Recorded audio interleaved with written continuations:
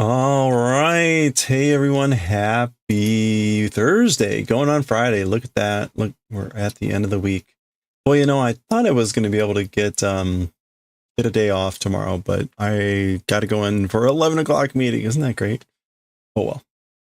All right. Well, let's get some music going. I don't have to worry about that until tomorrow. I will get to sleep in late tomorrow, and that's really all that I wanted. Really just wanted to sleep in a little bit, so I'll take it. Okay. Let's go. What am I looking for here? Overhead. All right. Let's get back to crocheting this thing. That's true. 11 is better than 3:30. Yeah, I was a little bit worried. I think they're smarter than to do a late Friday meeting. No one wants to be at work late on a Friday. Daiwick, good to see you. Congrats on getting first. Congratulations. Goshi, hope you're doing well. Happy Thursday going on Friday. Wincing, good to see you. Happy post Wednesday. Mimi, good to see you too as well. Hope all is well. We're going to get right into crocheting here. I would like to finish this round and get on to the next round. Oh, ha, ha, ha, ha.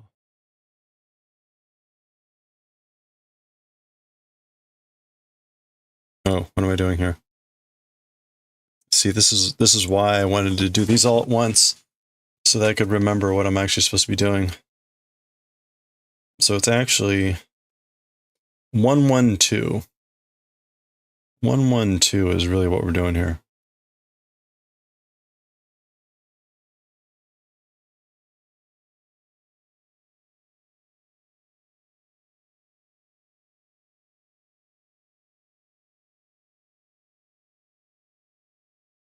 Oops. Well, it would help if I actually paid attention here. Gee.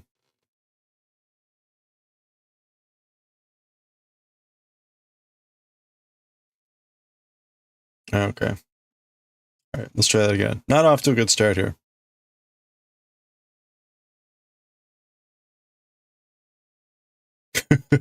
Right before I got on, I got an email from our CEO about a question. I was like, oh no.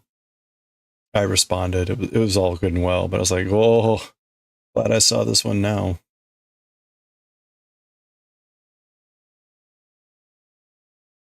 Thursday is going well.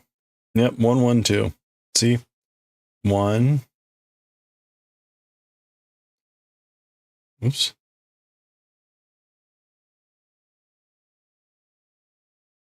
1 and 2.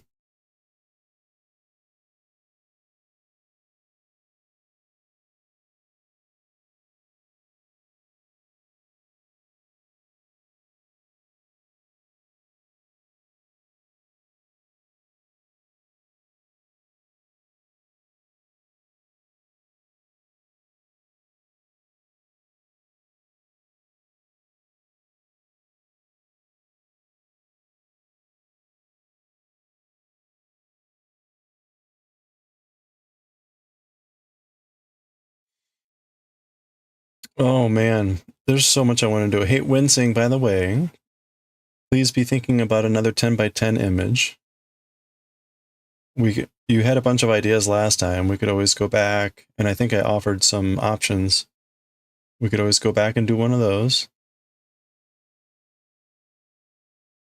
I think one was like a sonic ring or something. That's probably like the easiest, but there were others. You're on it? Okay, thank you. No big rush, but I need to be thinking about that over the next week or so. We're going to try to start the woodblock carving probably Saturday, I think. That's a little bit ill-fated in the sense that I'm going to want to play dredge a lot, and I will theoretically sacrifice other times. I will theoretically sacrifice time to play dredge.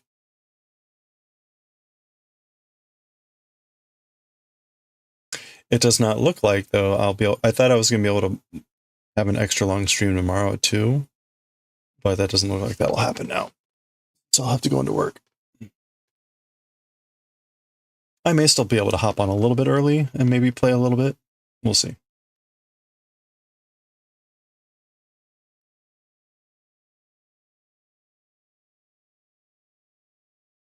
You should get some yarn tomorrow. Ooh, nice. What are you expecting?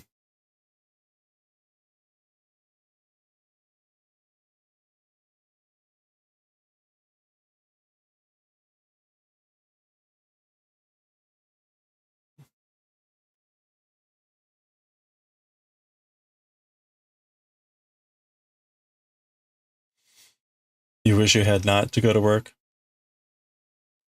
Yeah, me too.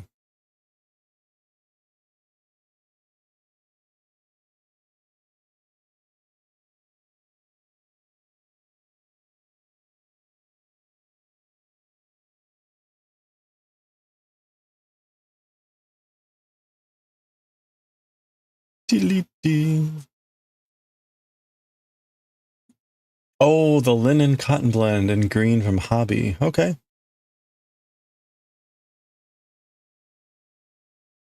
You have no expectations. Oh. Well, hopefully it'll turn out good. I'm sure you'll find some awesome use for it.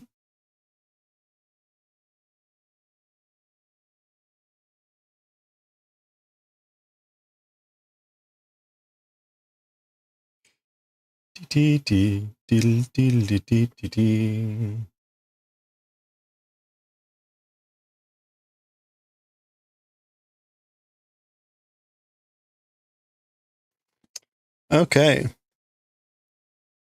Oh, look at that. We're on number 9. So this is number 10.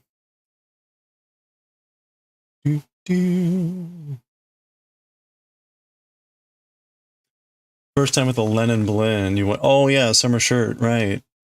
Yeah, I've not used any linen blends before. Be curious what you think about it. Should be lighter, right? Lighter, thinner. Linen seems to be a very popular summertime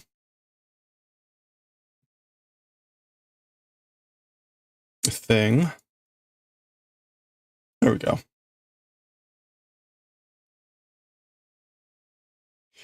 So one thing I'm trying to figure out here, right? I went ahead and I had done one out to 4 rounds just to get a sense of where it was going. I'm wondering if I should take this one out like another 4 rounds to get a sense of where that's going and have that as a reference as I do the other ones. Or if I should just start doing them all at the same time. Not critical either way, it's just kind of fun to see where it's all going.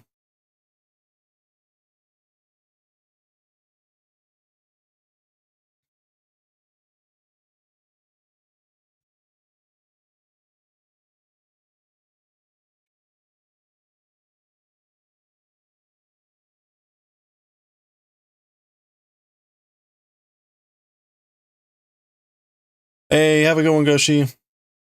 Good luck.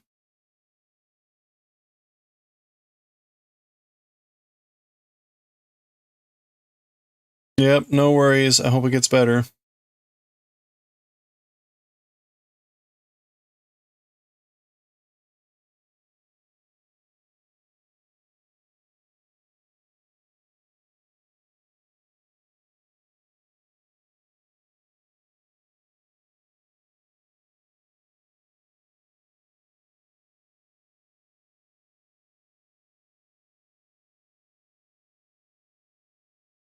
I have a couple items stored on my Ravelry that are more like summer items. If I'm really thinking about doing them, I should probably start them soon, but I kind of want to finish the sweater first, so maybe that's not going to happen. Size 2 yarn. You like thinner yarns, linen's a little stiff. Yeah, okay.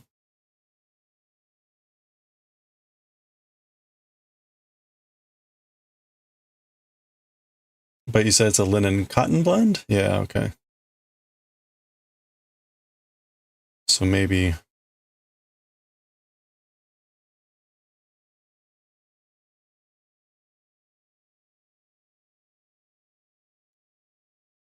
You know, given the miracles they work with fabrication, you think there would be a way to make, um, you know, linen less stiff. And cotton has no stretch, yeah. You know, kind of like there was that moment many years ago where I was, you know, bought a shirt or something. I'm like, what material is this? This is really interesting.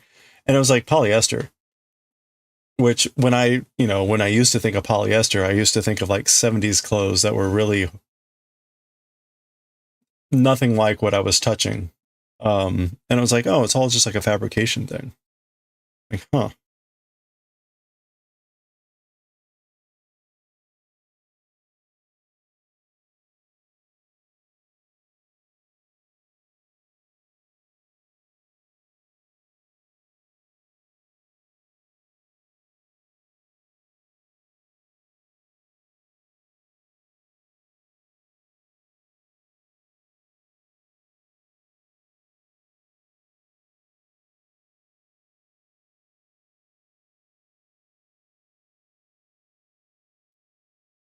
Linen gets softer as you wash it, supposedly. You just have to wash it with rocks, sharp rocks.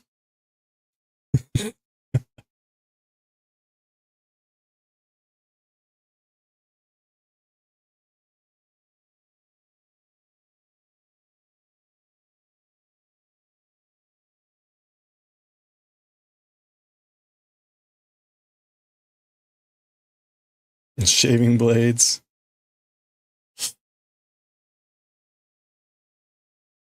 Sharp teeth. Shrapnel. Just put shrapnel in your washing machine. It'll soften that right up.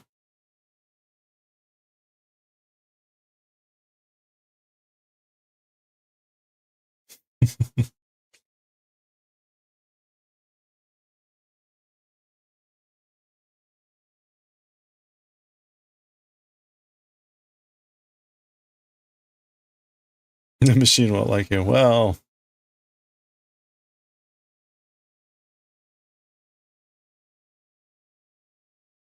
details.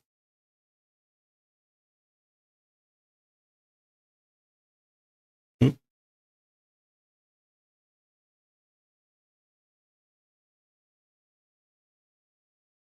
Doo-doo.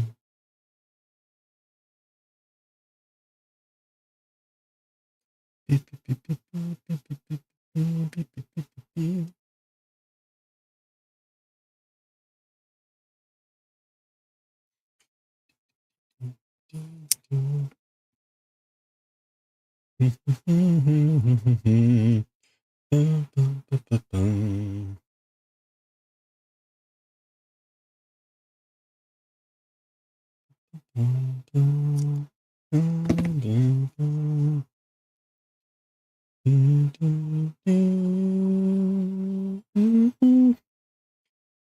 2, 3, 4, 4. Okay, 5 more to go.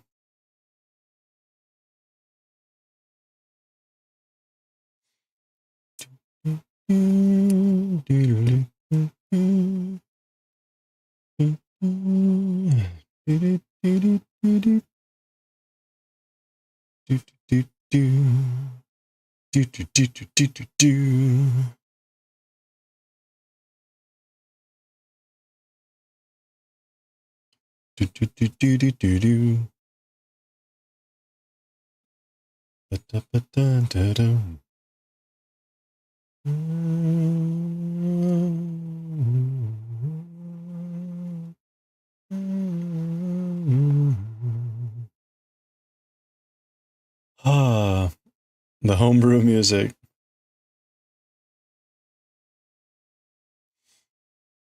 The music on the Game Boy Advance has that very antiquated feel, like low quality sampled instruments.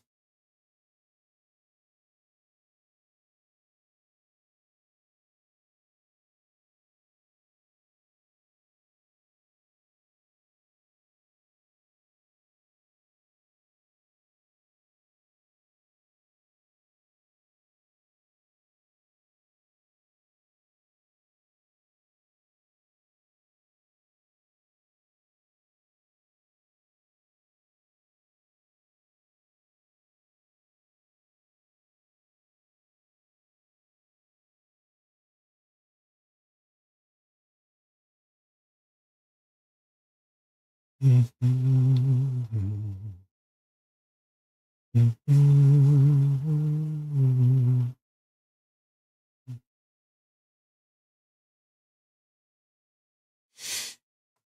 it's funny, like early synth music or synth instruments were very much like pure electronics.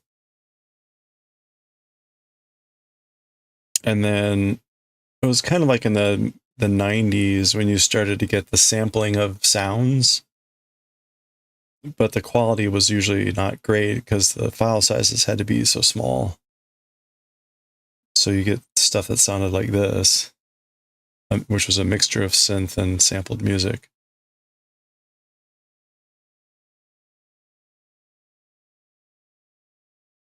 Sometimes it kind of has that tinny sound to it.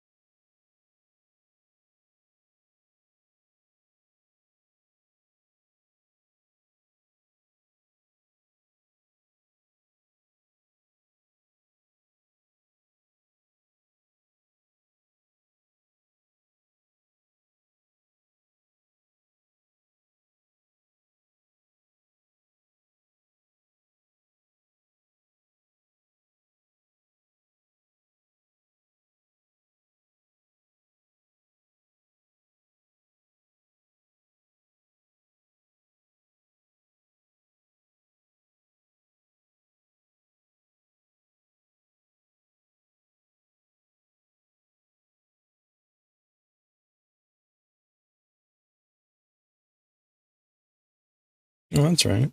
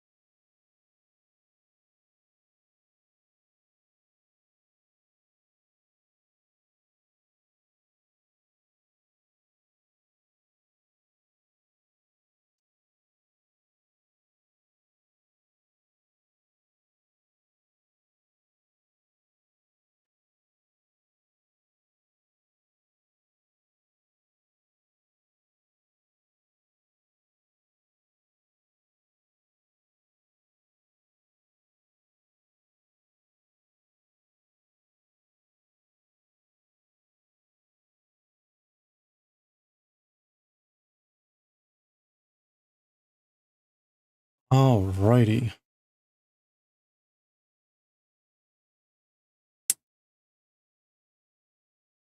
Ooh, uh-oh, that was close. Got a little bit of the gray. Ugh. I hope I didn't really cut that.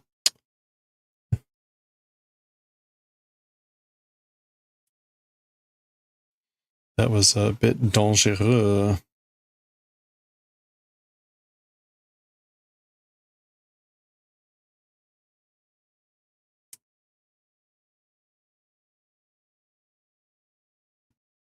Ooh, yeah, I like chipped part of that other thread. I'll have to be very careful there.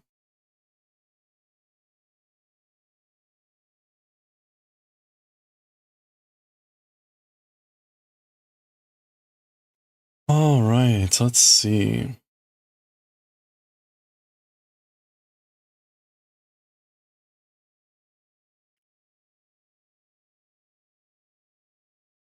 Let's see. How many do I have left? 4? So we've done 12 at this point. Get that updated. I need a little way to just like hit a button and have that increase. I'm sure there's a way to do that, right? just have a little counter that I can hit a button and it just bumps it up.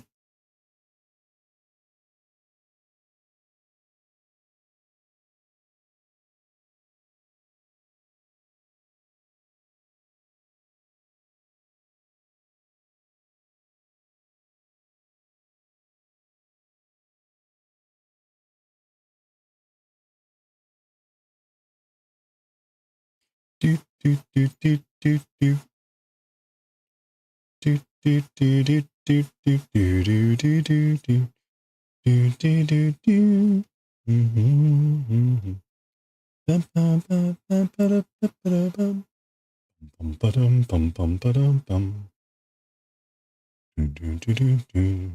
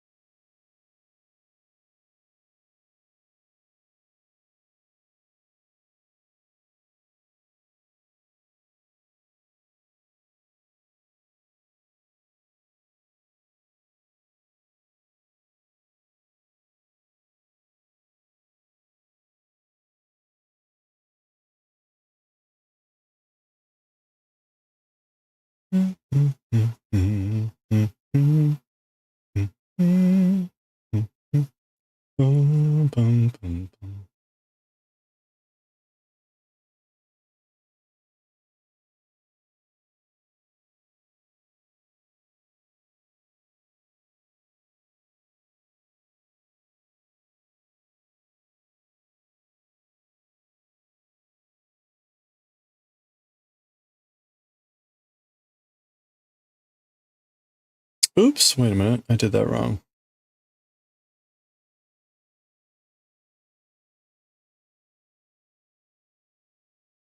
Oh, I see. This stitch is kind of like hiding.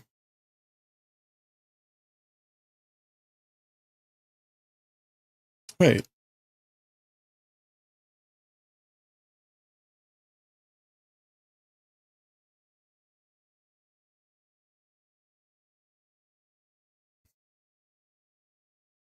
What's going on here?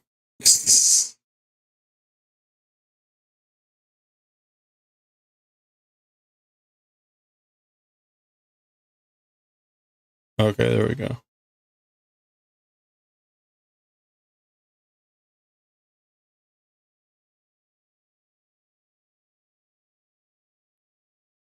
Oh, I am getting ever closer to being done with my management burden. Try not to get too excited about it.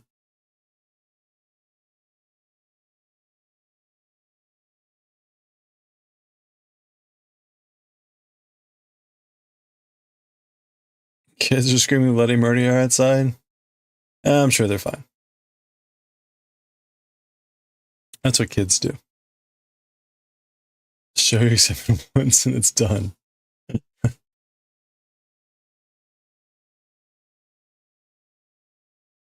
That's right. Get it out of your system. No way you're being that excited multiple times about different things. Come on now.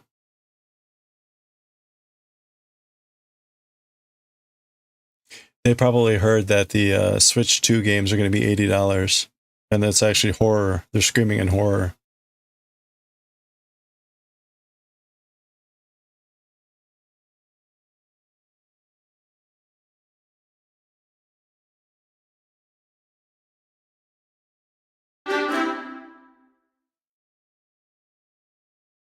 They heard who? Hey, Frank.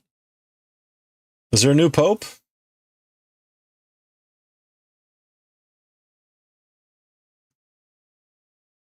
Pope Leo. First American pontiff. Okay, it's truly the end of the world.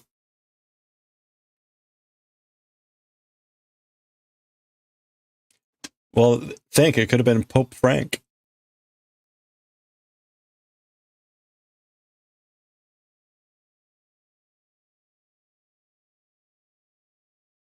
Who was this Pope the Archbishop for? Like what area?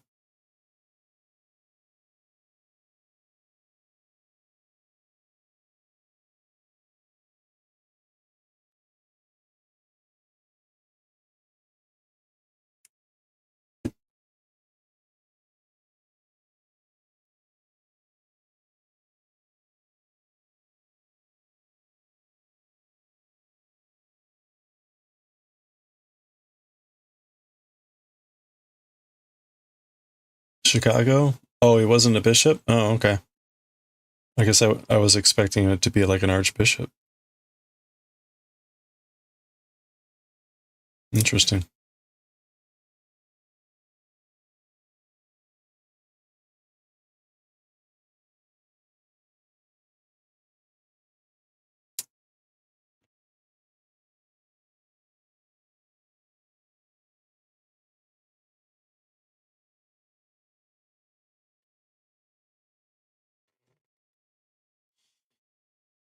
He was in charge of naming the bishops? The name picker, huh?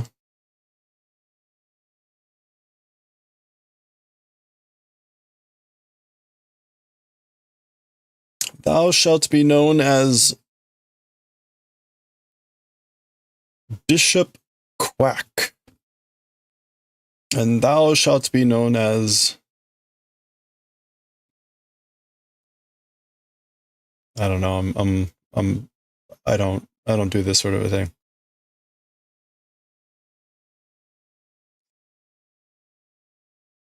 The Bishop of Fancy Walks. Oh wait, no, that was a Monty Python thing.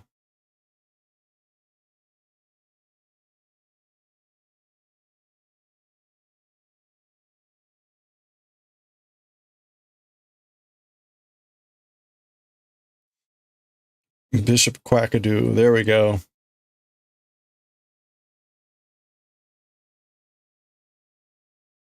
Oh, can you imagine? Like, you have like Bishop Pikachu. Get the young kids excited. Oh man, Bishop Pikachu. Uh, uh.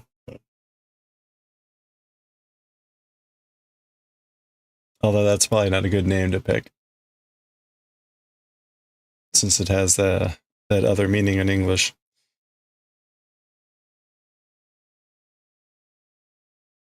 Bishop Electric Mouse.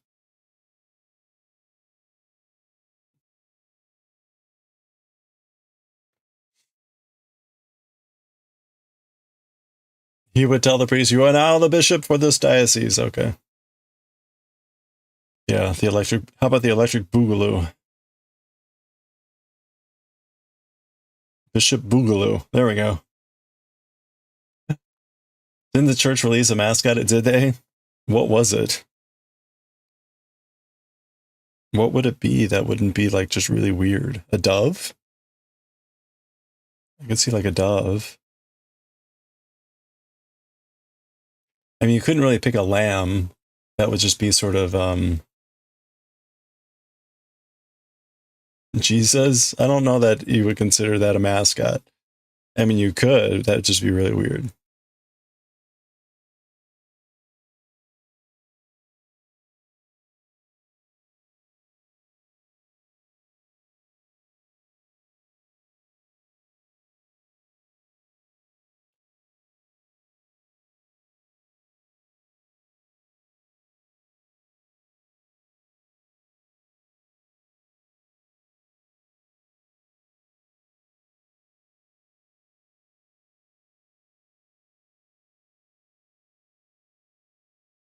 Don't tell me it was like a crusader. A dove would make the most sense. Branch of an olive tree.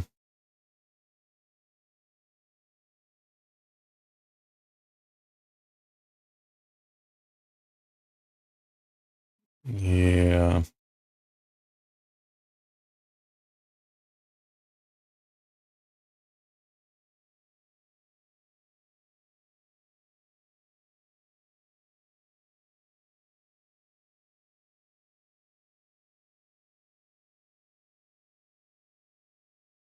some androgynous saying that was immediately Rule 34. Yeah, probably.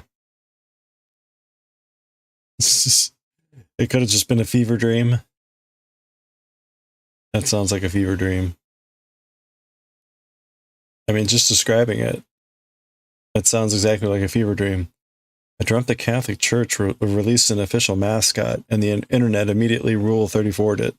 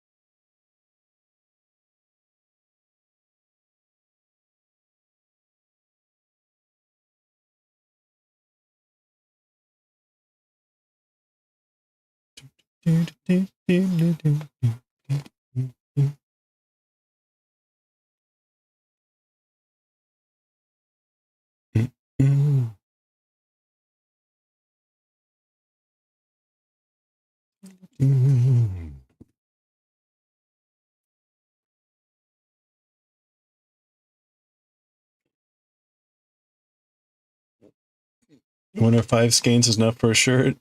Iwick, you shouldn't just guess. Doesn't the pattern say like what length you need? You're gonna end up needing 6, and then you're not gonna be able to find the yarn again.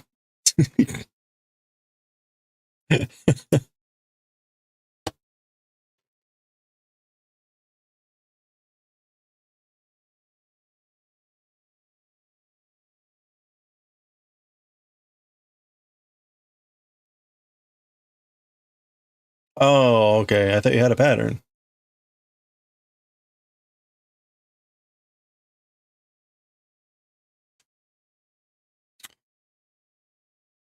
Well, now you have a constraint on your choice.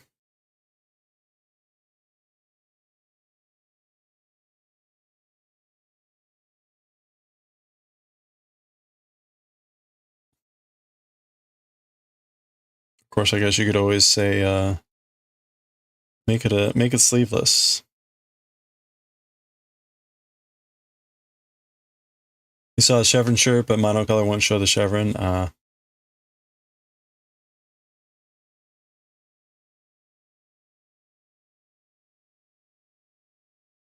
There were a couple. Let's see. I had saved a couple like shorter sleeve summer things. Let me see real quick.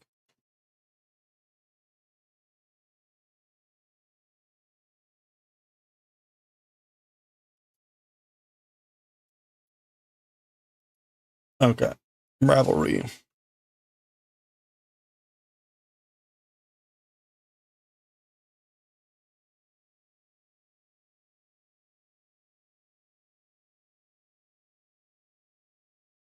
Oops.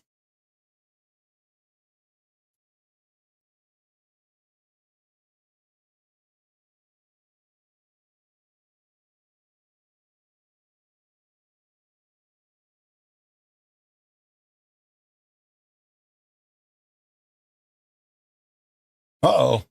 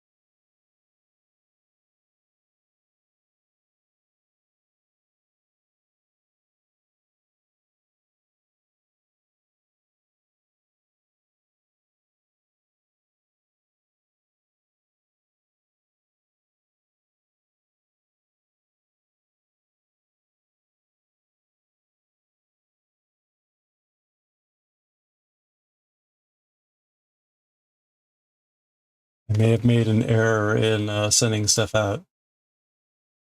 Okay, Ravelry.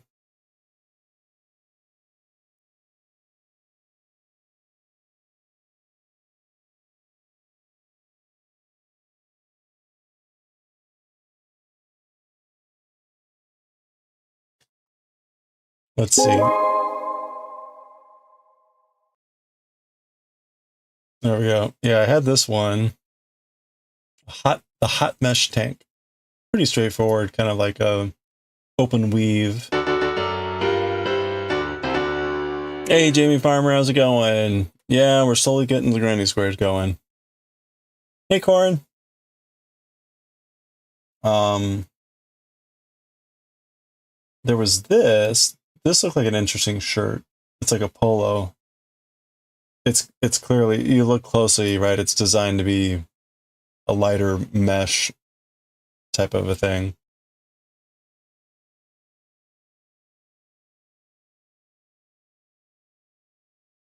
Does the body? No, you have to supply that. Choose wisely. And then there was this like Cuban style shirt.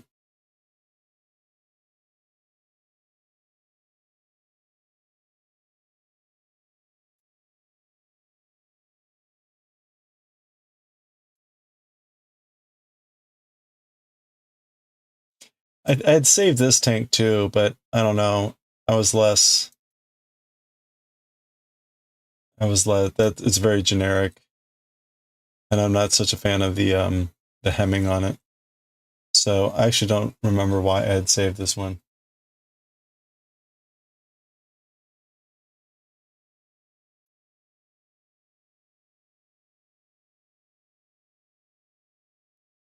Anyway.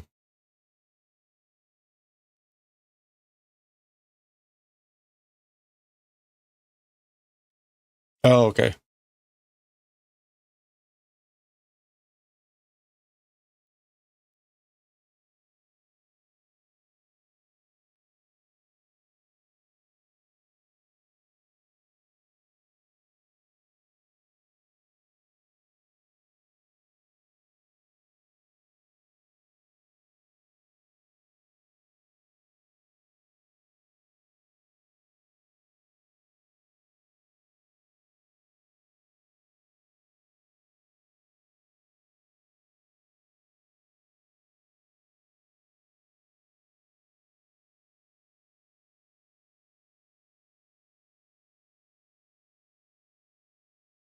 Okay. Sorry. Anyway, Ravelry. That's one of the challenges with Ravelry was there were not too many. There's many fewer patterns that are meant for men. Ah, crap.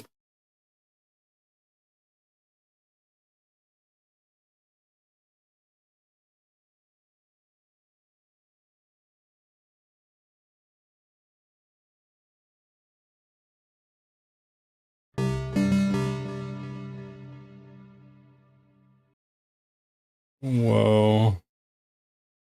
AC Clown. How are you doing? You look at Ravelry, looked at YouTube last night, saw a few things too generic as well. You've noticed that discrepancy? Yeah. Or things will be listed under mail that are like, okay.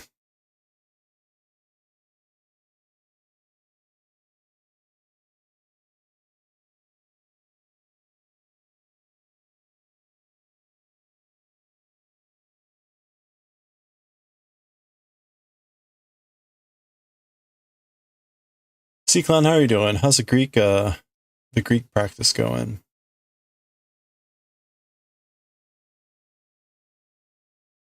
It's an issue wherever it's rare to find mail down. Oh, sure, yeah. On the plus side, it makes it easy to go through the options.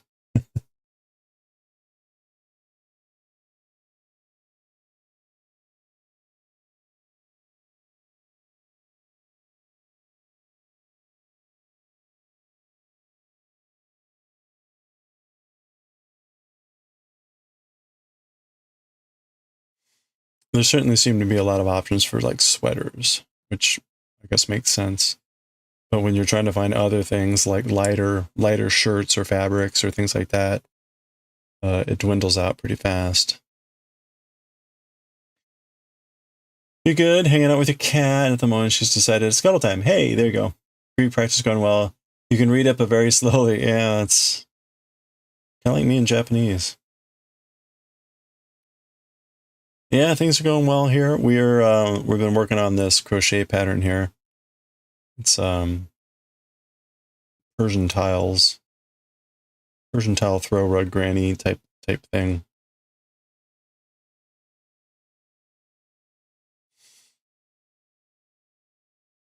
Like stereotypical guy doesn't want to be show-offy creative type.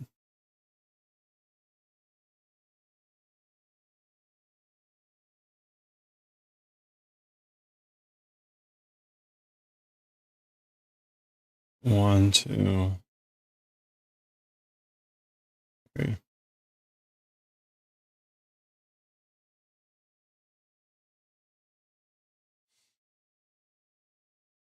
You ordered a new knitting set? Hey, congratulations. Was that prompted by breaking the wooden one?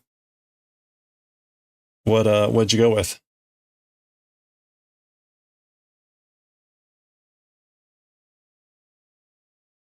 Or was that just a convenient excuse? Yes, okay. Perfect. Like, oh, wait a minute. Snap. Oh no. Oh no. I have to order new needles.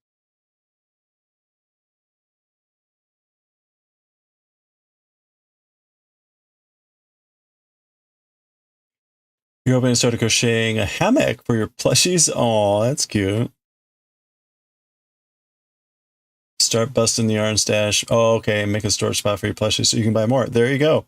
Yeah, right. If you make a hammock, you can hang them from the ceiling, right?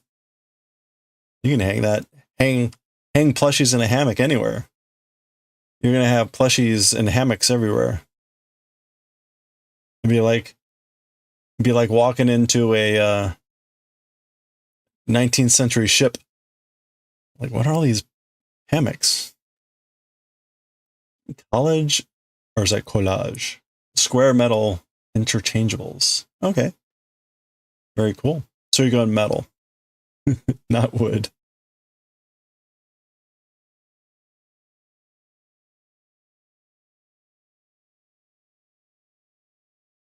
A whole ceiling, plushies and hammocks. uh, there's worse things to have fall on you in a earthquake or something, right? So might as well be plushies and hammocks. That would actually be pleasant, right? Oh, glad I decided not to hang my knives from the ceiling.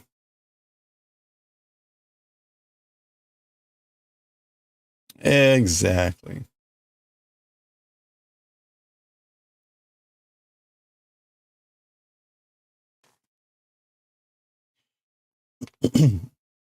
There is no way I've been doing this correctly.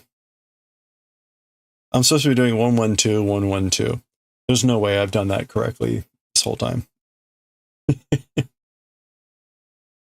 No way.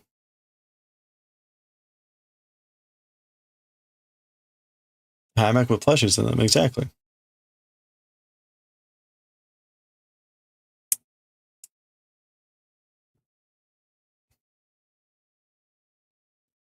You know where to find hammocks, right? Oh, you go down to Main Street, go 2 blocks, and there's a hammock store. Oh yeah, right across from the other hammock store. Yeah. Oh yeah, the hammock district.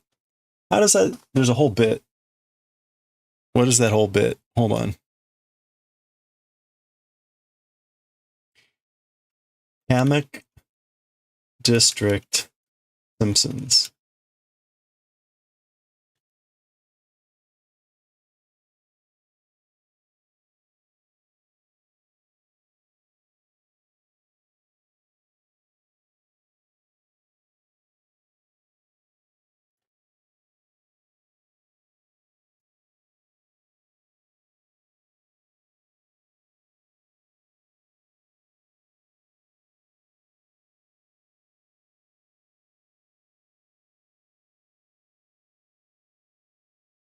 All right, hold on. You can't hear this.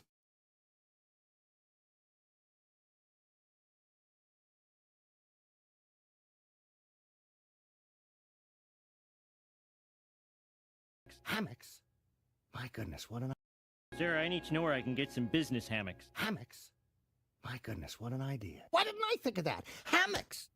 Homer, there's 4 places. There's the Hammock Hut, that's on 3rd. Uh-huh. There's Hammocks R Us, that's it. on 3rd too. You got Put Your Butt There, Mm-hmm. that's on 3rd. Yeah. Swing Low, Sweet Chariot. Right. Matter of fact, they're all in the same complex. It's the Hammock Complex down on 3rd. Oh, the hammock district.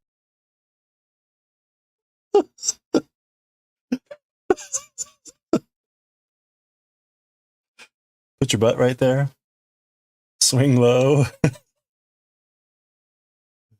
It's funny how, I don't know if that video was sped up, but Homer's voice sounds so like high and nasally.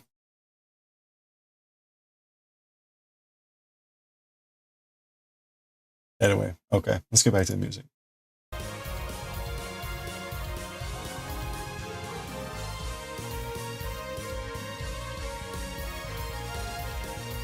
Both of them are stupid, exactly. That was one of the probably top 10 episodes of The Simpsons. That was the whole Scorpio episode. Homer takes a job. There's a job listing for nuclear technician or whatever, right? He takes a job. They move to this place. It turns out the guy is basically like a James Bond villain.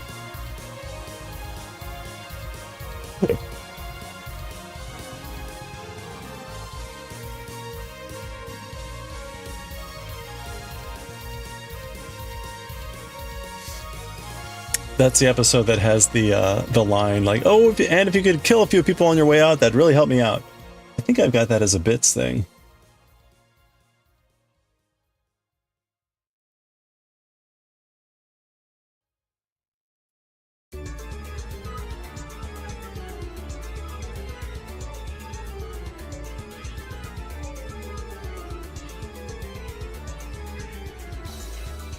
Yeah, there. Murder help. Murder help. Number 13. 13 bits. You get the kill a few people on the way out.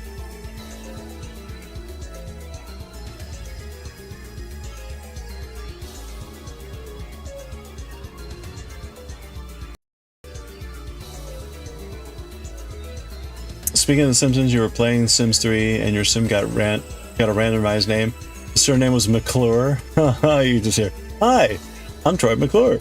You may remember me from such films as The Unbearable Moistness of Sweating."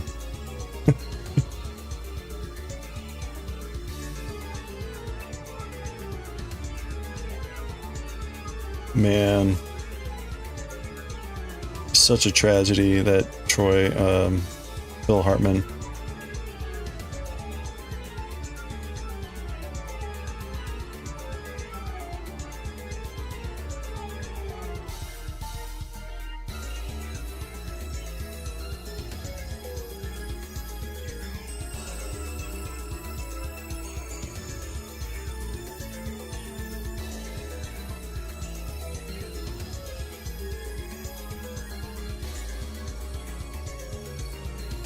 There were like, that was the era where like there were two major deaths really close together. Chris Farley died for obvious reasons. He was just a very large man and not in great health. And then Phil Hartman died. His wife, I think, ended up killing him. She was not mentally stable, not in good health.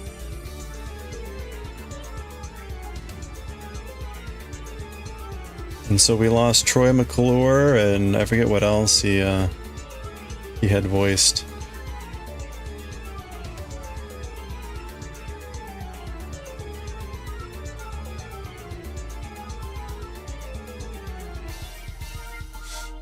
You want to have a banana split? Ooh, that sounds good. Wait, what was the triggering event there? Hammocks?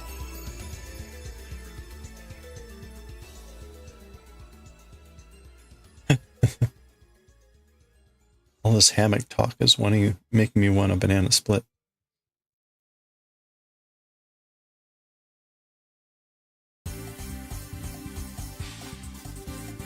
Oh, here's the song that sounds like a Mario Kart song.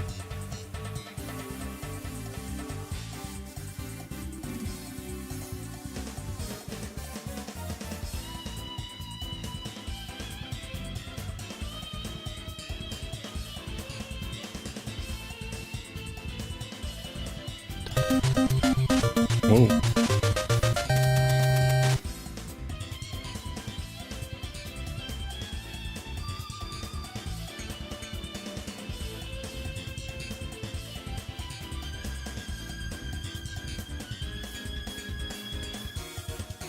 You feel like you're a step away from being coconut mauled? That's right, here comes the blue shell. Watch out for banana peels.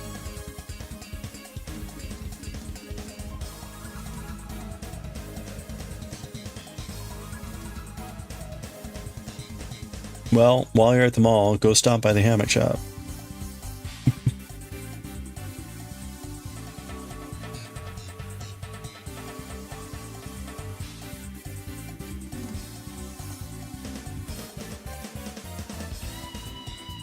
We're gonna have to listen to the Mario Kart 8 soundtrack after this and finally hunt down what song keeps reminding me of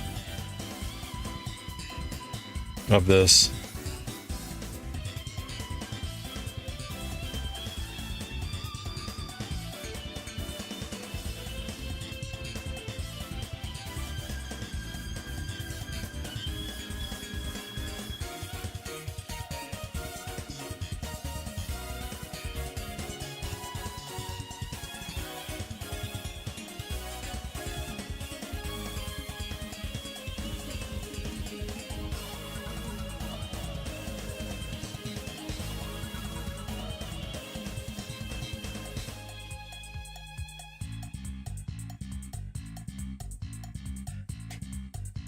You have a big lunch yesterday, barely ate supper, had another big lunch today, considering only having dessert. Hey, that's all good.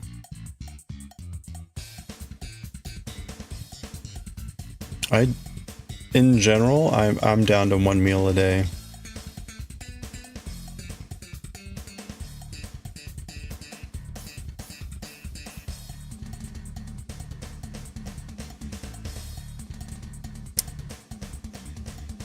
That's not hard and fast. Like last week, I kind of had to drop that because I was in meetings all day and wasn't in my normal routine, but I'm getting back into it now.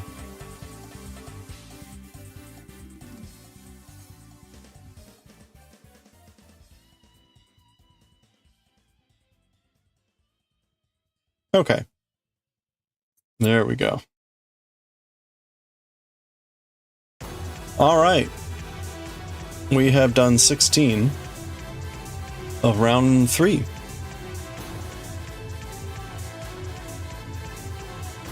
So let's go to round 4. A big dessert for dinner, you know? Go for it.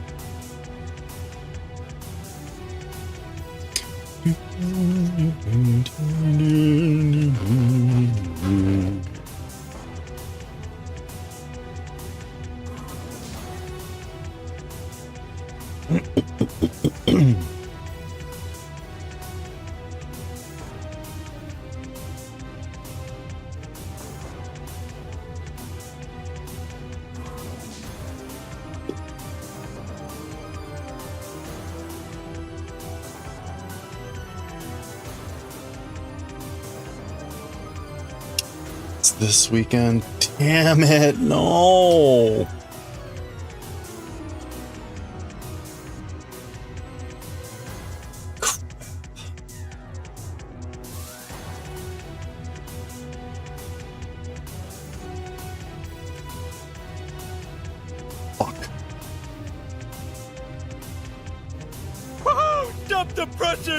Whoa. You have to go to the grocery store in your pajamas. That's right. Get a big coat.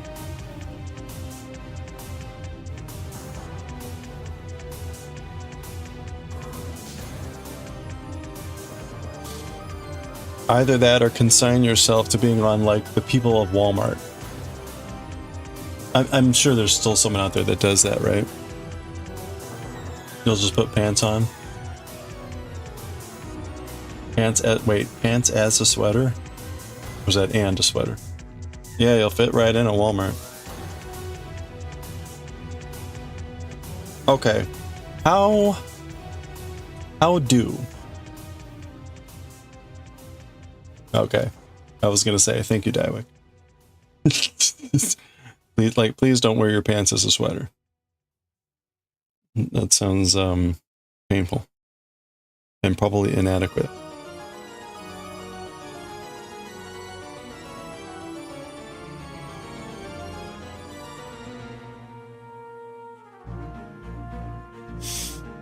Yeah, as long as you don't mind like getting filmed and added to compilations mocking people for strange items that they wear out in public, no problem.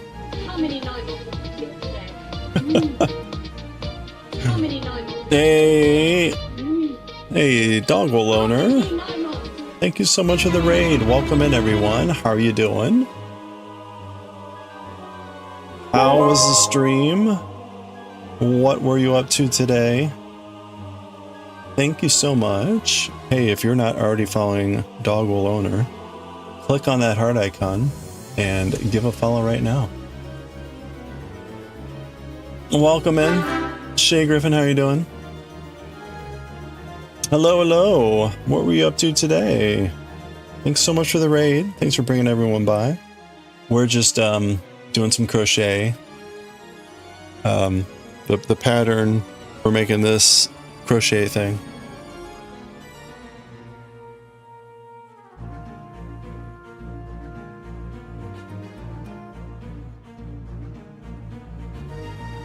Hey, Captain Smoothie, how's it going?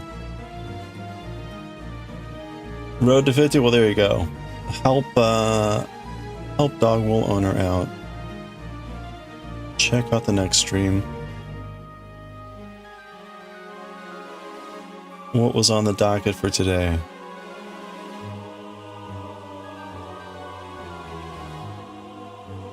Real quick there, if you haven't met before, I'm Kantar. We do lots of crafting and things. We do knitting.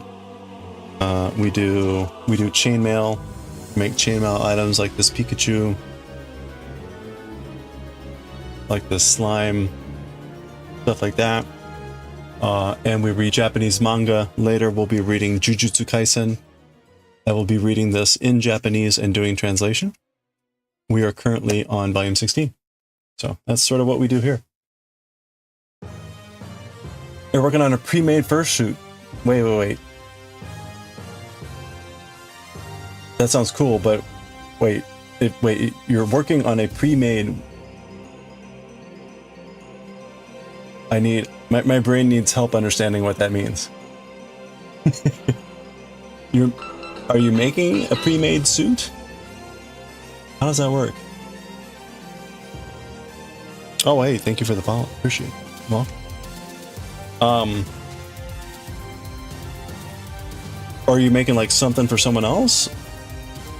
Oh, like a custom suit? Well, that's pretty cool. Oh, sorry. Random, Oh, I see. Okay, instead of a commission. Oh, I see. Gotcha. So like if someone hadn't commissioned me to make something, I would make something I think people might like, and then, okay, Roger. Thank you. You make fursuits full time? Really? Oh, wow. Hey, if you have any links or anything, feel free to drop them in chat, take a look. Instagrams or whatever.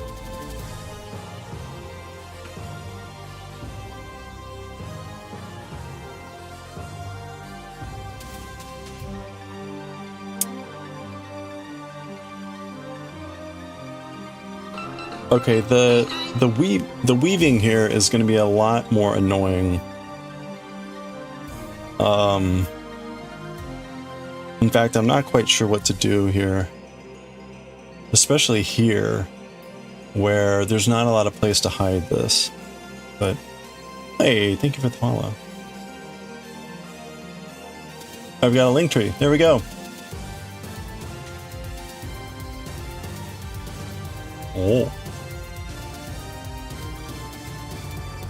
Oh, there we go. You got a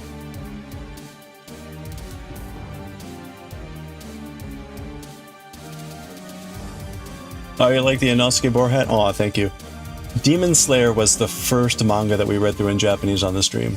Like, I guess almost 3 years ago at this point. We read through the entire series from start to finish, and then maybe last year I made this hat, as a way to have something to wear. So it seemed the most appropriate, given an Inosuke.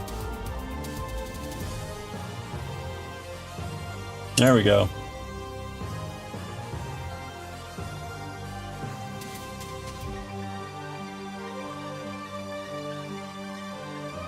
Hey, nice. Check it out.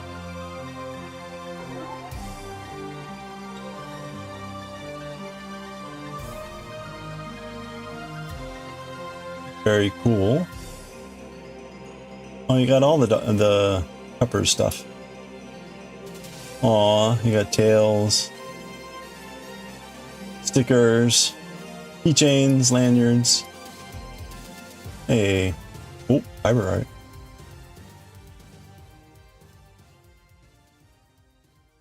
Little cute creatures. Aw. Hey, awesome. That's so cool. Awesome stuff. You make yarn? Wool or alpaca? Oh, you'll do custom skeins from pet fur? Oh, that's so cool. Oh, that's awesome. That's neat to see that, to see those options. A year or so ago, we were watching this Japanese show called Night Scoop. Long story. But anyway, they did a story on someone that had saved up their pet's fur, and they had a lot of it, and had someone make a suit out of it. Let's just say it wasn't as tasteful as the ones that you're showing here. It was a bit... I don't know how to put it. It was largely just kind of like slapping fur on someone. Loosely. Yeah, it wasn't... It was like, This isn't quite so... Yeah, that suit. Hey, chicken. Go on, furry. Wait, what? Oh, furry. Oh, wow. Oh, wow. That's amazing.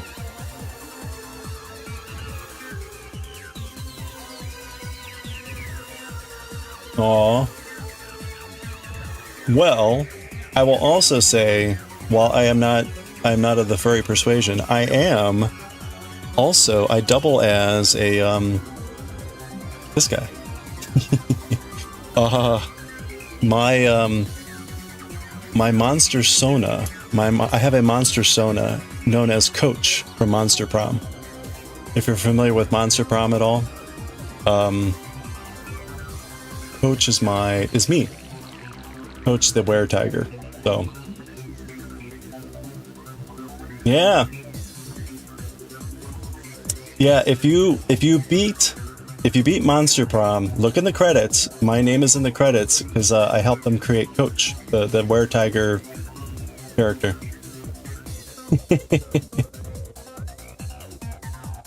You've been playing Monster Prom recently? Played all of them? Yay! Well, thank you. It's I kickstarted them over 10 years ago when they ran their first Kickstarter, and I backed them at the level that was to create my own monster Sona. And I had told him, like, hey, how about, like, we do a were tiger and he can be like, what's his name? The jock. I'm blanking on his name now. The werewolf. Anyway. I can't believe Scott, thank you. I'm like, I can't believe I can't remember his name. And they're like, and so we worked it into the character. So they made it. In fact, on my startup screen, sorry, hold on. Oh, okay, wait, ignore Gojo. There we go. That's another rendition of Coach. So that's me. Small world. Small world. Oh, but wait. Sorry.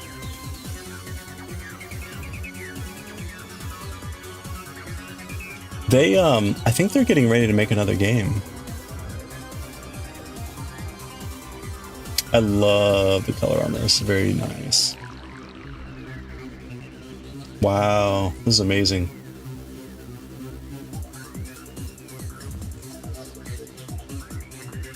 You've got all the option items. Hey, free design, nice. Cards. It's like simultaneously a little worrisome, but also understandable. Like, I just need one paw. Don't ask.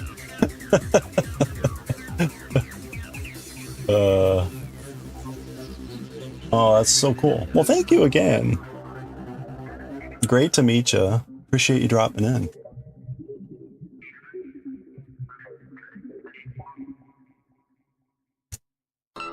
Yeah, we just started this pattern maybe a couple days ago, so slowly trying to figure out what this is going to look like. Some people like to commission multiple makers for different parts of one suit. Oh, that's nice. So you get to like get different people's style in one thing. Oh, that's so cool. Yeah, thank you.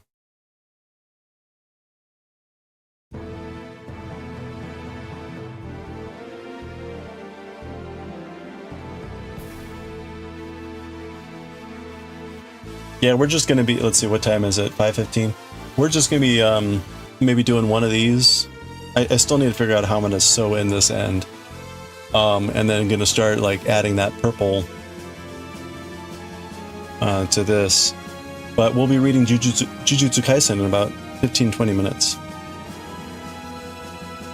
So yeah, I appreciate that. And thank you for all the follows again, too. Have you just started streaming on Twitch then? Oh, and also, you know, if you gotta do post-stream stuff, take care of yourself, all that stuff, please don't feel beholden to stick around. I appreciate it, though.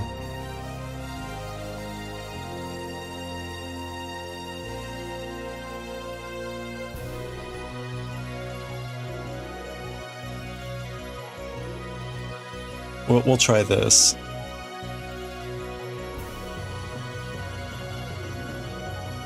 That looks good, maybe? Used to stream a few years ago, only recently started up again. Okay. No, I mean, you've been making the suits for a long time and stuff. I just would have thought you'd maybe done that before, but that makes sense. I know one of the hardest things to do is to like make time for streaming.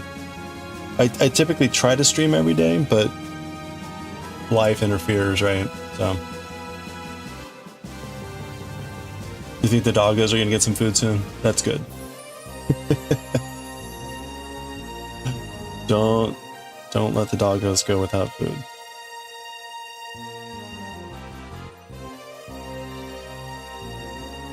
Feed the dogs. Yes.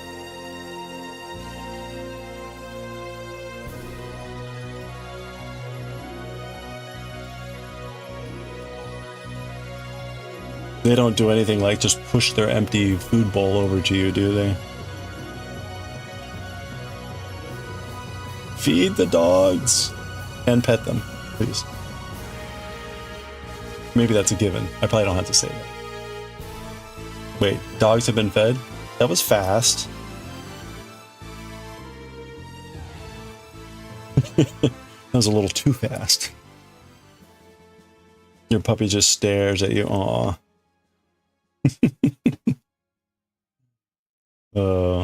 What kind of puppy? Oh, okay. They nailed it. Apparently, they wolfed it down, literally.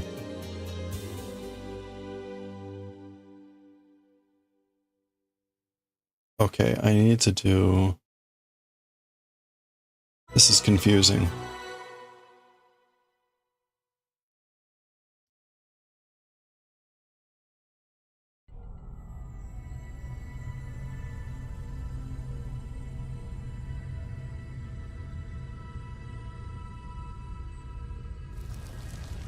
Oh, okay, I see.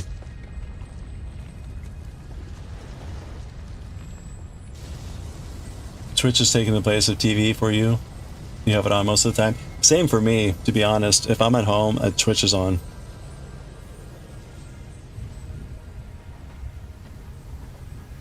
Your younger one's a black Spaniard poodle, a standard poodle. Aw. 10-year-old is a lanky lab mix. Aw. Very cute.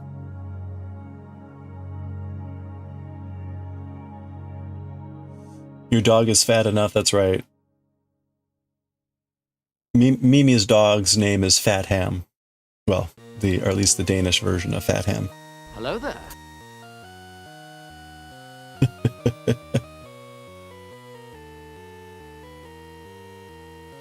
Definitely better than most TV these days. Yeah, a lot more of it and a lot more choices, and you can probably always find something more exciting.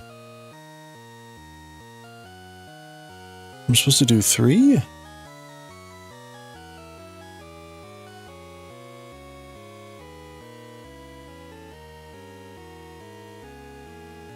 Okay, we're doing treble crochet, so watch out.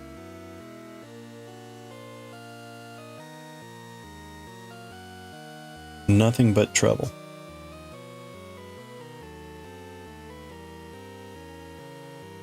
Baby Mans and Bingus. Oh, wow. Baby Mans. And Bingus. Those are both amazing names. Oops. Hold on. Treble.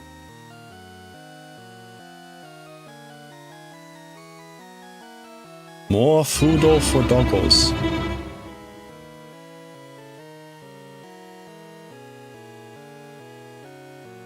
Did that actually... I didn't hear that. Did it actually do it? The text-to-speech? Yours is named Mia? Oh, that's cute too. Hey, Patisserie Babe, how are you doing? Oh wait, no, it's what? I saw a P in purple and I thought it was Patisserie Babe. It's Potato Bun Stew. How are you doing, Potato Bun? Mistook you for Patisserie Babe. This does not bode well for when I read Japanese because it's a sign that my brain is not functioning properly, which is not surprising, but yeah. 3, 4, 5, 6.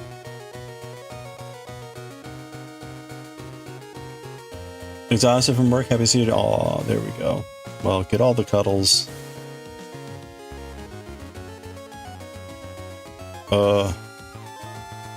I think this is right.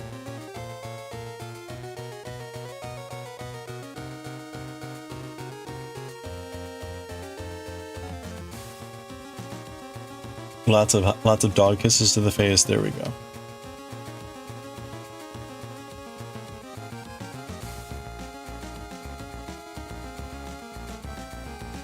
Oh crap, I was supposed to hold on to this and envelop it. Oh well.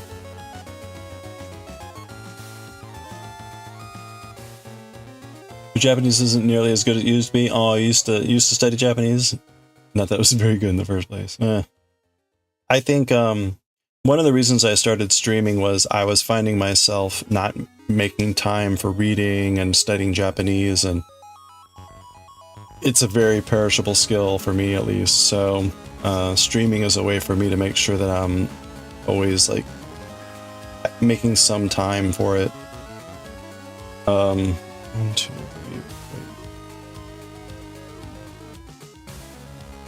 We're currently reading through 4 series. Jujutsu Kaisen. We're reading through Bleach, Nichijou, and Galaxy Express 39.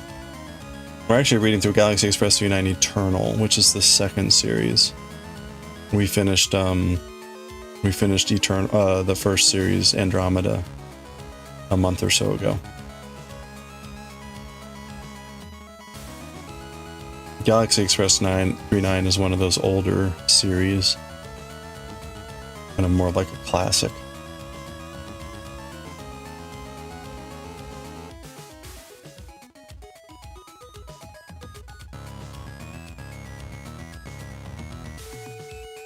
I started studying it over 10 years ago, it's been a few years. Yeah, you never got far with kanji or verbs. Yeah, it's a perennial problem I found with studying kanji was like if you're not using them it feels like you can learn a lot, but then if you're not using them, whoop, goes right out my brain.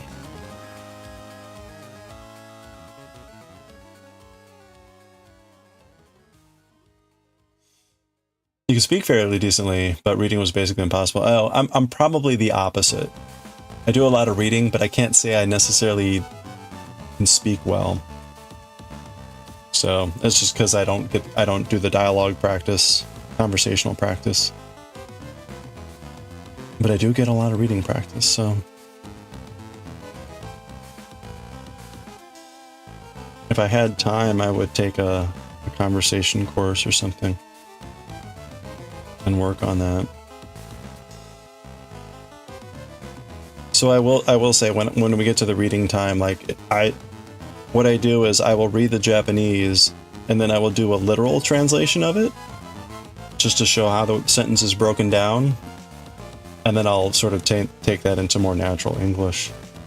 But I'm not going to stop and do any further detail explaining unless if there's some weird subtle thing to it. Usually just because of interest of time. Because as it is, let's see, 3, 4, 5. Crap, I messed it up. As it is, a chapter of Jujutsu Kaisen will tend to take anywhere from 30 to 60 minutes. Just even doing what I do, so.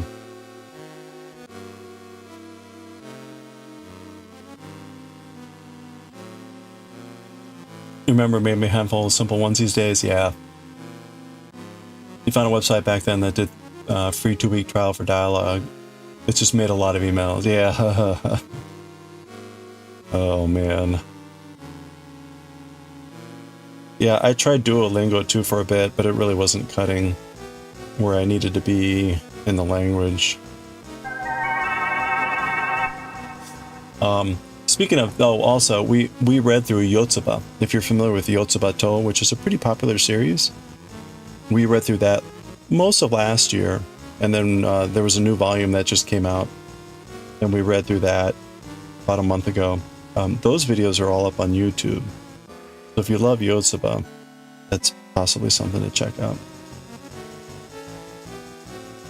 Not really that much easier from a language standpoint, though, but it's a bit more accessible from the dialogue. You don't have all these crazy terminology things like you do with Jujutsu Kaisen. Hey Tutake, how are you doing? Happy Thursday. Thank you. Hope you're doing well.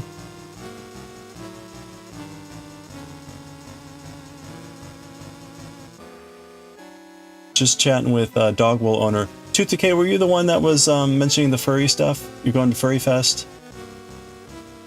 Or you called it something else?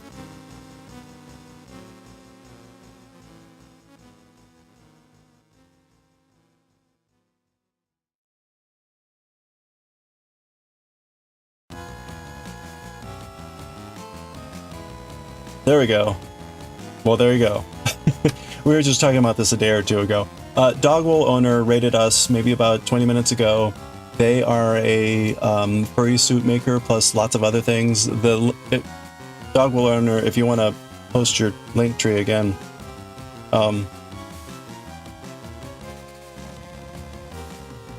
you didn't make it to FWA. Okay. FOMO over it. I'm sorry.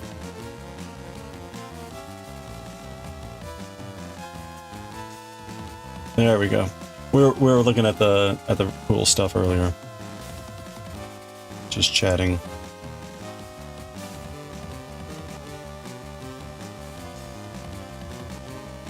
I was trying to remember. I'm like, I know we were just talking about this,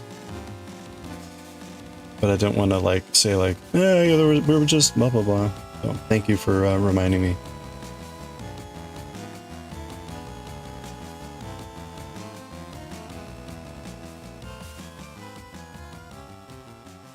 And, hey, well, thank you. Yeah, that'll be great.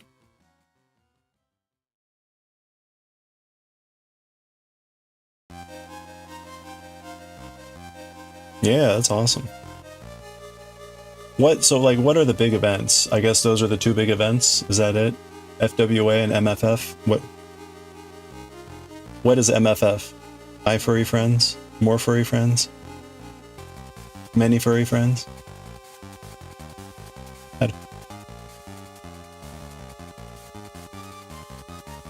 The Furry Foundation.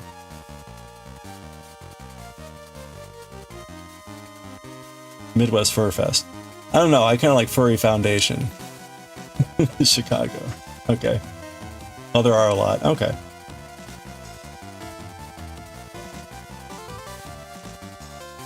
Yeah. No, that'd be cool.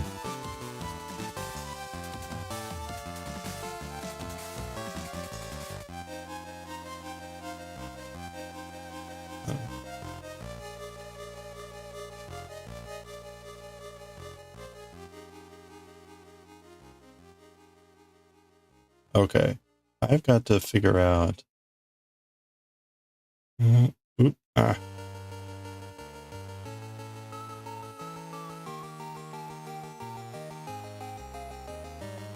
Recent one's MCFC, smaller one Detroit.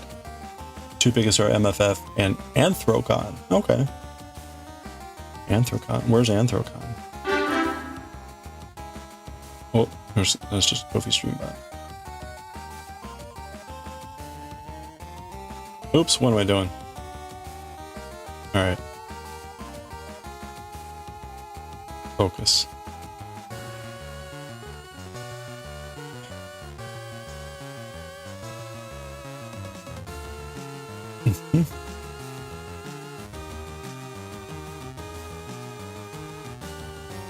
Ugh. Isn't working out so well there. There we go.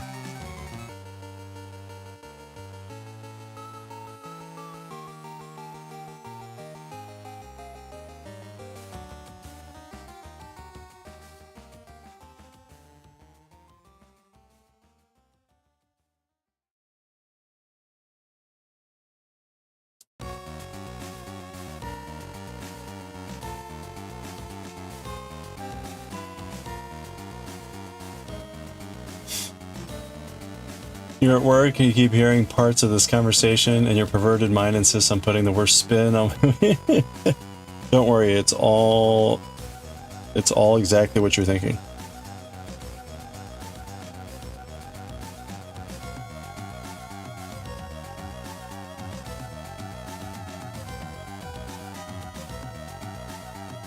Anthracon's in Pittsburgh. Okay.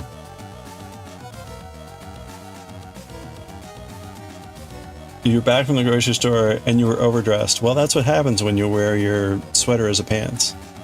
Or your pants as a sweater.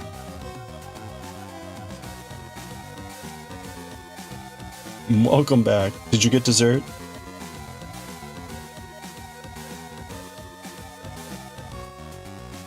Oh, wait, I grabbed too many there. Doubtful, but you live in hope. Hey. We'll do our best.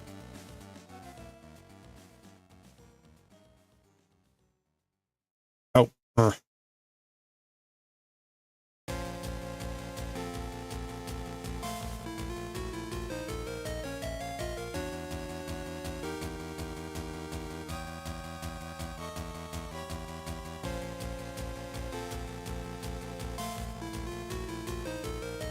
All right. We're getting there.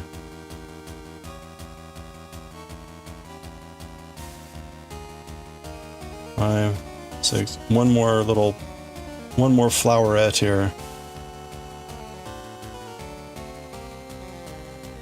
You got ingredient. Oh, okay. So you're making like fancy dessert. What are you making that includes pineapple? You're much more industrious. I would have just grabbed like a carton of Ben & Jerry's or like a whole tub of ice cream and eaten it.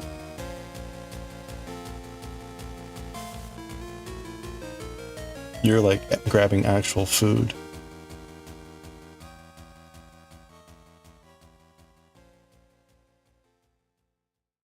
Okay, last bit. 2, 3, 4, 5, 6, 7. Okay.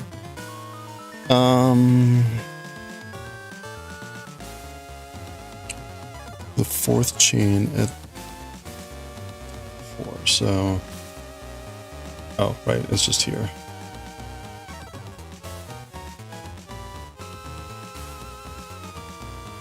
Okay.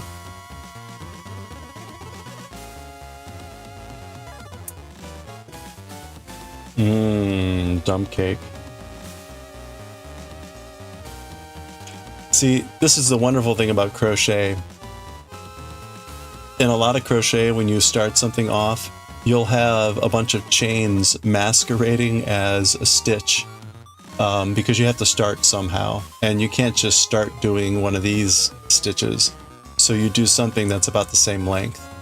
And that's what's going on here. So if you look at these other ones, right, they're all triple crochets.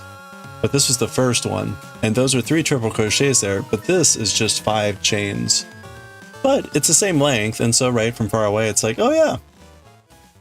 Ooh, like, oh no, which one was it? Haha, I can't tell. Anyway, crochet hijinks. Okay. That's only 2. 2 is 16 done for round 4. We have 14 rounds that we need to do. Oh, not 3. That's wishful thinking.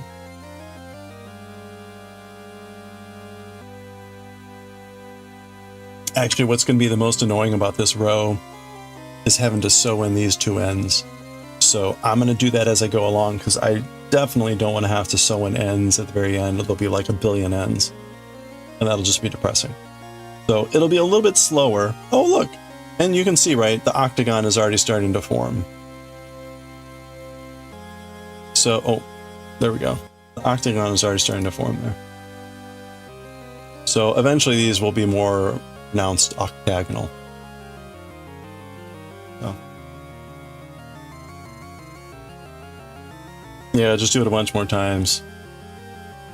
Yeah, I can't quite crochet the ends in here because there are only this tiny little end here.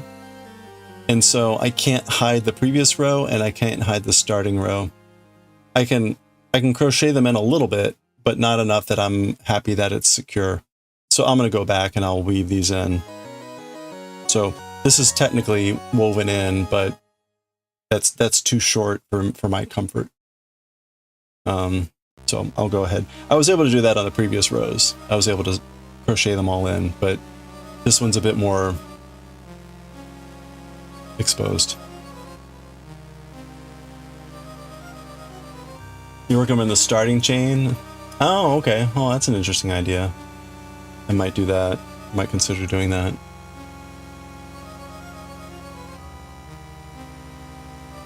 I kind of try to avoid the like chunky looking chains. Well, yeah, that's the thing. It's like, well, if I can, like, I can weave this one here in the back and hide that. And this one I can weave like down and over and hide that pretty well. And it'll be on the back side too. So it's okay. It's just another couple minutes. With that, let's get to some Jujutsu Kaisen.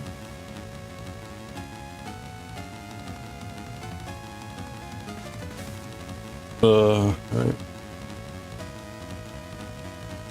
Okay.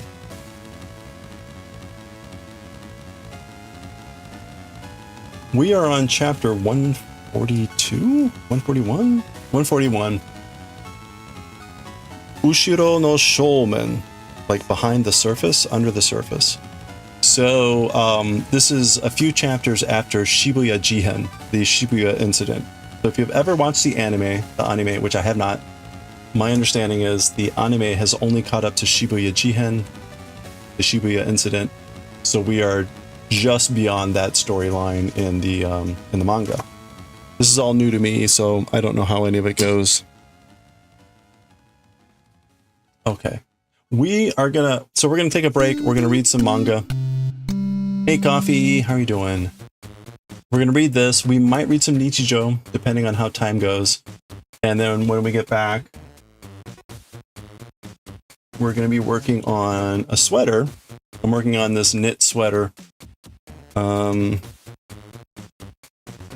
Here's the picture. There we go. The pattern's in the upper left. This is a sleeve. This is our second sleeve. We're getting close to the end of the second sleeve. And we still have the front and the back of the sweater to do. So we'll be working on this one in a little bit, maybe about like an hour or so. And then we're going to read some Galaxy Express at the end. So that's the docket for the rest of the day. Let me switch over here.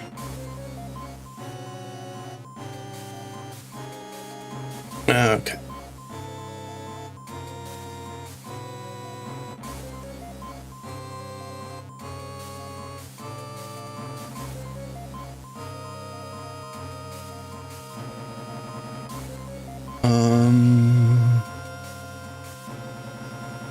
Yes. Bleach.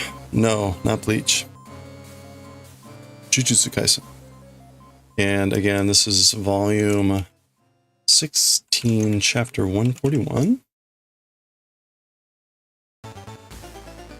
Okay, add that here to Z Kanji, JJK, volume.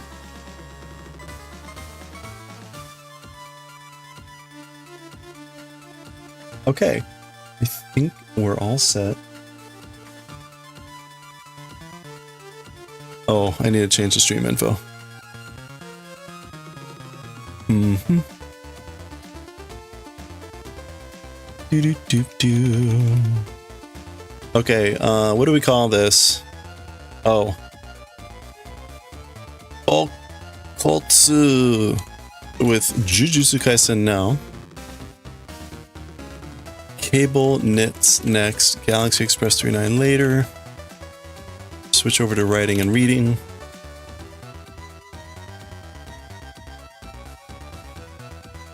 Okay.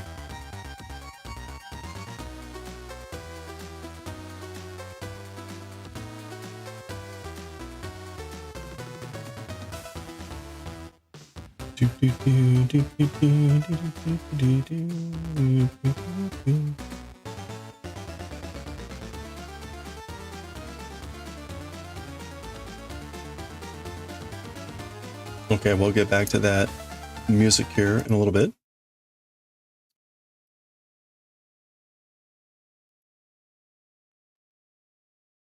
Oh.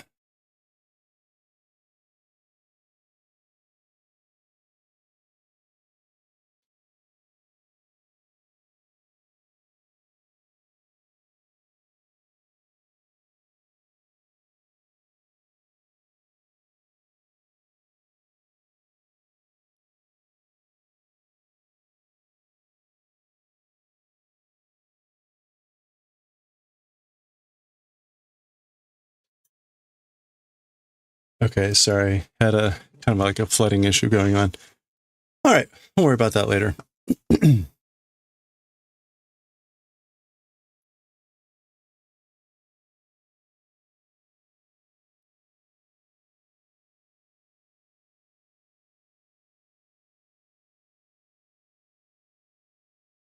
All right.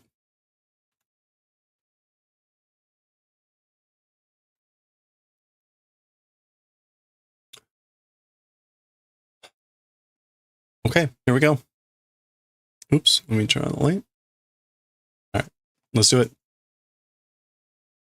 Okay, let's read chapter 141 of Jujutsu Kaisen, Ushiro no Shoumen. Ushiro no Shoumen. This is like the back side of the front, or the front side's back. That's sort of a meaning.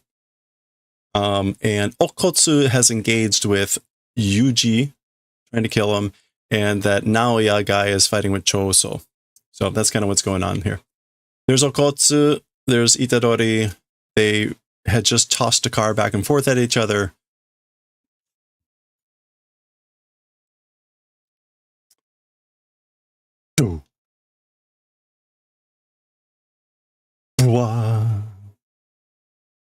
Mazu wa kono katana o nanto ka shinei to. As for first, this katana, something if don't do. So first must do something about this katana. So this is an implied double negative, shineito, shinaito, naranai or ikenai or whatever would come after that normally, but must do something about that katana first, or this katana first. B, so that is the katana barely grazing Itadori's cheek there. 重力で強化さえしてれば、刃物をそこまで怖いと思ったことはない。Okay, so with cursed energy, if doing strengthening,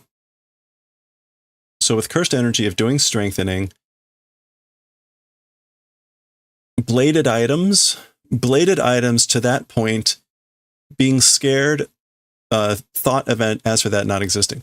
So he's basically saying, as for the event of thinking or being scared of bladed items to that point, if doing cursed energy, strengthening with cursed energy, then the scariness doesn't exist.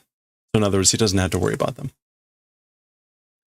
And we're getting a flashback here with that one guy that they were fighting, as I guess like a reminder of that type of a thing.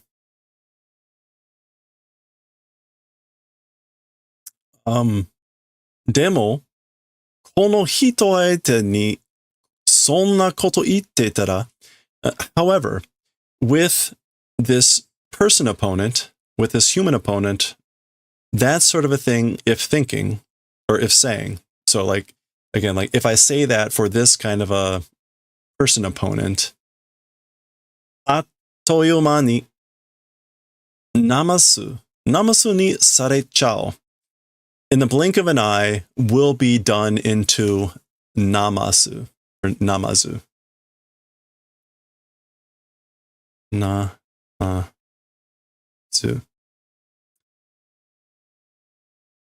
Okay, it must be namasu. A dish of raw fish and vegetables seasoned in vinegar. Okay, yeah. So, atoyomani means in the period that it takes to say ah, which we would say in the blink of an eye. But in the time that it takes to say ah, I'll be made into raw fish and vegetables seasoned in vinegar. Okay.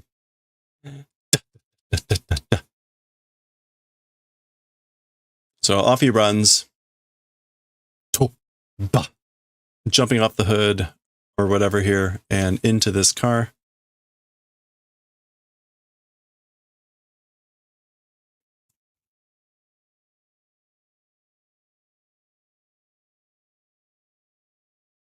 Okay, he sees something. I guess there's a knife on the thing? I guess he's not looking at the seatbelt, right? Baba.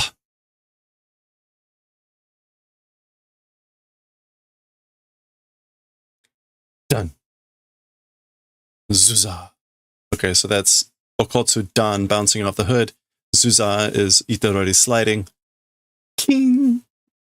Okay, so he picked up that blade, I guess, and that's what this keen is, like a metallic sound. So he's like blocking the blade or something here. Yeah, so he grabbed that blade. Knifeu. A knife. Knifeu. Doko kara. From where? So where did he get that? Ano yonku ka? Outdoor yo ka? Shumi no survival knife kana? Okay, that four-wheel drive outdoor use interest of a survival knife, I guess.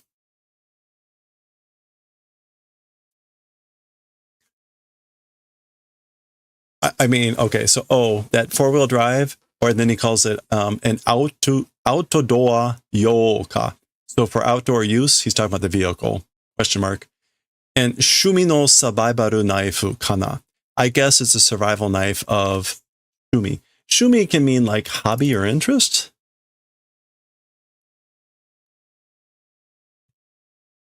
Yeah.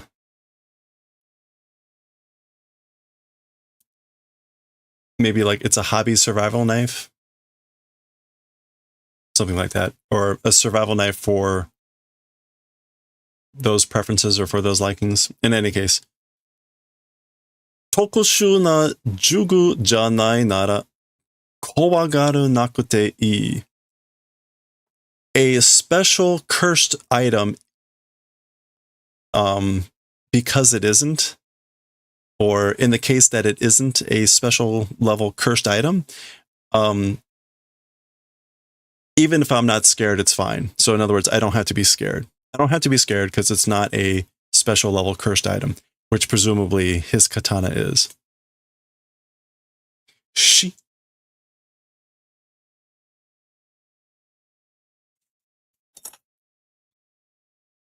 Okay,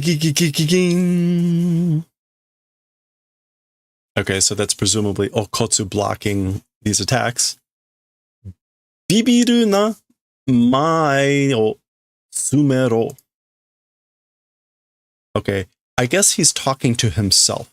Bibiru is to be scared, to tremble, to be afraid, and he's basically saying, don't do that. So don't be scared, don't be afraid. Mae o sumero. Pile on the being in close, I guess? Oh yeah, no, the sound effects are half the fun in reading these things. Ma'ai. Oh, ma'ai. Oh, the interval, the distance. Yeah, like close the distance. Tsumero. And again, he's giving an order, but he's talking to himself. So he's giving the order to himself. Yeah, pile on, pack on the distance. It really is like close the distance. Juryoku o komero. Okay, and komero is going to be to like imbue or to impart. So impart, imbue cursed energy. So he's like charging up the knife with cursed energy. Komero. Yeah, pack in. The I can't tell you the difference between this kanji and the normal use for komeru, which would be this kanji, except that this is a very cool looking kanji because it has the radical for dragon here at the bottom and bamboo on the top. So that's a lot cooler than this, which is like, this is to enter and this is to move. So this has got dragons, so it's by definition cooler. Type ni yotte. Oh, now we're getting a flashback to Gojo. So Gojo's talking. We're getting more history lessons or lore lessons here. Type ni yotte wa emono no tsukai o jiku ni shugyo o susumeru n da kedo. Okay, so like as for depending on the type, the treatment of the emono, yeah, the prey, the treatment of the no. Okay, I'm glad I looked that up. Normally I would think of emono as prey or game, but that's this kanji. Emono in this sense is a specialized weapon or skill. So the treatment of the handling of the specialized skill, as for according to the type, jikuni, on the shaft, shugyo, that's training, progress. Like you must progress on training with the shaft and treatment of the weapon skill according to the type, presumably the type of weapon. Jikuni must mean something else here. In any case, Jugudama Jugudayori toka ni natte shuryoku sousa ga orosoka ni natte mo iya da shi. Okay, Jugudayori. Dayori. No, that's not what we want. Tayori. Reliance upon cursed energy or cursed tools and things like that. Becoming that way. Cursed energy manipulation or use. Oroso. To negligence becoming is no good. Okay. Okay, so even if you become reliant on like the use of cursed energy, that's no good.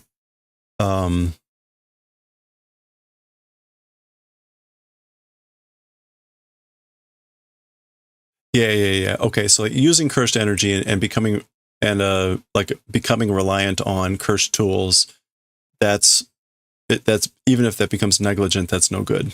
So in other words, if you do this, you might become negligent, and that's no good.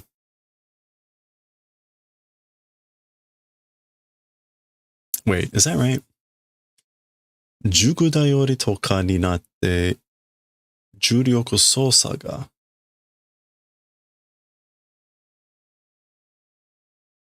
Let me just double check and make sure here. Solsa is operation. Yeah. Okay. So the operation of cursed energy and becoming, I guess, reliant on cursed tools, even it negligently, even if it becomes that way, it's no good. Yeah. Something along those lines. Yuji ni koyo no wa mada saki kana? To Yuji, as for this sort of a thing, it's still ahead, I guess. Meaning like it's still ahead of where you are, what he's talking about, this sort of a thing. And we get here, Tozama wa okyu shochi.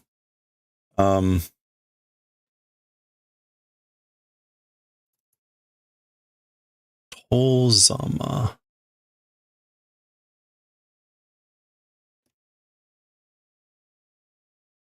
I don't know. As for Tozama, it's emergency shochi, like cleaning up equipment. Yeah, emergency treatment, emergency measure.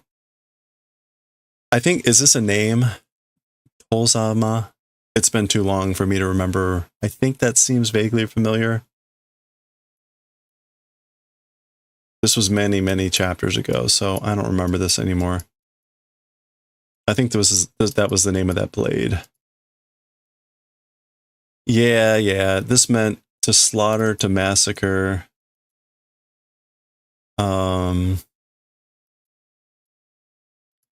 We've got this kanji, which means to sit. Butchering, sitting. And then we've got this kanji, which means no, that's not right. Try that again.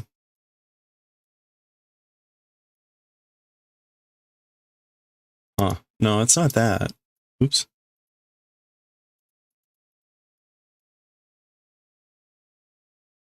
Weird. Oh, no, I don't think I did that wrong. I don't think it's that. It still would have come up. Okay, well, I can't figure out what that last character is. Anyway, I think that was supposed to be a name. All right, it's not important. Anyway, ging. So he's blocking again. It's the blades sliding on each other, which isn't good for the blades, but it's worse for Okotsu than it is for Yuji. Neratte ne en da yo. Not learning? Neratte. Nera is to learn. Or to get training. Oh, he's saying like I haven't gotten training in this. In other words, like he doesn't know what he's doing. Ishikiga. The not common sense. Common Consciousness, awareness. This is the phrase will continue on the next page. So he's saying consciousness, awareness, talking about Itadori.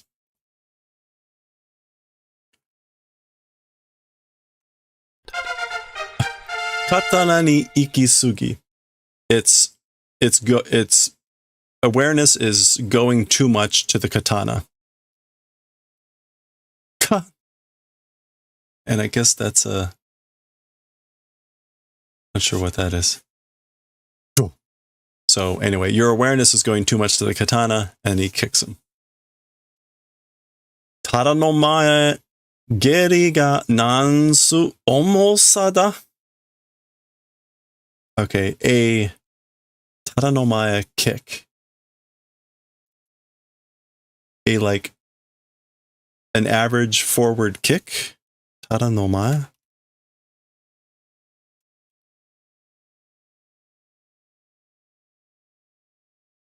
Yeah, I think Maya Getty is supposed to be like just a forward kick.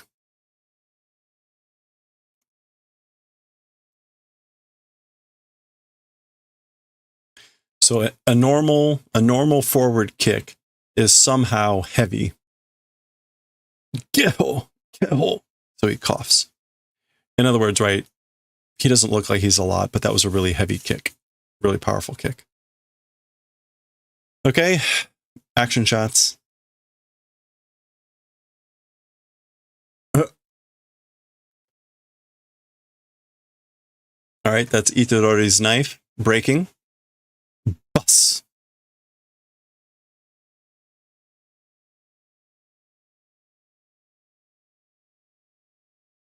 All right.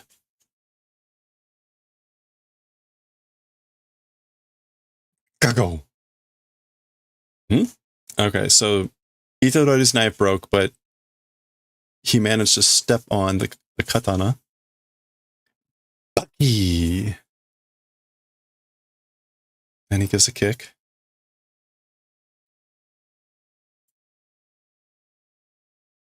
Za. That's Okotsu sliding back. Kikiki. And that is the tip of the katana clanking on the ground. The keen. So he broke off the tip of the katana. Orareta was broken. Ma so dayone. Well, it is that way, isn't it? I guess so. Gojo sensei no oshiego damon. Teacher Gojo's student is. So he is a student of Gojo sensei. Hitosuji nawa ja ikanai ka? Okay. This is some sort of expression, like a trap with one knot or something. It isn't. Hitosuji.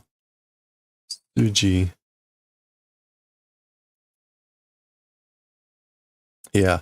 Hitosuji nawa de wa nai. Not straightforward, not dealt with by ordinary means. I think that literally is...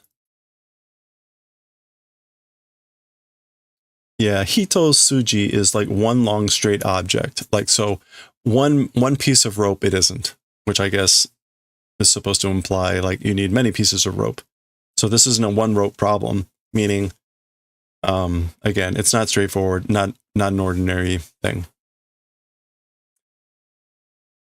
Kizu wa fukai. Now Itadori is thinking, as for the wounds, deep. Or as for the wound, deep. I think he's thinking about his own wound, and that would be this wound. Kizu wa fukai. The wound is deep. Kedo, but naizo dete ne. But the inner organs are not coming out. Inner organs not coming out. Sorede otagai marugoshi da. With this, it's mutually marugoshi. And marugoshi is a way to say like hand to hand, I think. Yeah, we're both unarmed without weapons. Okay. Something's suddenly coming up. Oh, is this what's her name? Yeah.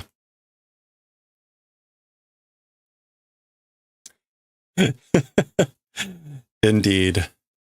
Nani shiteru no. What doing? What are you doing? So we did read through volume 0 before we read through volume 1, so we know who this is.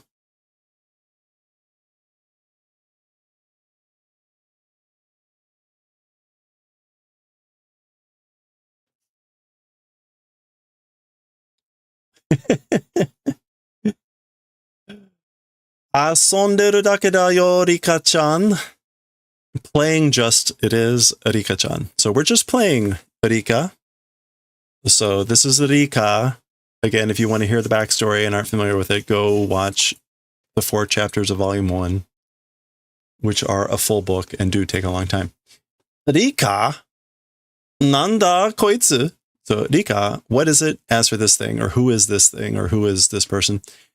Shikigami, a divine spirit, or like a summoned spirit. Do kara dete kita, and from where came out? Where did it come from? Ukokene, can't move. Nante chikara da. What strength? Can't move. What strength? Osaetete ne. Pin down, okay? Hold down, meaning he's talking to Rika. Hold him down. Oh. Tos. Well. It was cheap. Gomen ne. Sorry, Itarori-kun. Shh. Okay, so that's Sukuna, and suddenly Sukuna is surprised. Now, if I were to guess, I would expect something to happen. We'll see if it happens. Oh. Okay, so Sukuna is just smiling. And we're not going to get the resolution. Okay, back to Choso and Naoya. Gyua.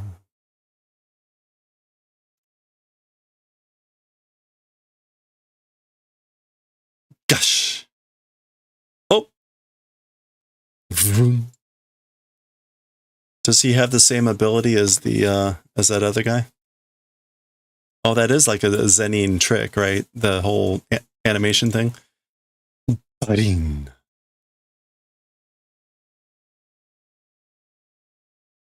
Okay, not looking good for Choso. Hayai! Fast. So this is Choso thinking. Jutsushiki no tane ga marude wakaran. The type of technique, I guess, like it's as if not knowing, or not as if not understanding. Koko made atto sarereba. Achira kara kaiju suru koto mo nai daro. Up until this point, the being overwhelmed from that direction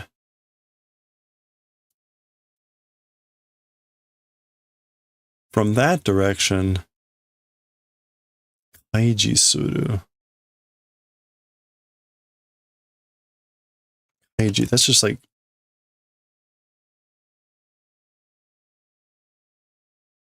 disclosure. Even the event of doing disclosure not existing, probably. Yeah, so this is Choso, I think, thinking this. So again, like, it's as if I'm not understanding the type of technique, meaning that he's using. Up until this point, being overwhelmed, me being overwhelmed, from that direction, meaning from him, even the event of doing disclosure not existing, probably. In other words, he's probably not going to tell me what it is.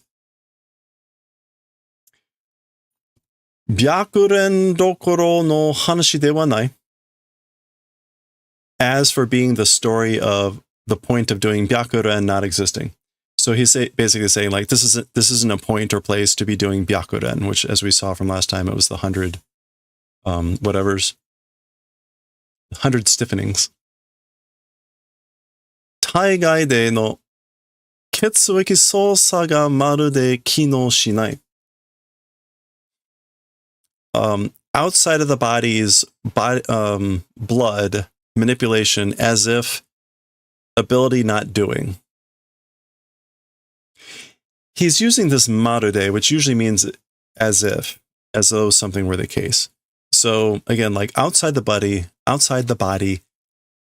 blood manipulation, again, as if functioning, not doing. So it's like as if my manipulation of blood outside the body isn't functioning. Shibuto. Okay, so shibutoi or shibui is to be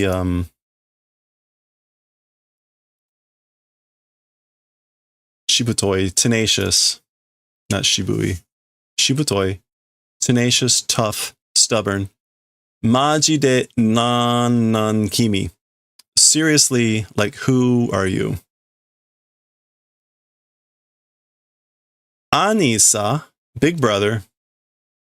Junin kyodai no sa, of 10 brothers, or 10 siblings. I'm the eldest brother of 10 siblings. Okay, that might be. We knew that there were other of those little creatures. I don't know that maybe we knew like a long, long time ago that the number was that big and that just 3 were stolen. Anyway, oldest of 10 siblings. Sekirin yakudo sai. And he pulls on some sort of attack that's doing this. This is red scale. And that was the flowing, manipulating thing. And what was the sai here? Let's just look this up.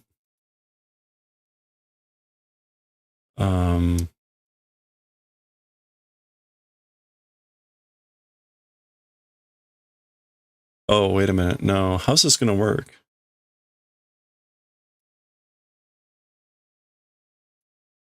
You know what? It's probably this way.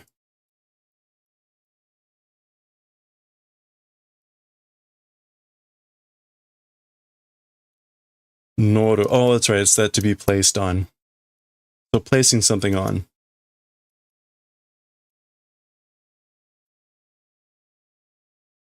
Replacing, spreading, boarding, that sort of a thing. So red flow. Was yakudo a word? Yeah, lively motion, throbbing. So this is the red scale throbbing, and this is like placing on or that sort of a thing. Okay, that is the end of that chapter. We get a Yuji. So we're just getting simple sketches of the characters here now. There we go. That was the end of 141. So next time we'll read 142. This will be the last chapter of this volume coming up. So we'll look at any art at the end and do a preview of volume 17 next time.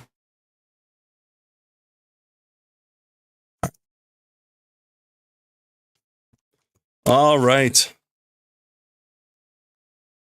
Mysterious. Let's see. It is 6:10. We do have time to read Nichijou.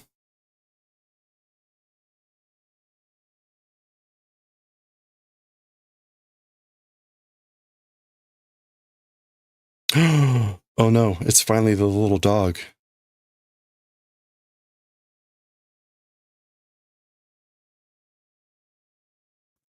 Okay. We have yet to see the story in which this horrible thing happens.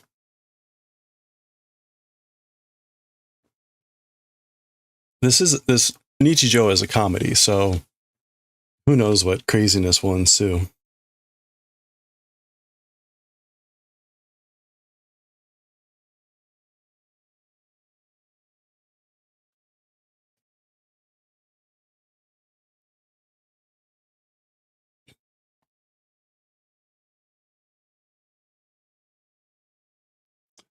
Okay.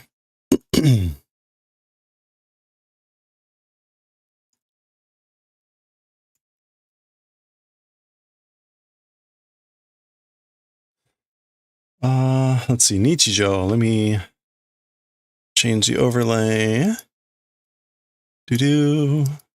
And volume 9. This is chapter 157. Ichijo, Volume 9, Chapter 1. Okay.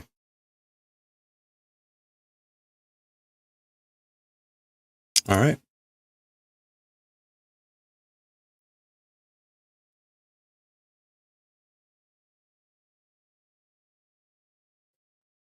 Oh, what was this again? This is like the transition farming.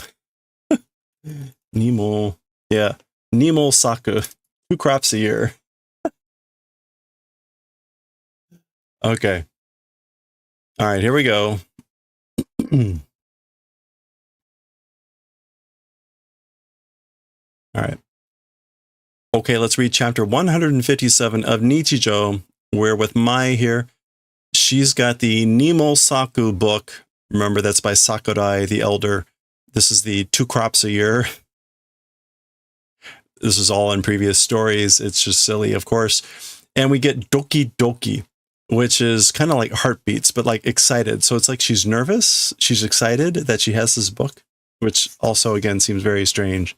But we actually don't know what's in the book. I think that's her opening the book. Hikari no saki ni aru mono wa. Not sure what that's about. Mane no nanika. She's walking along. Pera. That's her flipping pages. Teku, teku. That's her walking. We see stuff. We even see, like, I guess this is a Tanaka something. We get there's wind blowing. There's a poster for this book on the wall, so maybe this is supposed to be a bookstore. It looks like there might be posters for other books. Oh, that's what these other posters over here were for. Anyway, okay. It's very windy, apparently. We can see stuff flying. There's wind bars. Beta, beta, beta. That's pages flipping back. Goop. That's her grabbing the pages. Stronger wind. Za. Okay, so she gets a paper in the face. It says Supa Daiku. So Daiku, again, is the brand of store and everything. Super Daiku. Oh, it's a plastic bag from the store. She throws it away. Better. Okay, so it's really windy. She is leaning heavily into the wind. The pages are flipping. I think we get the theme of this chapter.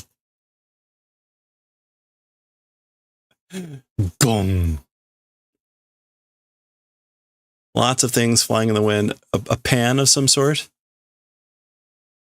She is still reading the book. Let me zoom in since this is going to be a highly detailed chapter. Pera, that's her turning a page. So she's still reading.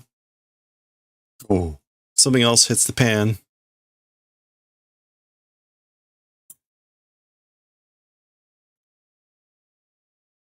Tan. Okay, she smacks it off. Pera, she's flipping a page of the book. Oh, it's like a bamboo pole. Oh, it's like a clothesline. Okay. Ow.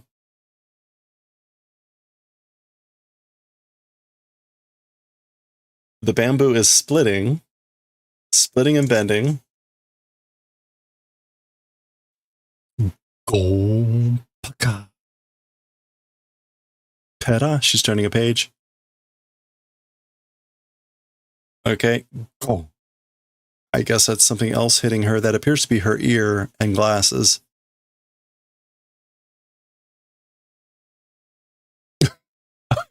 Okay. Hit by a washing machine, as what will happen in strong windstorms. Knocked over. Zah. She flips. Still reading. Pera turns a page. Sliding. Puku. Pishi. It looks like a coin. So something just popped out of her head. It appears to be a coin. It's a yen, right? Yeah, it's a 1 yen. Pee. She sends it flying. Peta turns a page. Hush. Another coin. Okay. Pee. She sends it flying. Peta turns a page. Bush. Hit with a wad of bills. Hello there. That's like a $10. Wait, is that 100? Is that 10,000 yen? Are those $100 bills? This is like slow motion, I guess, reaching up to grab it.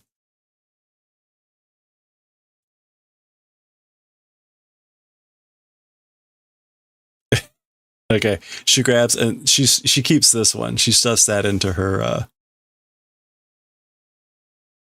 clothes. Okay, Peta turning the page. Here's the whole horde of items headed her way. That's right. She's not going to settle for the little change, but she'll take the big bills. Very wise. We see a go board. There's is that like a parking sign? This is harkening back to the very first chapter, I think. Weren't one of these dolls in the big explosion that happened. This is a bird scare, which we've seen in Yotsuba. Bowling pin. Okay. Something about snakes. Ebi ni chui. Watch out for snakes. Okay. Peta. Turning the page. Okay. That's her dodging as all this stuff is coming in. Peta, peta, peta. She's turning pages, still reading. Right.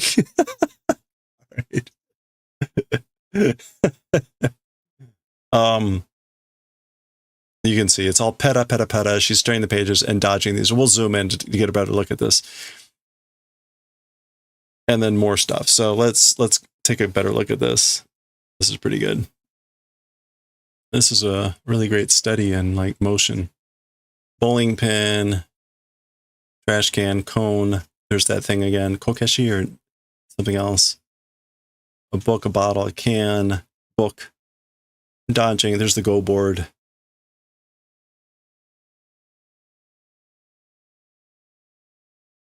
All the debris. Another bag. Flower pot. Pencil. Okay, well done. Well done, Mai.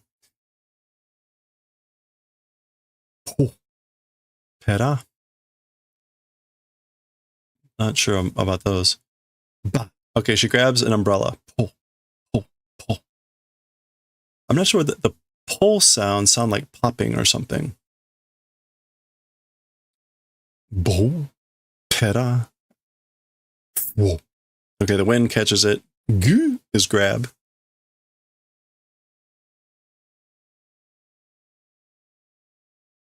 Okay, being dragged backwards here. What is this? Peta? Being dragged, still flipping pages. Let's go. Flip, flip, flip. Stop. Patan. I think she finished the book. Ooh. Jiwa. Jiwa is just like sadness, right? Yeah. Jiwa is like gradually letting something soak in. So it's like she's letting the book soak in the profoundness of it.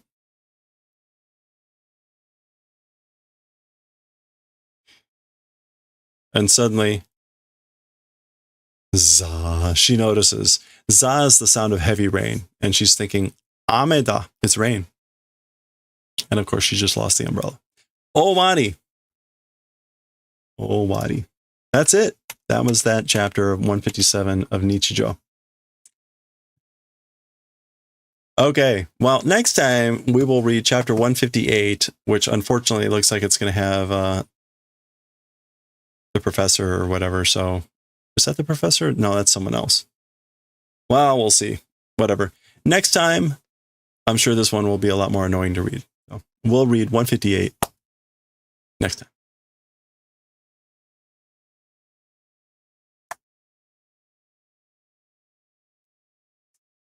Dog wool, WOOL. Corn. Okay. All right, let's get back to some knitting. Actually, we could read one more chapter of Nichijou. 1, 2, 3, 4. Close enough. The dogwoods are in bloom. Okay, wait. You know what? We're going to read one more chapter of Nichijou. I want to get out ahead of Nichijou when we can. They're usually short enough to read 2 chapters. Occasionally there will be like a 20-page Nichijou chapter, but it's pretty rare. Okay, we'll read one more here. Then we'll get back to knitting.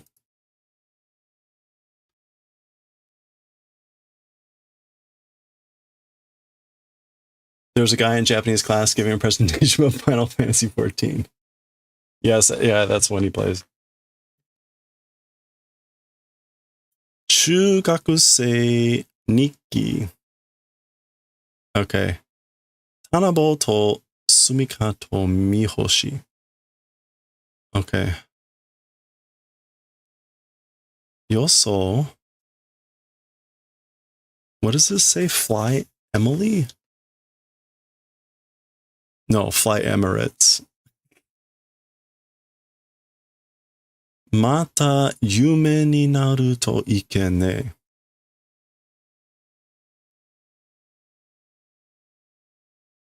Okay. All right, let's just get to it.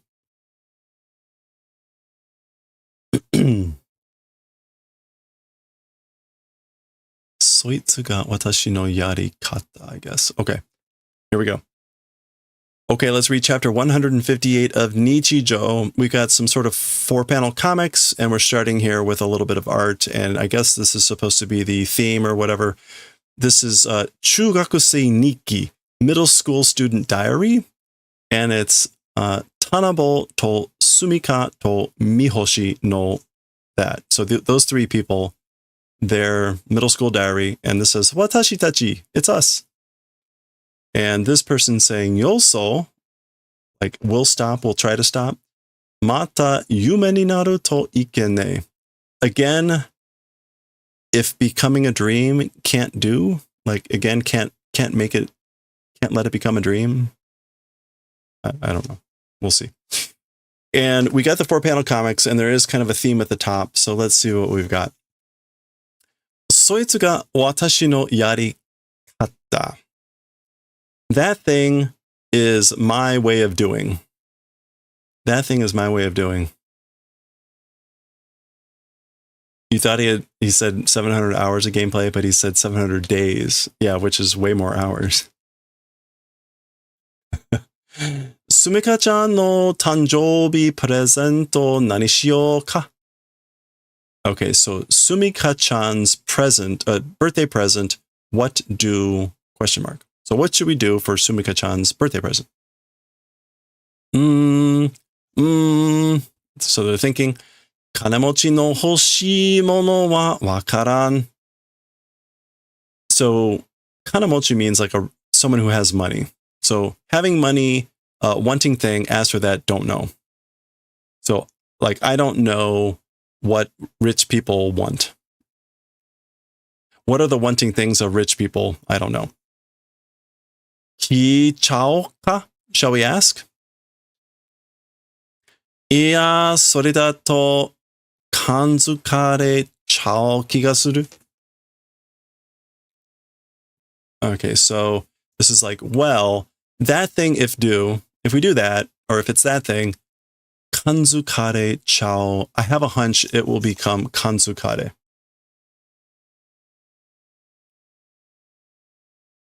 Oh, to suspect getting an inkling.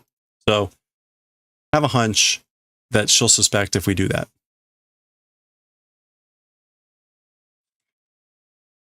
Sariganaku nara daijoubu da tomo. Sariganaku. If it's sariganaku. If it's nonchalant or casual, it'll be okay, I think. Koku, which is nodding in agreement. So da na, sariganaku kiite miru ka? That's right, it is that way.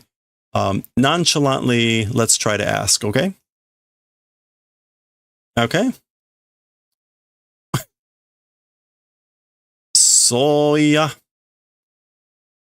昨日、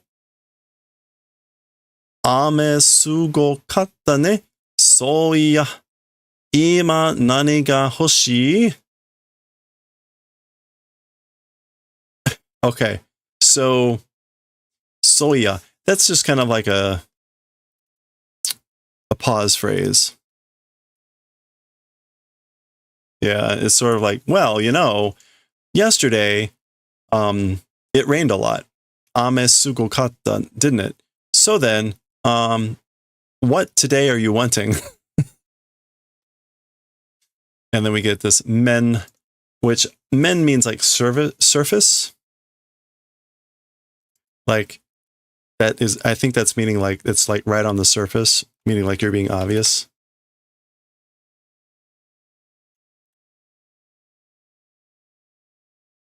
Oh no. Okay. It's a kendo move. It's a kendo move when you strike someone on the head. And that would be a kendo sword or a kendo tool, whatever it's called.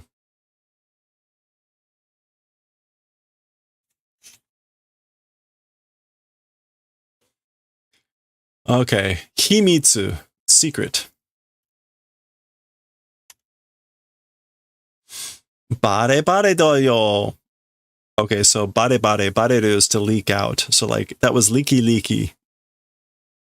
Oh, right. So she's got the kendo. Oh. Makura o one cushion ireta da kedo na. Makura, a pillow? Well, a pillow, one cushion entered. I just put in one pillow of a cushion. This seems like an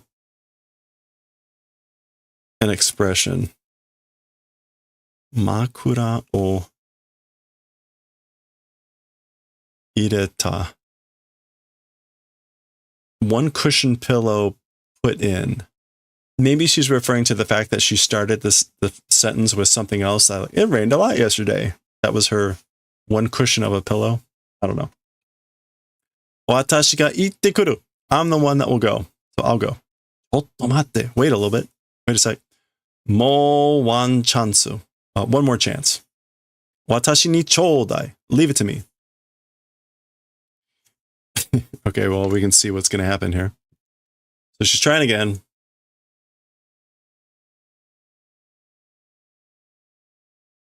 Jugemu. Ima hoshii mono surikire nan desu ka?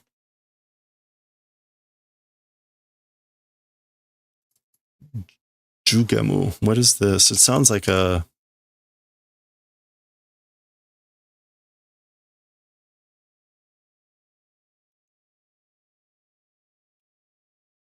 I don't know what this is supposed to be. It's the kanji for sushi.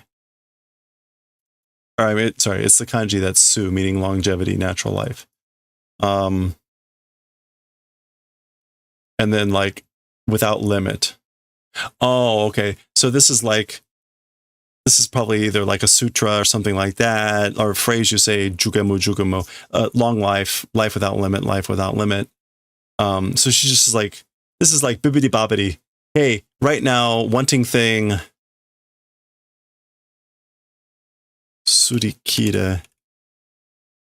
Oh, like a wanting thing wearing out. What is it? Or is something that you have right now that you want that's worn out?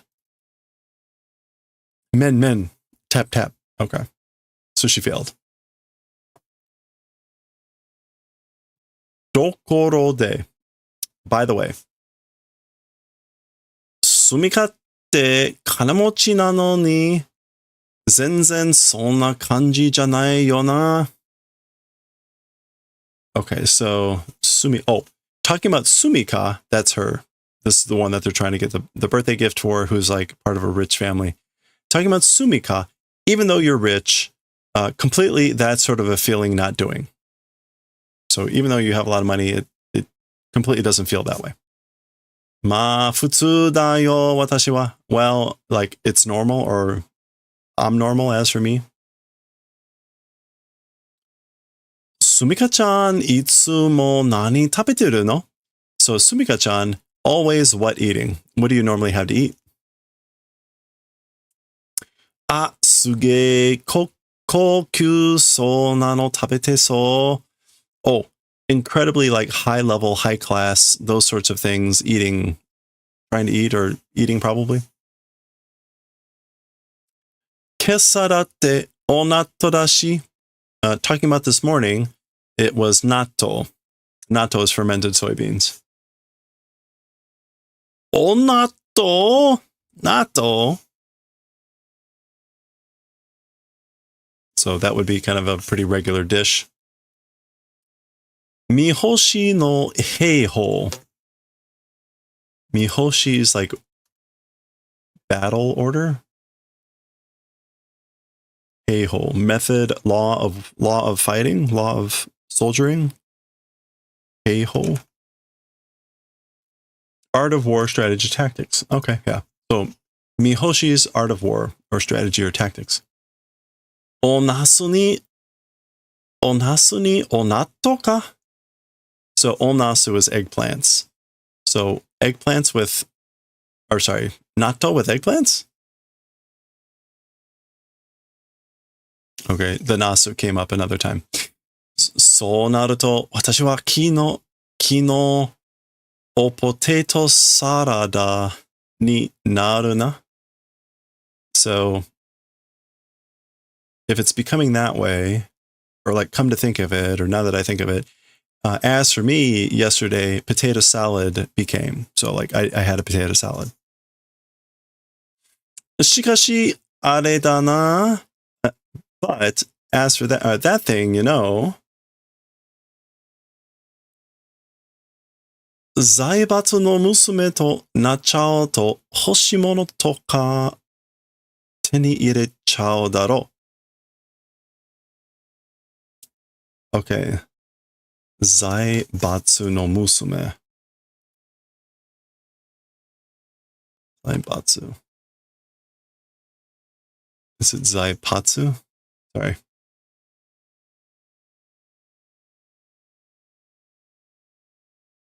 No, it's Batsu. Oh. Plutocrats. Financial clique. The daughter of a financial clique, meaning of like wealthy people. If becoming that, wanting things or whatever, like probably get, don't you? Yeah, like you can get whatever you want. You can get the things that you want if you're part of if you're the daughter of the wealthy elite, in essence. Sarigenai! Like that's not nonchalant. No. Is it already?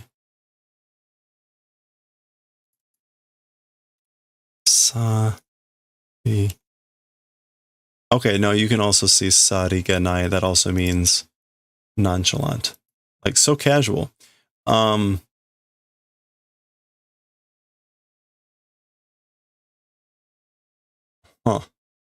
It's interesting that sarige itself is not a thing. It's only sarigenai.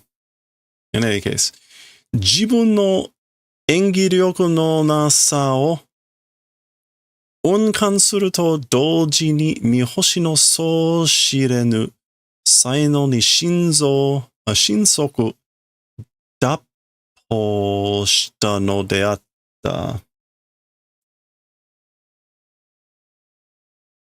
Okay, so, oh boy.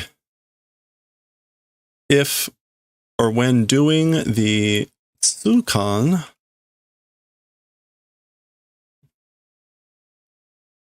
okay, so when feeling keenly the acting ability of oneself, at the same time, Mihoshi's like depths of not knowing talent in the depths of the kokoro Dappo shita no deatta. It was doing dappo. Evasion of the law? No. Dappo? I guess it's datsubo. Datsubo. Removing one's hat. Admiring someone greatly. Okay. So this is like, she's admiring Mihoshi greatly for her, I guess, admiring Mihoshi greatly for her not knowing depth's ability. This means like limitless talent to the Shinzoku, while at the same time feeling the, I guess, like inadequacy, or the, again, feeling keenly one's own acting ability. もしかして誕生日プレゼント? Oh, perhaps it's a birthday present? Meaning, that's what you're asking about? いや、oh, well, zuko. Oh boy. Okay, that's Go Shageki, I think. This is like supporting, protecting attack, fire attack. Engo. Yeah, there it is. Covering fire, backup fire. Engo Shageki. Engo Shageki. Oof. そういうんじゃなくて, that sort of a thing, not. So it's not that. Ha ha ha ha ha. She's embarrassed. Shimatta. Oh no. うまくいったと思ったのに、どうやってごまかそう? Skillfully said, even though thought, even though, how do gomakaso? Gomakaso is to like deceive, right? Yeah. So basically, again, like, even though I thought I said it skillfully, what should I do? Let's like deceive. My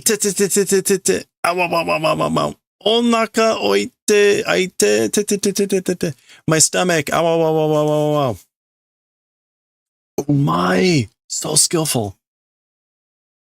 Engi wa hetta ga daga. As for the acting, it was unskillful. But Tanabo no kiten no kikashikata wa shita o maku mono de atta. Okay, the skill, basically, again, the acting was horrible.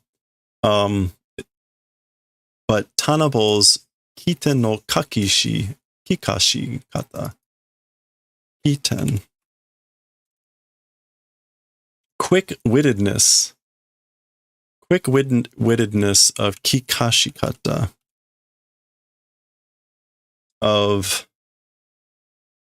and way of enlivening. As for that, it was a thing that was shita omaku, that rolled up the tongue, wrapped up the tongue. This is an expression too. Shita omaku, to be astonished. I guess when you're astonished, your tongue gets rolled up. So again, as for the quickness of the way of enlivening things up, that was astonishing. Presento wa ne. Well, as for present, Suko. Okay, so the diversion did not work. And they both fall over. Last page, let's go. Jitsu wa hikareru kana to omotta n da yo ne. Okay, so as for reality, being asked was thinking, but やっぱりこれかな? Well, as I thought, this thing, I guess. So she came up with a list. I think we go down. Watashi no getaba ni.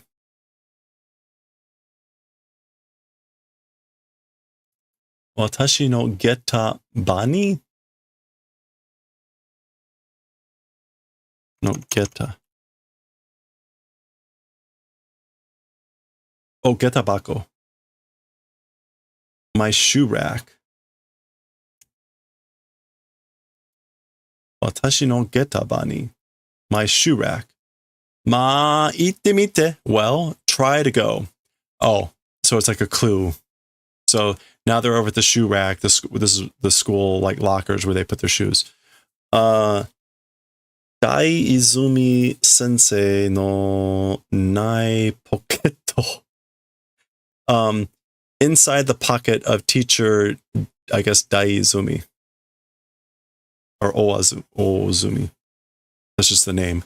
So here's that teacher who's like that they've taken the thing out of Puru no Naka, inside the pool.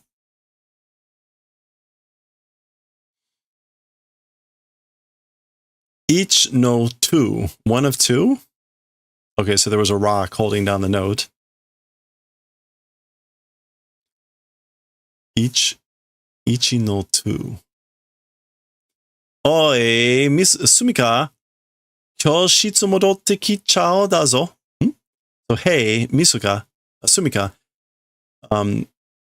we've come back and returned to the classroom.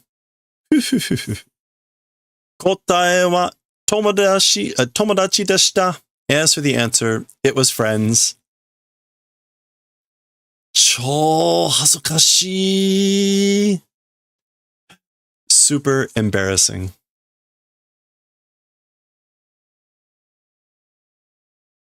Oh, that's the present. They're the present. Isn't that nice? Okay, that was the end of 158.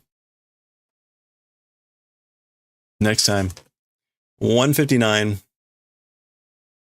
I guess we'll see what this is about. More Misato. We'll see what that's about next time.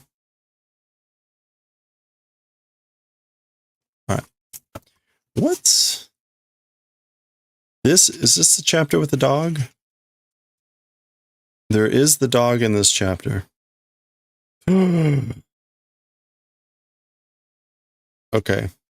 And I guess we'll see why the dog dies next time. Okay. Spoilers. Okay. That's it for Nichijou. Let's get back to knitting now. Get some music going.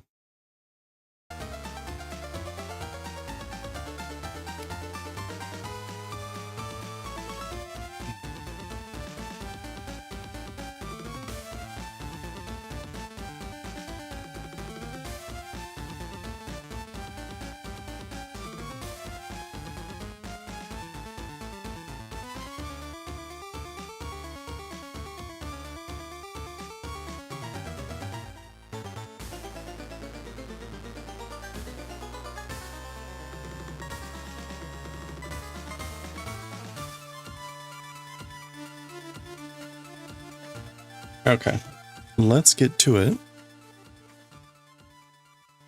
Actually, I'm going to take a quick restroom break. I need to have a little bit of a stretch break here. Where are we on timing? 18 minutes. Okay, I'm going to go ahead and trigger the ads and whatever. So take a stretch break. We'll be right back. 3 minutes, and we're going to continue knitting here. So be back in 3.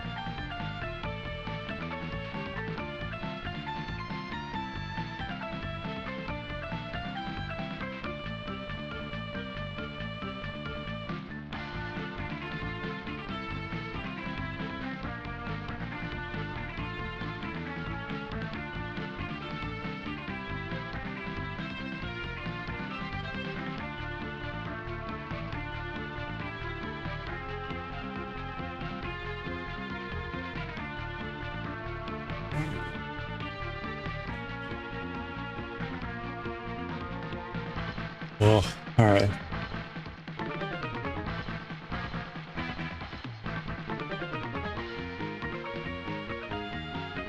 Hopefully you didn't hear me screaming too much. Okay. What's knit?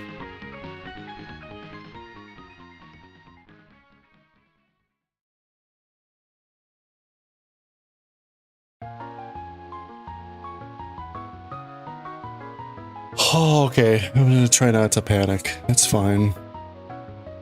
I'll be fine. Just fuck my life. Okay. Where are we with this thing?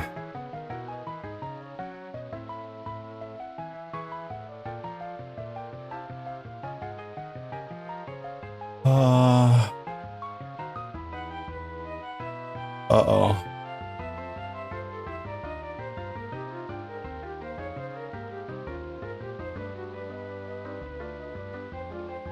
Oh. Right. Okay. No, right. We're on row 199. Okay. Okay.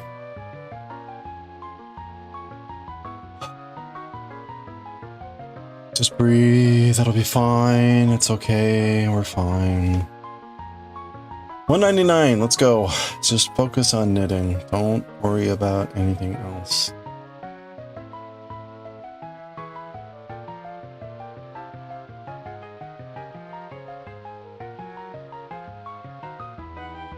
Knit 2.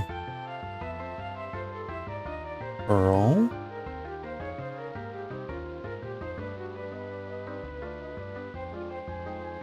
Purl 2 together. Oh wait, no wait, this is the back loops.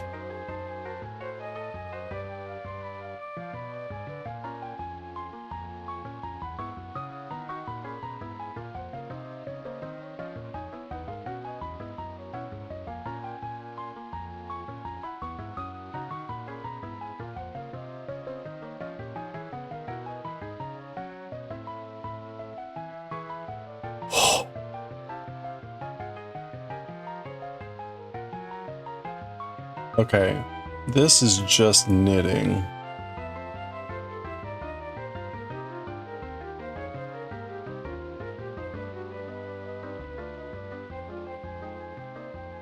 I'm gonna need to look ahead at the Galaxy Express chapter and figure out like how much we can read tonight. I think it's still like a 36-page chapter. But we'll see how much dialogue and stuff there is.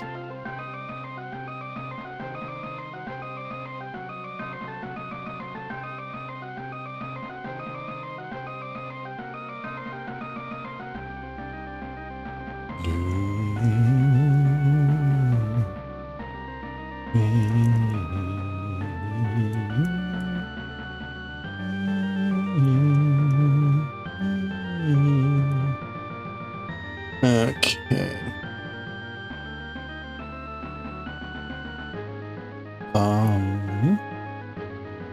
We're doing 2 cables here.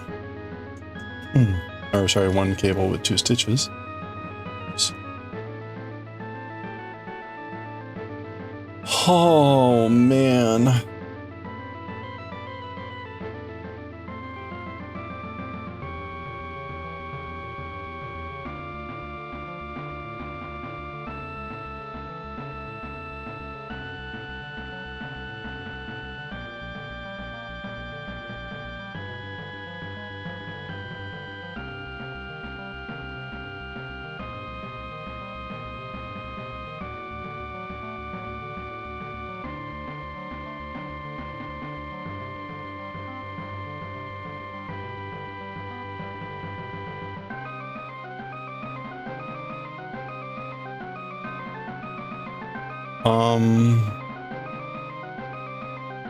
Okay, there I do need to do that still.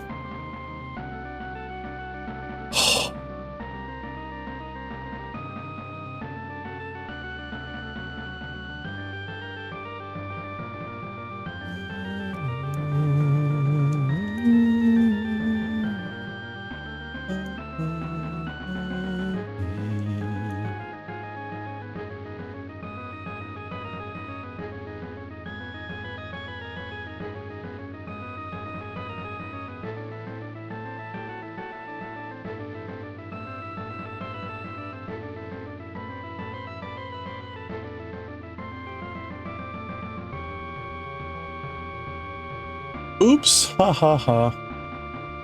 Go back.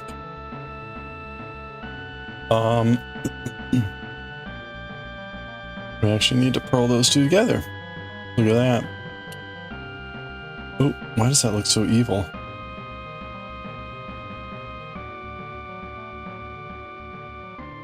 Ugh. I generally haven't had splitting problems with this yarn.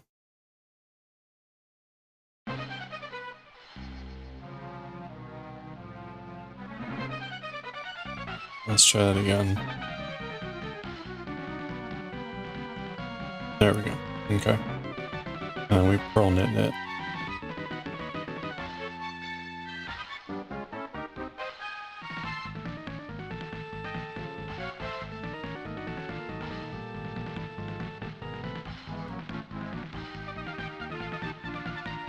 Okay.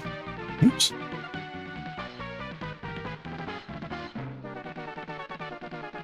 That was 199 on to row 200. 200. Let's go.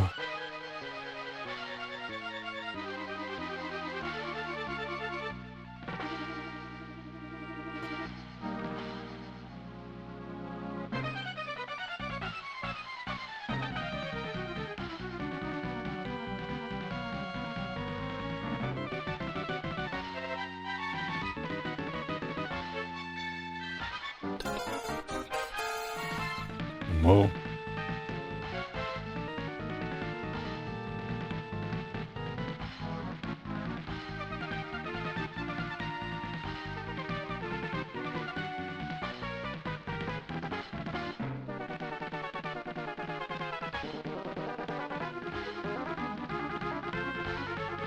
It's all very frantic.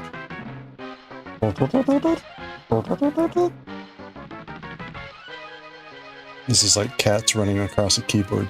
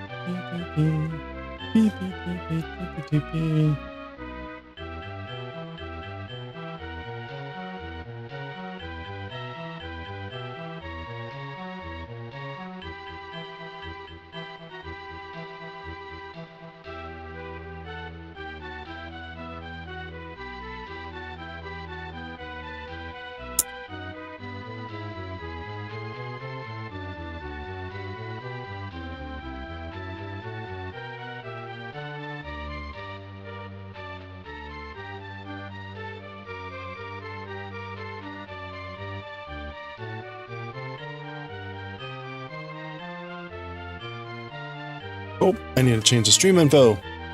We aren't reading anymore. We're making and crafting. Okay, hold on. Chaos cables. Knits.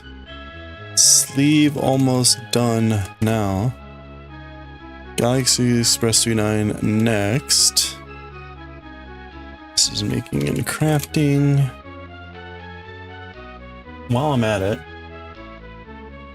let's go ahead and take a look. So we're reading chapter 7. 1, 2, 3, 8, 9, 10, 11, 12. Okay, let's think about this as an initial stopping point. 12, 13, 18. Okay, this and this is the halfway point. So I've marked the third and the halfway point. 1.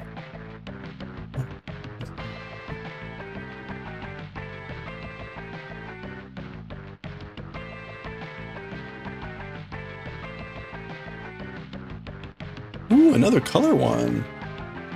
Nice. I wish there were more color ones. Very nice from their color. Okay. Cool. So that was row 200.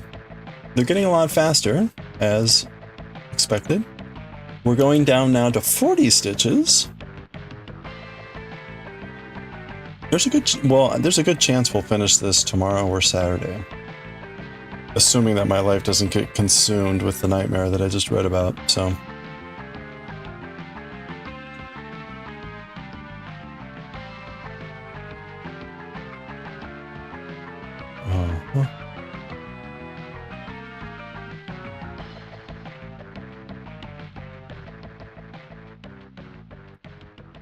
Okay.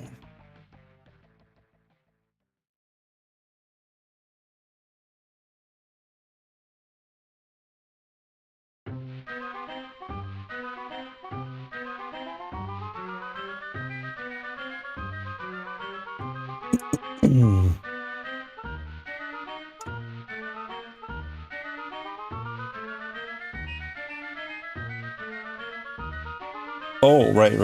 We're in the middle of the cables here, so.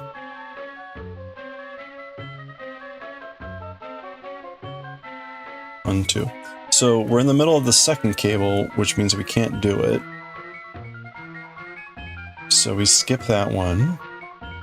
And we do the last two cables. So we're actually like only down to 6 cable sections now, or 5 instead of 9. That's exciting. We're at the very beginning again, and so our first cable now is going to go in the back.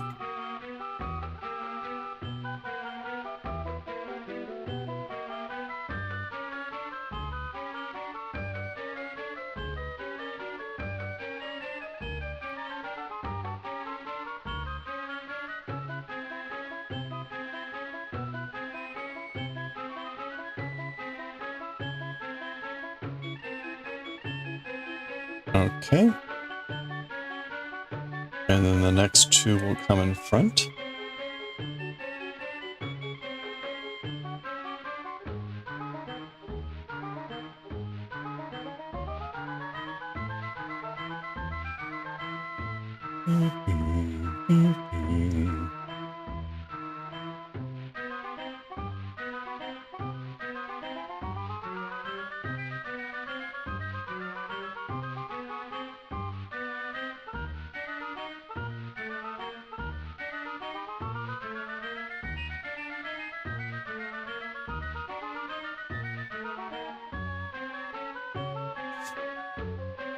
Okay, so we're down now. Both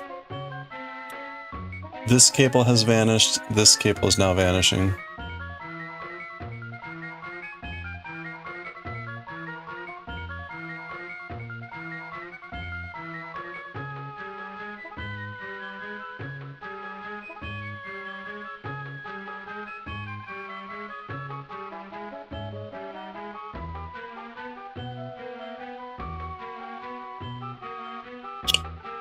Oops, no. This needs to go in back. Oops.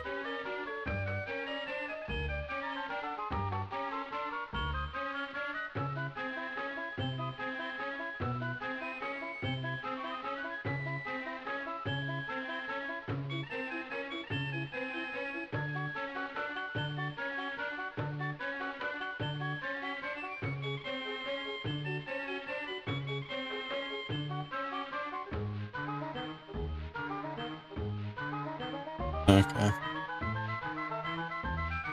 And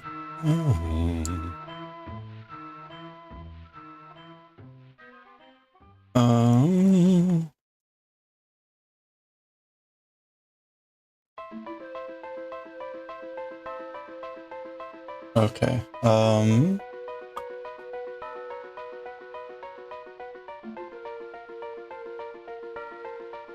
Oh, haha. No, I have to actually cable. Optimistic. Oops.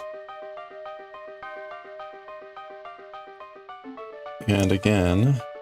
Oh, no. First cable's going back.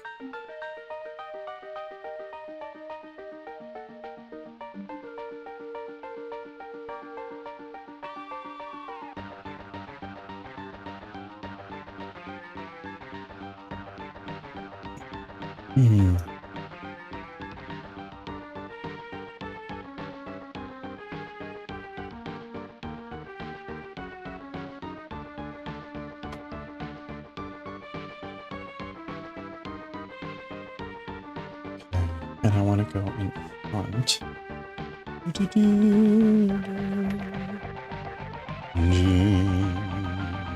Ho ho ho ho ho.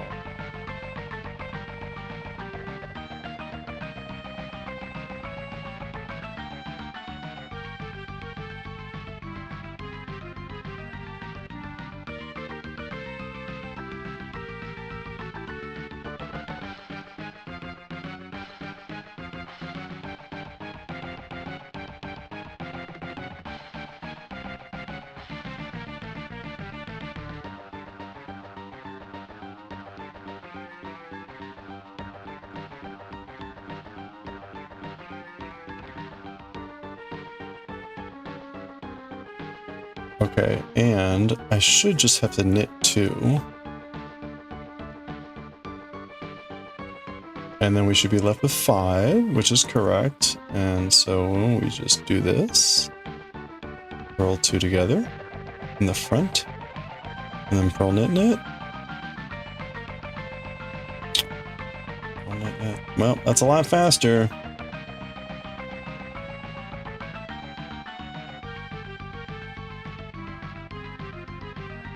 Okay, everything is looking correct. So that's good. All right, that's row 201. We're going to 230. So we're making pretty good progress. 202.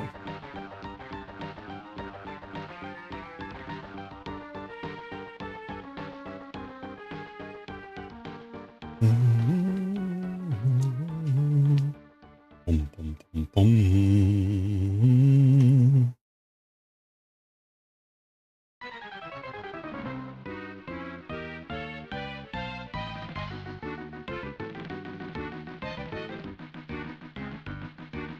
That's that.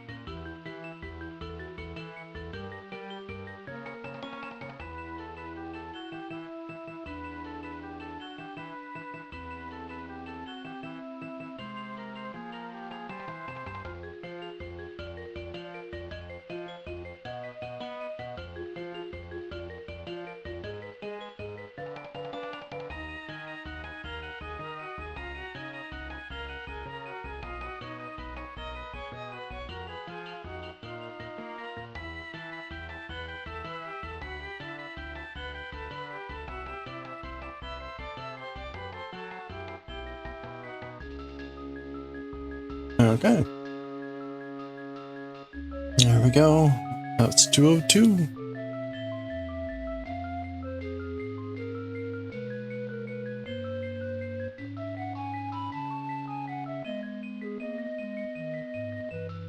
Decrease number 12 of 26.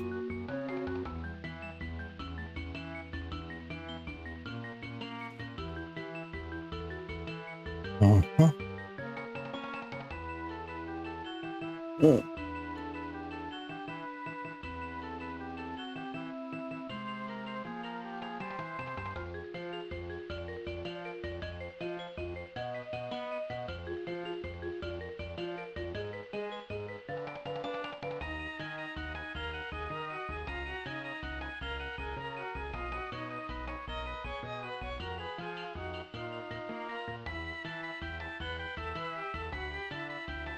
Okay. Just gonna knit now.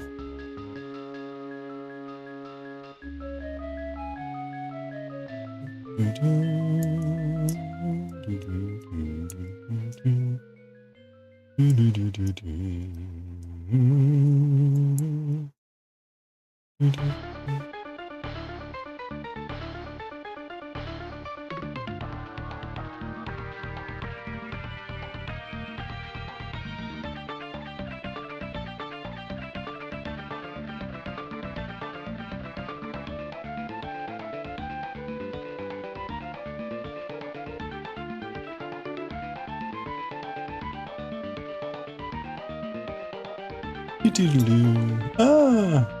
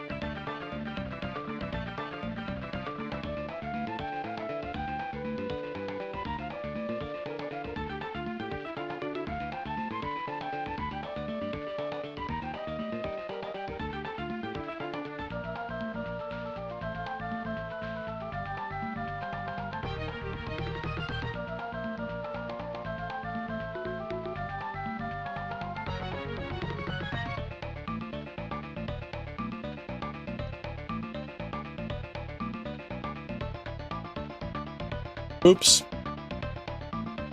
Did it again. Okay. I'm like, this isn't right. There we go. Oops.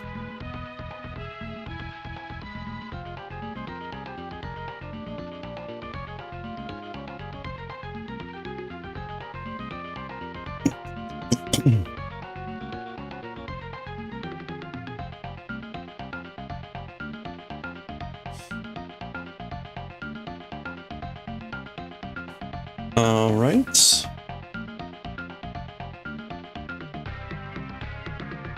That was 203.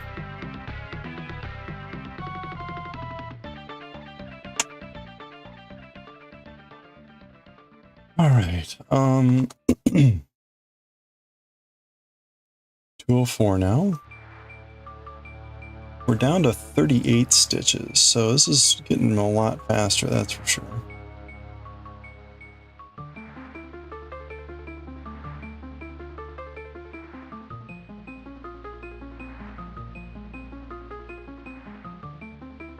Oops.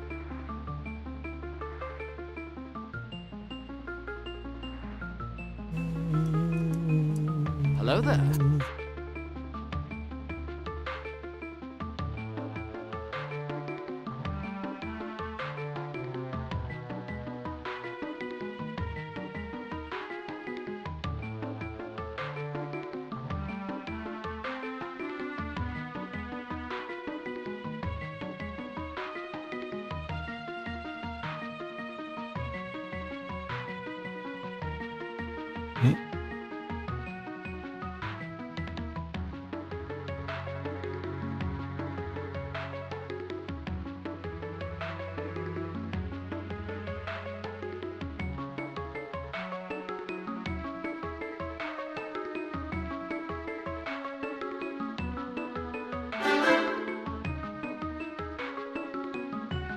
Hey, Sherman's Fire.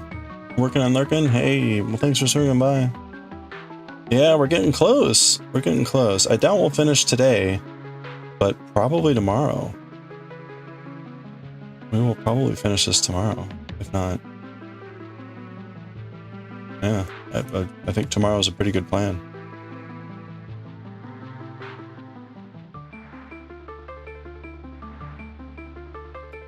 Hope you're doing well. Enjoy the work and lurk.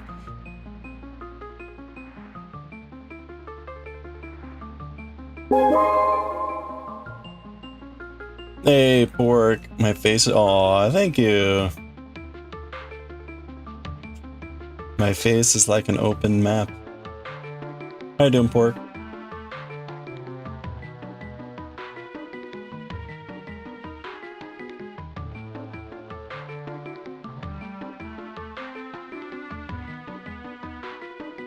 We get into some Galaxy Express here in a little bit.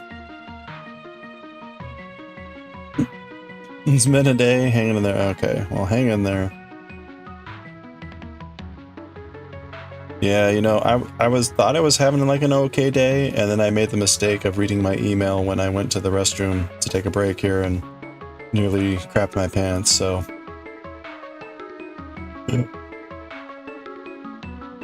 Like, alright, well.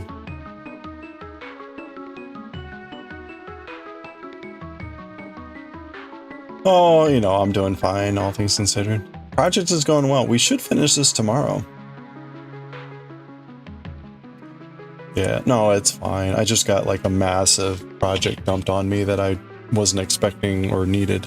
So I was just trying to figure out what that's going to mean for life and everything. It's all good.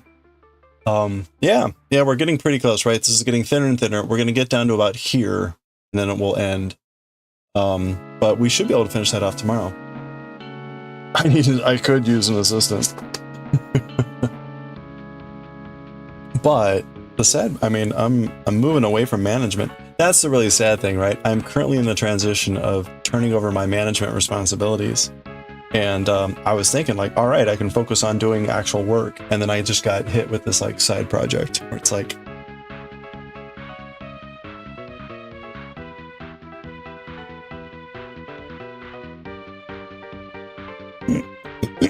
anyway, it's fine. Okay, we're decreasing again. This is a cable row. Yeah, it feels a little dumpster fire-ish right at the moment.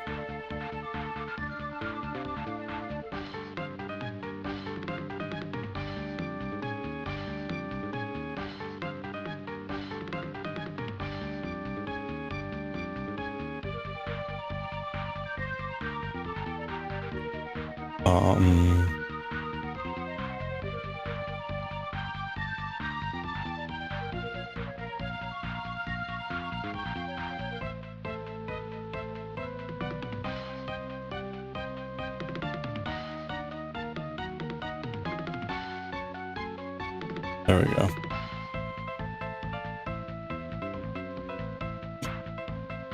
Okay, we should be on 8 stitches here. 1, 2. Okay, good. So we're going back together, and there's only 1 or 2 of these. So we start with the front ones. So we're going to cable in front.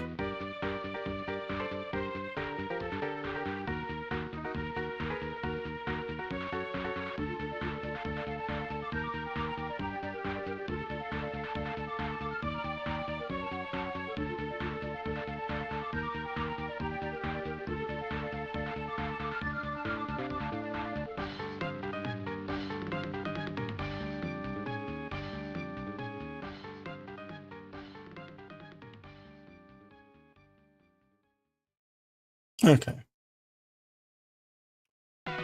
And back.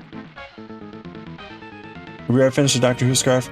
We finished the Tom Baker one, but the TARDIS one that you can see peeking out from behind the sweater up there, we have not finished that one. We're still only maybe a quarter of the way through that one. That one's been on a little bit of a pause now that we've started this crochet thing, so I'll probably get back to it at some point.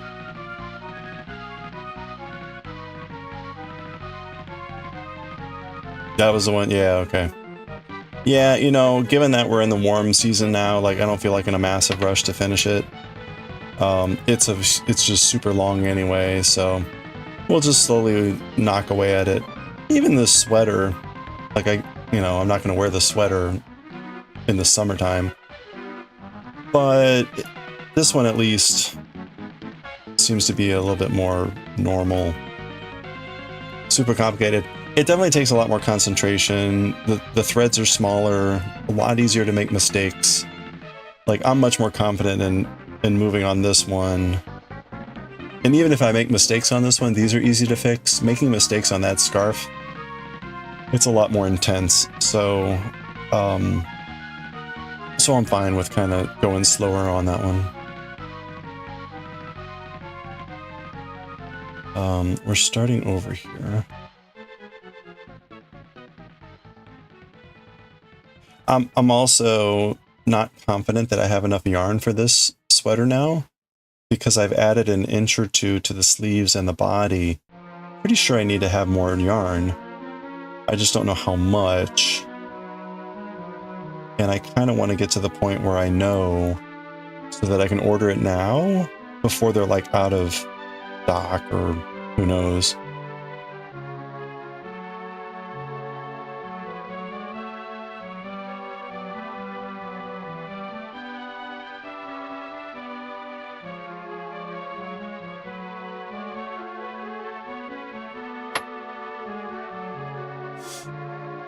Okay, that is correct.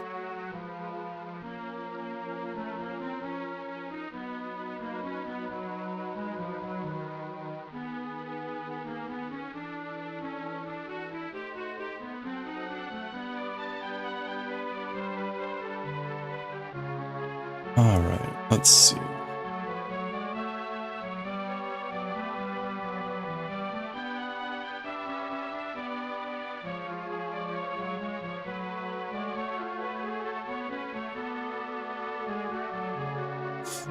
I also had forgotten that a friend of mine is throwing a May the 4th Force Be With You celebration, the 4th Be With You, this weekend.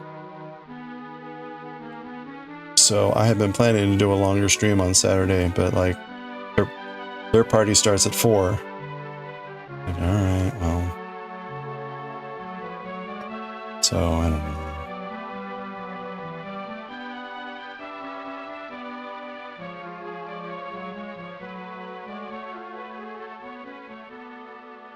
Whenever I hop on early on Saturday, there's obviously fewer people around because everyone's out enjoying their Saturday. So I don't want to just do an earlier stream because there won't be anyone here.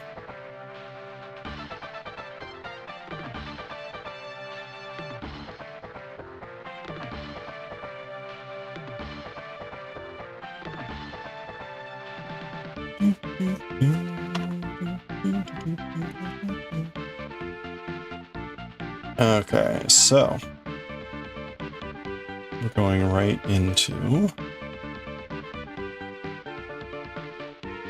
that. Oh, that's a big hole there. I wonder if there's a better way to do that.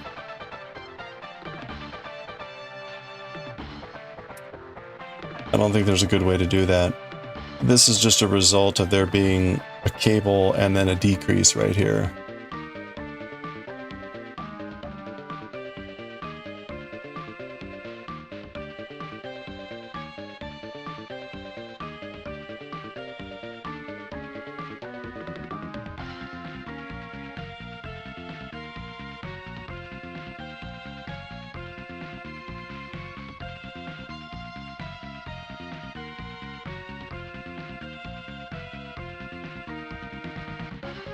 Oh, all right. That was 205. Going to 206 here.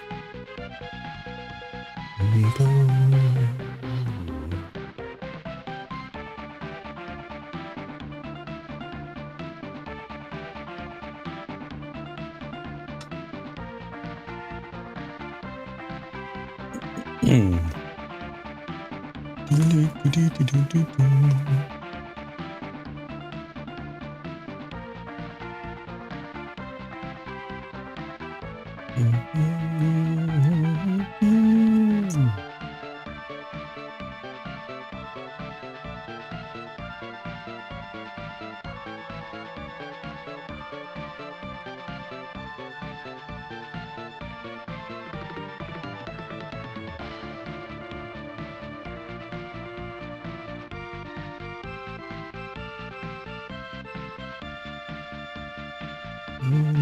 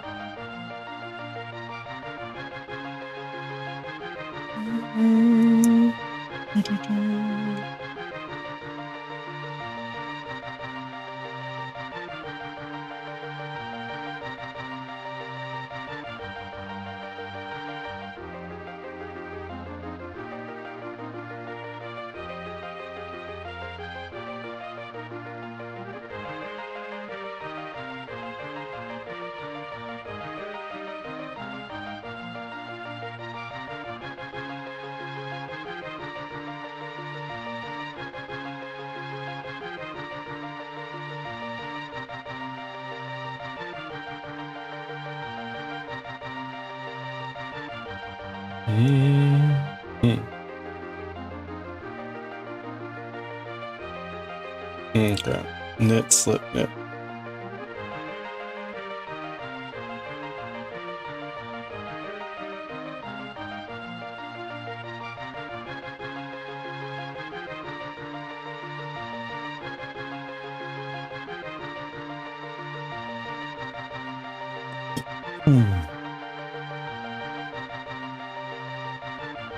Okay, that was 206.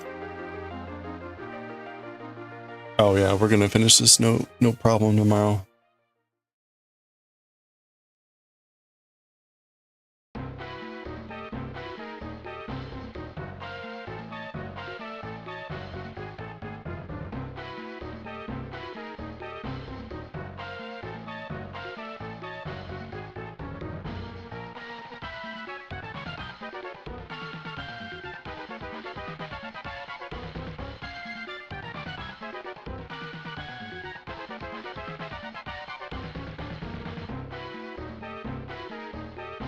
Oh, oh.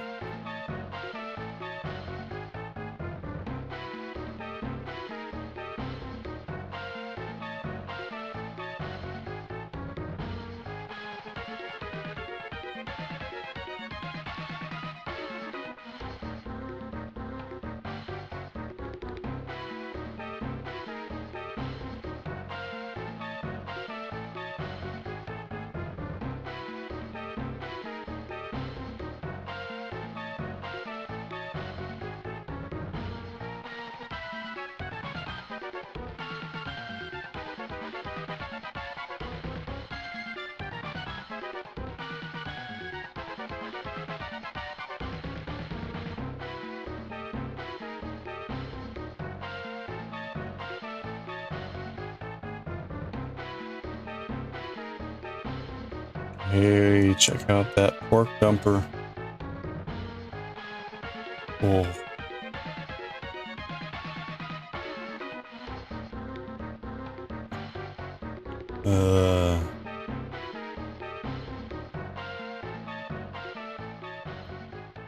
That's the slow-mo dumper.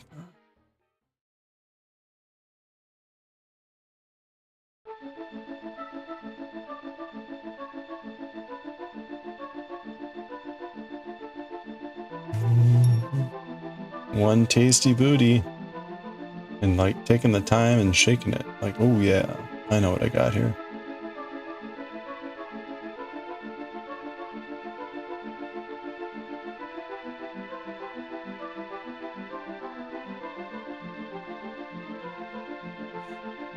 Mm-mm.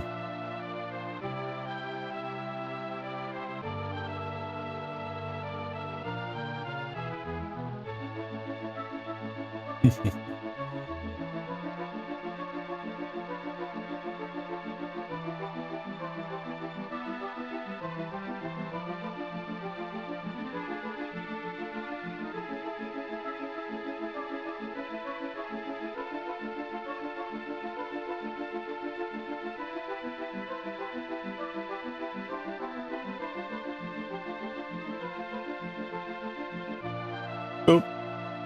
Okay. Oh.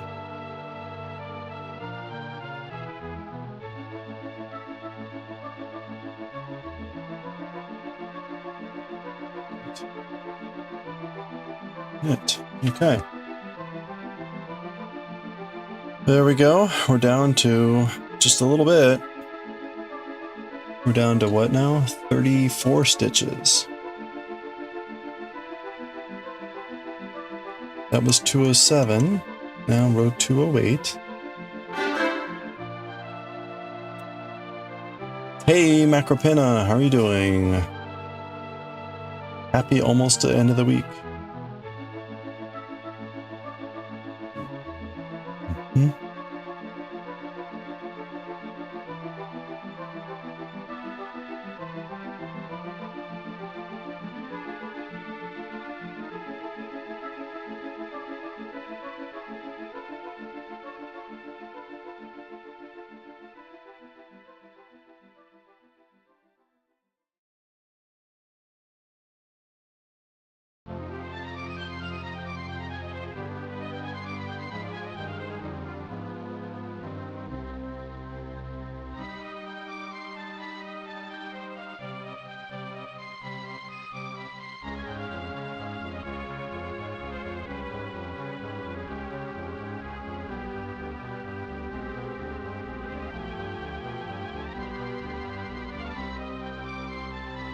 You have a question, should you have gotten tea for subbing again this month?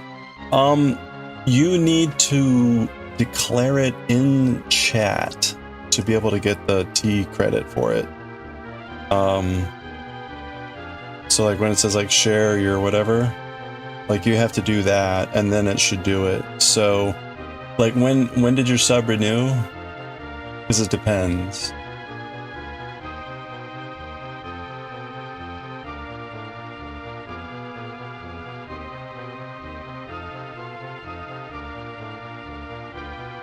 This week? Okay. Like when if you refresh the stream, do you get in the in chat like your subscription and it says like share or something like that? Cuz I'm looking back and I don't see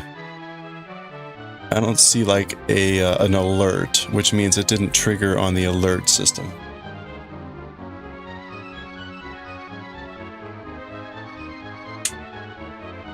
You always close those. Yeah, I know, I do too. But if you trigger it, it'll announce it, and then you'll get the tea. Sorry.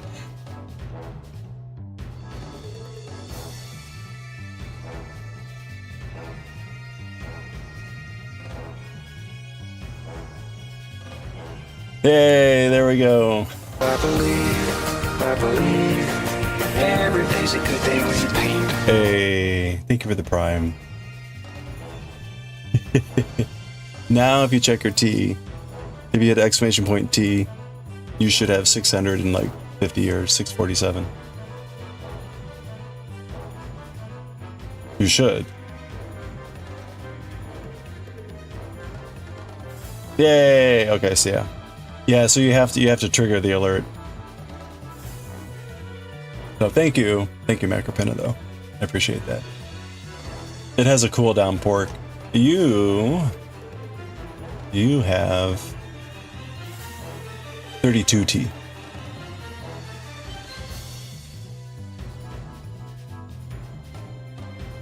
You get 10 T for every day that you say hi or say something. And then you get 1 T for every hour that you watch. And then you get 600 T for subscribing. So that's, and then you get T for bits. So that's the going rate. And then every T becomes an entry into the giveaways at the end of the month.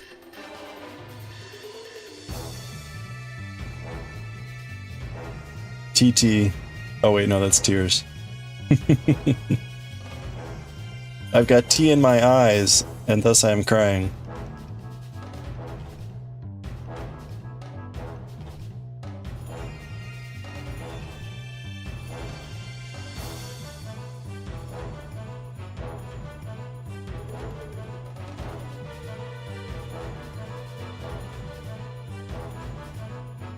Yeah, I've been meaning to make that have like a more blatant alert update on like where we are. Because the other idea is that like based on the number of subscriptions and things that we get, it ups the ante for the number of giveaways that we do. But I don't really do a good job at like articulating that. How's the Thursday going? It was going pretty well, but it's going fine. It's going fine. I was supposed to have tomorrow off, and then like towards the end of the day, I found out that someone scheduled a meeting at 11 tomorrow that I need to be there for. So it's like, okay, I guess I'll go in for that. And then I just got an email late here this evening that signed me up for a really, really important and like long project that I wasn't expecting to do. So it's like, okay, well, I'll try not to worry too much about trying to finish my other things that I was supposed to be doing. So, but you know, all things considered, like whatever.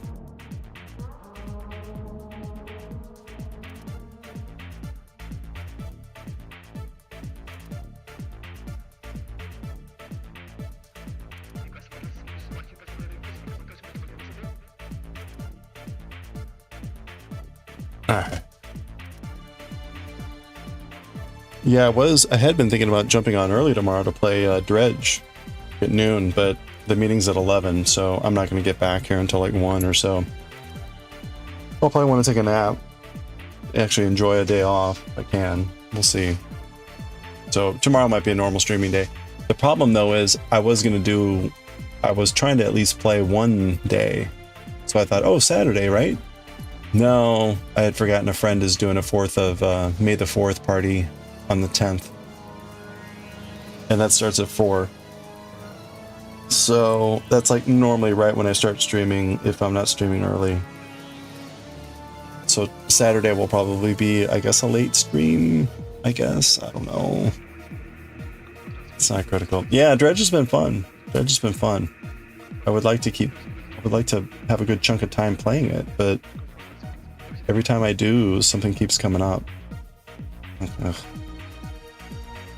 So, again, those are like, not being able to play a video game is like first world problems.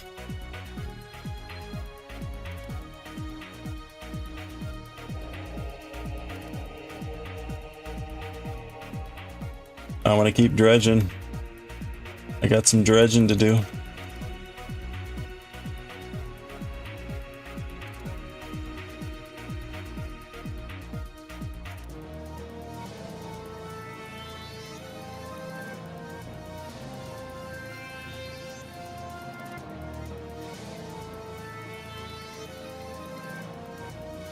You had fun dredging in your marine biology class in college? Oh, wow. Can't even imagine. Where were you dredging? Probably not in the abyssal depths.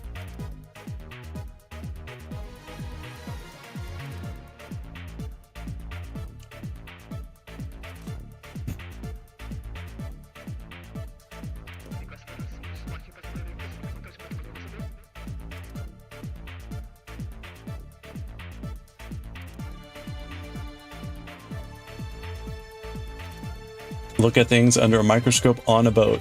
That's a challenge.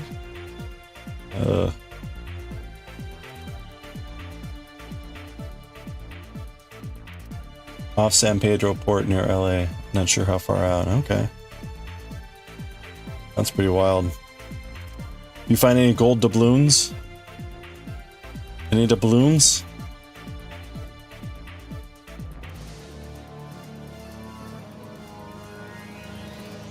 Did they tell you ahead of time that any treasure that you found would be property of the university?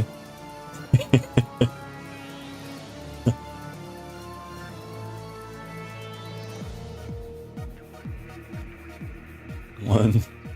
Two. Okay, so we're gonna do 2.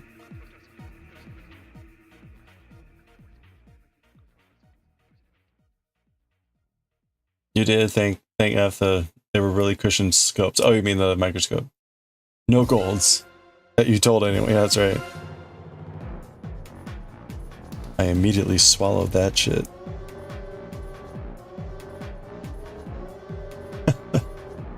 Oh man. Okay, these would be going out, and we would normally be going back and front, and we only have the front left now at this point. So.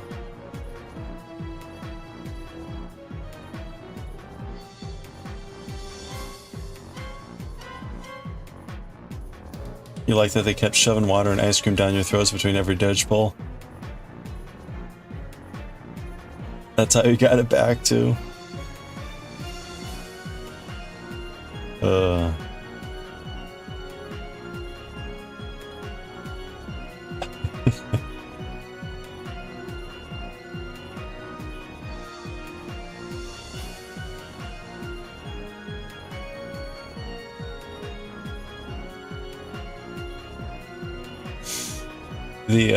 The conclusion to Who Shot Mr. Burns, like one of the early Simpsons episodes, right?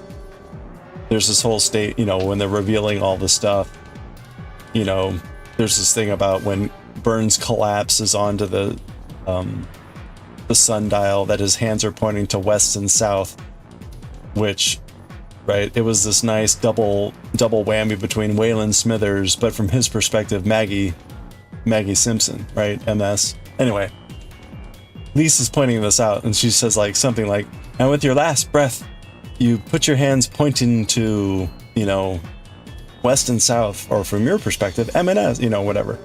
And Mr. Burns is like, no, with my last breath, I sucked out my fillings and swallowed them. Those emergency aid workers can be like gold digger. He makes some comment about it. Anyway, with my last breath, I sucked out my fillings and swallowed them.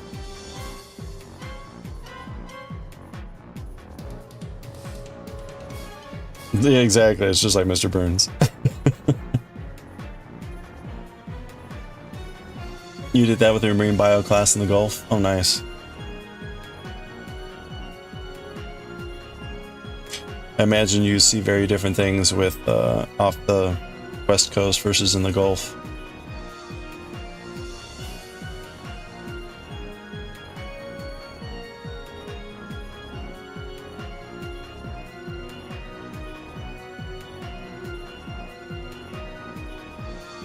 Good stuff. Ice cream, Snicker bars. Ooh, and ice cream cones. The boat chef made you pasta and veggies for lunch. Oh. You know, so for the most part, I go out on Navy ships. And the sailors out there, they do a good job of mess and everything like that. But if you go out to a civilian-run ship, the food on the civilian ships is top-notch. It is pretty damn good.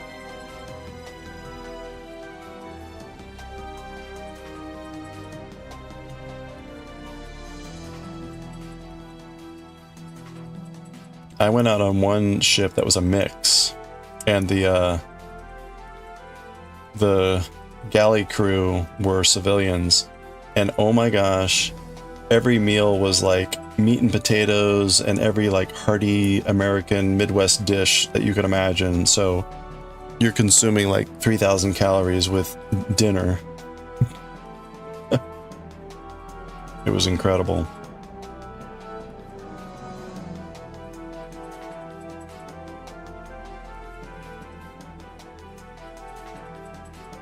Oh crap, I did it again. See, look at that. Man, pay attention.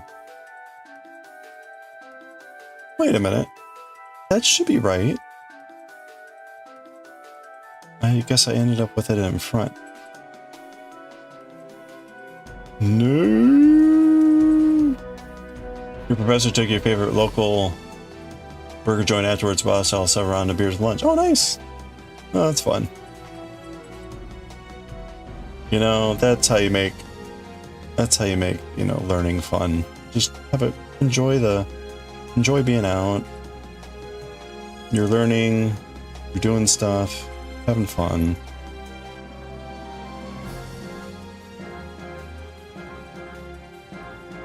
Daydream with civilian food will do that. Oops. Oops.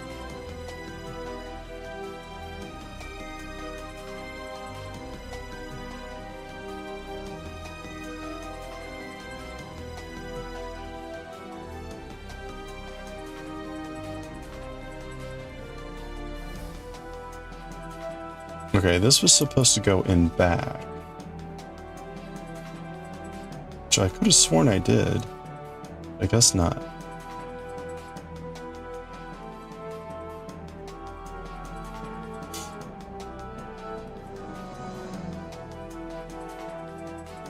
Oh yeah, your book should be here either Friday or Monday. Nice. Well, hopefully Friday.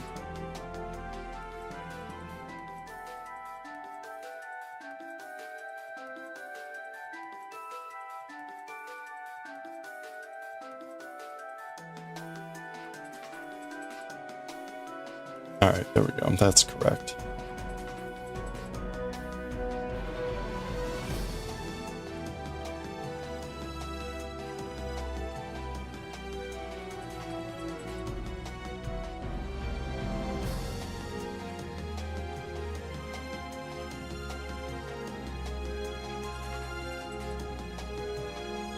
Okay, we're at the beginning again, and so this is going to go left, which is actually in back.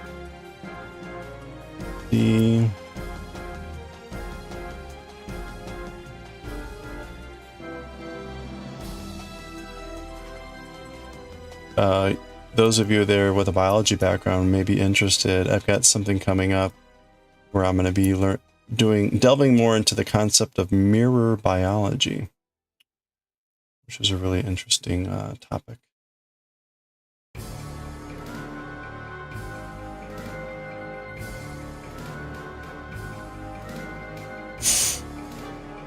Yeah, it's gonna be an interesting discussion. There was a recent paper that was put out by a bunch of academics, a pretty thorough paper that looked at kind of the timeline of the potential impacts and worries and concerns and things like that. So,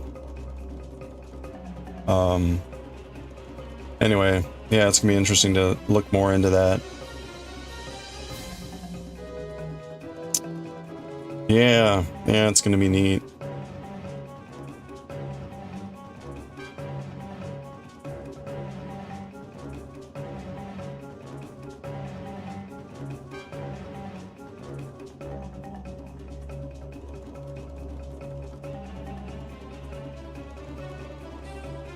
You can't just say that and not expand more.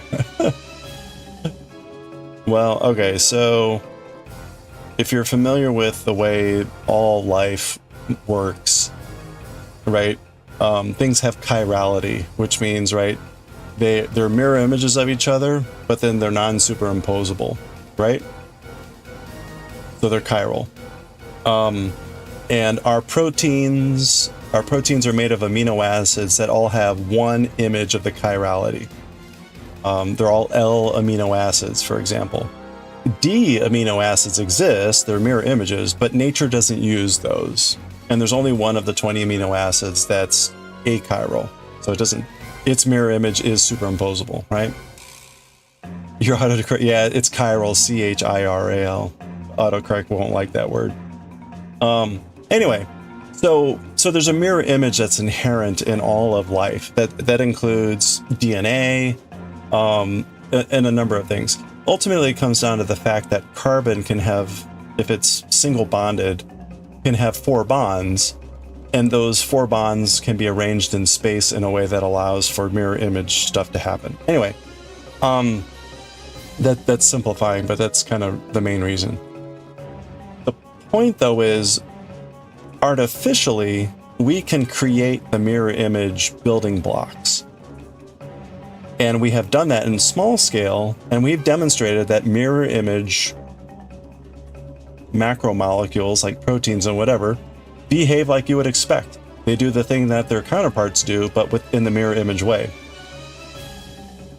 So the ultimate idea here is, though, if at some point someone creates a living organism that is composed completely of mirror image materials, what happens? What happens? How does our reality recognize and interact with it, if at all? There's just lots of there's a lot of speculation. What does this mean? How's it going to work? It's not the same as matter and antimatter because they don't self-annihilate, but there's a lot of concern about what it means about bioavailability, defense mechanisms, yada yada.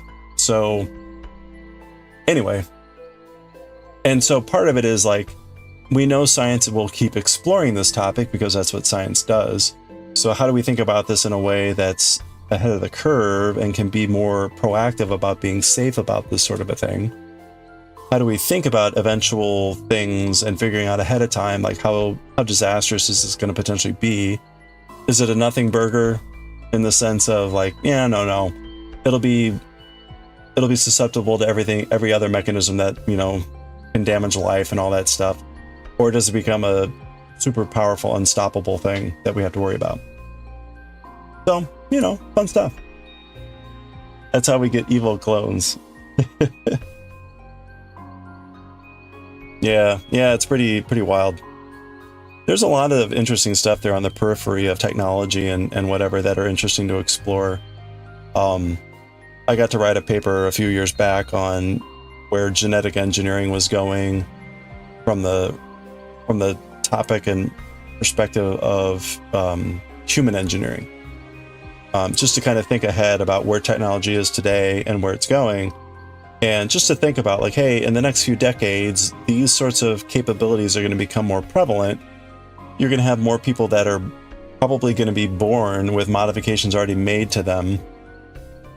What does that mean from, you know, obviously, right, I work for the Navy, so thinking about this from a military perspective, but it has society impacts as well and all that stuff.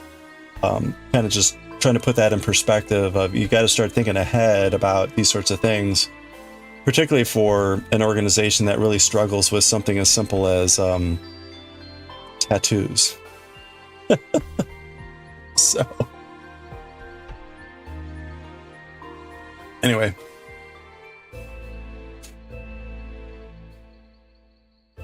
reminds me when we did a research paper about CRISPR and CRISPR-Cas. There's a lot of it. Yeah, right. That it's exactly along those lines. And I wrote the paper back in like 2020, 2021.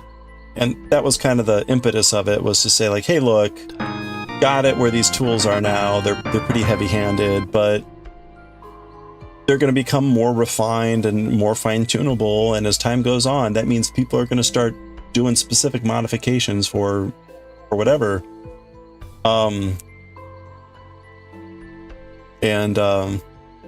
You know, again, like thinking through the implications of, well, what do you need to start worrying about now? So.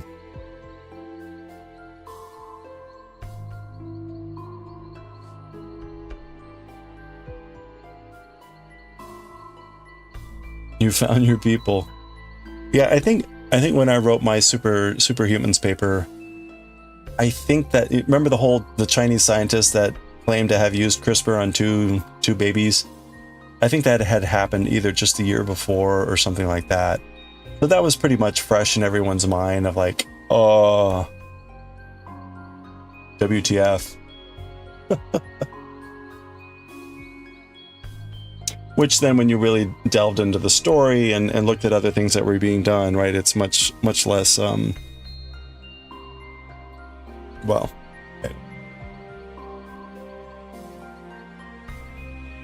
it was pretty neat to read into. And I did, again, like the paper I did was all about like human modification, both like physical, genetic, everything, kind of looking at the whole gamut, and kind of looking at the just historical use of modifications and charting out where that was all going. I ended up calling it like human-centered bioengineering, just to get bioengineering away from the typical stuff, which is more about like typically more about fabrication, materials, agriculture, and stuff like that. I was looking more at the biomodification of humanity itself.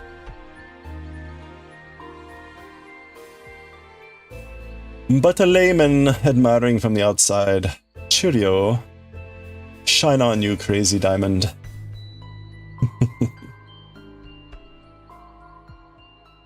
Yeah, that was a lot of fun. I actually got to go on a radio tour for that one. I hadn't done that before. That was pretty wild.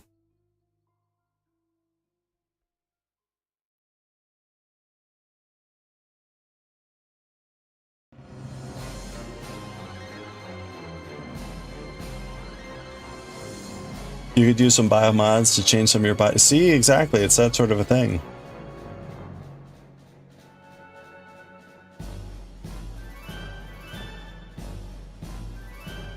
That's going to be a huge market. Going to be a huge market. I got to get insight into there is a whole body modification like culture, which is not surprising. But there are people that do implants and other things like subcutaneous insertions of things, LEDs, you know, RFID tags, things like that, you know, for scanning or for other things.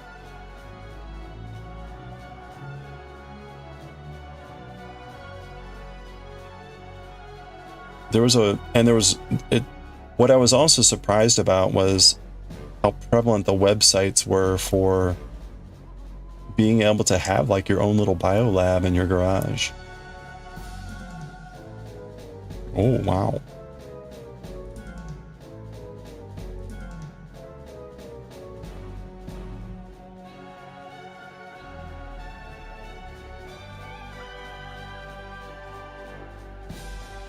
Oh, we're in ad break.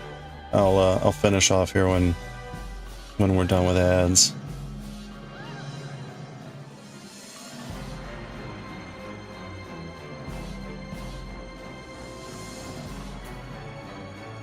You've heard of subcutaneous chips that can help read blood sugar, right? That never need replacing. That would be epic. Yeah, yeah. I mean, it's things like that that could be beneficial. I mean, aside from the whole like door opener and that sort of a thing.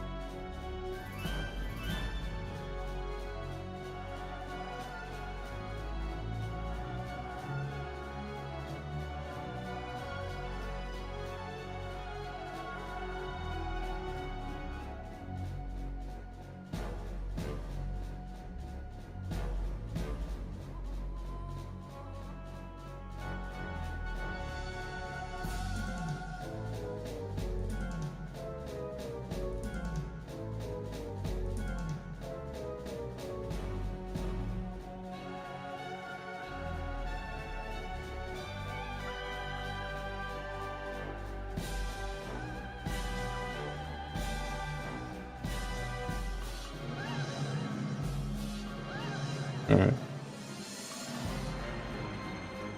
Getting there. 210. Only 20 rows to go, and we've done 20. Oh wait, no, I take it back. We've only done 10 today. Oh, my bad. Actually, we've done like 12.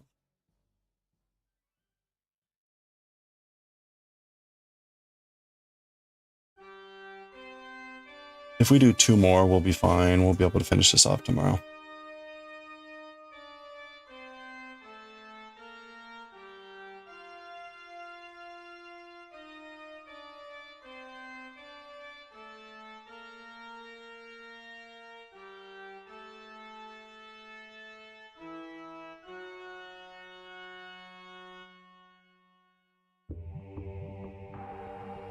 All done? Alright, welcome back. Yeah, I forgot those were gonna sneak up.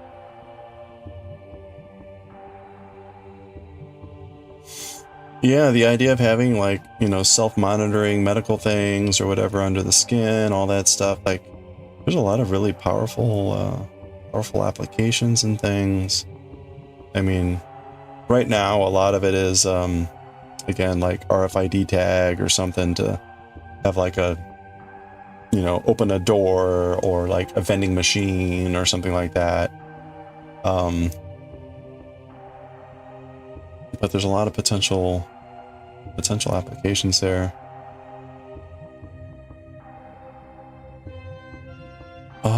What am I doing? Oh, I'm just knitting here.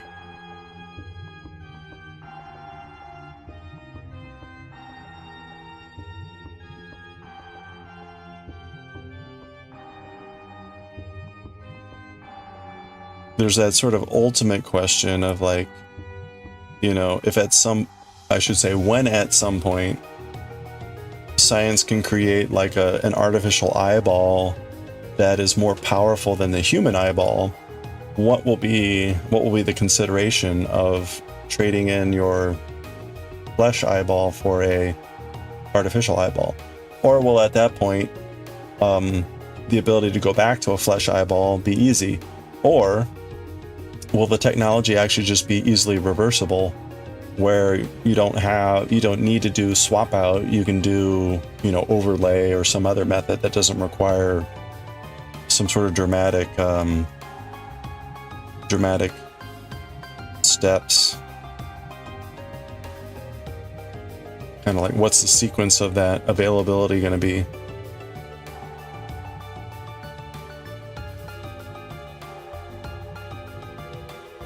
Because, like, I mean, medicine today, at least like accepted traditional medicine, will not harm a patient to do any such thing, right?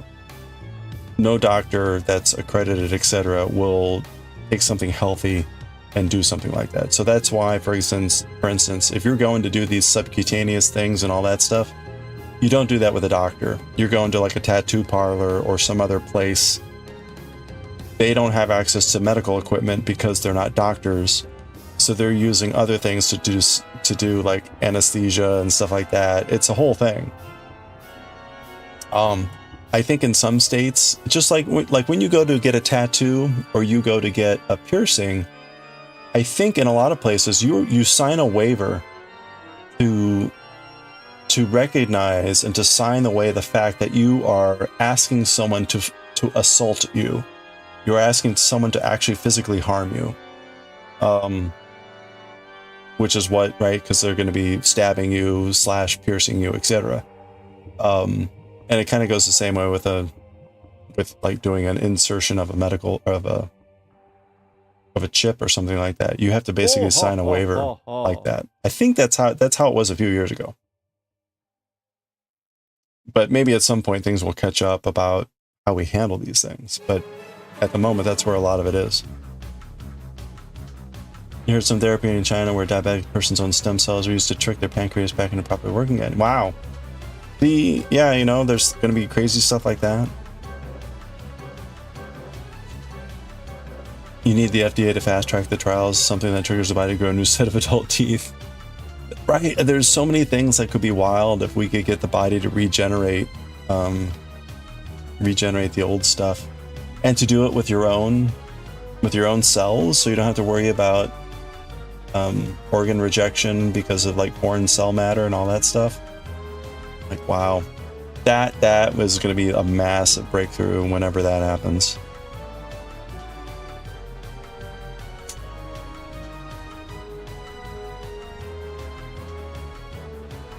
You've had 9 wisdom teeth removed? Ugh.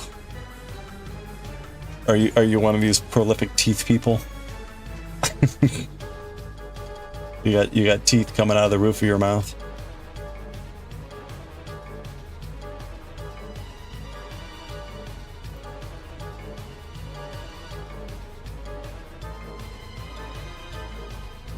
Graft versus host disease is brutal. If we could avoid HLA stuff, that would be epic. Yeah. your family apparently has shark blood. Your dad had 7. Your grandma, really? Wow. Yeah, you know, teeth are such a weird thing. I've heard about that too, where people will have teeth growing just in weird places.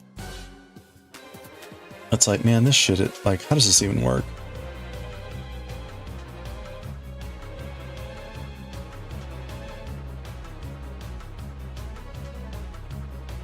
I still remember when I was studying biochemistry and reading like how cells divide.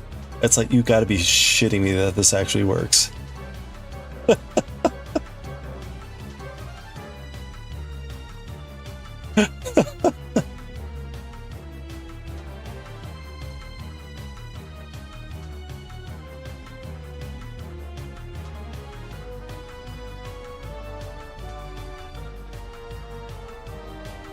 Fortunately, they've all stayed in your mouth. Okay. And relatively proper placement. That's good.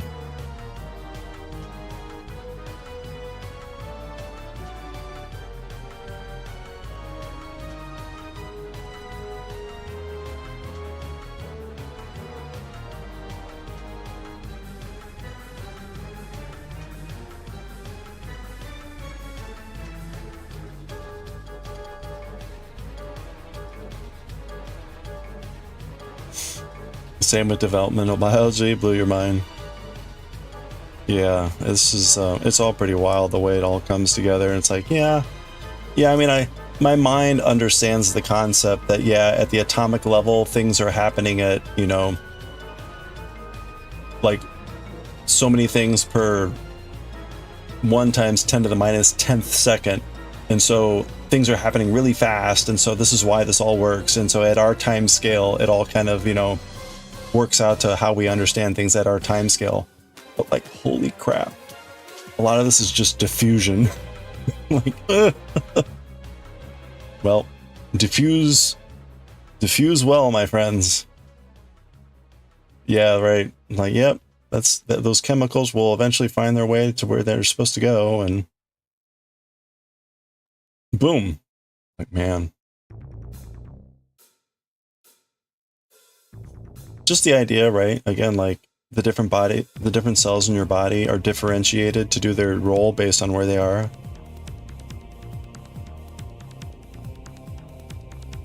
It makes many of the diseases comprehensible. Like, I see why this is a disease, and it's just like, why doesn't this happen more often?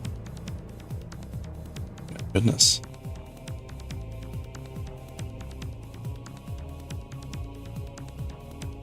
Okay.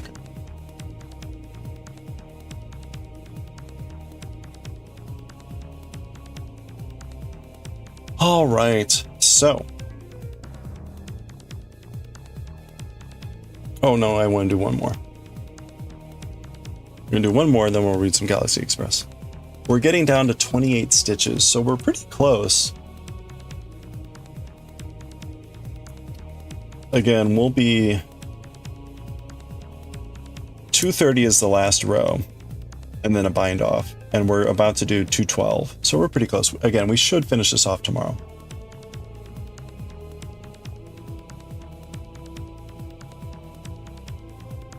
I'm currently in the middle of listening to the book Song of the Cell, which tackles all that stuff in the origins of cellular pathology. Oh wow.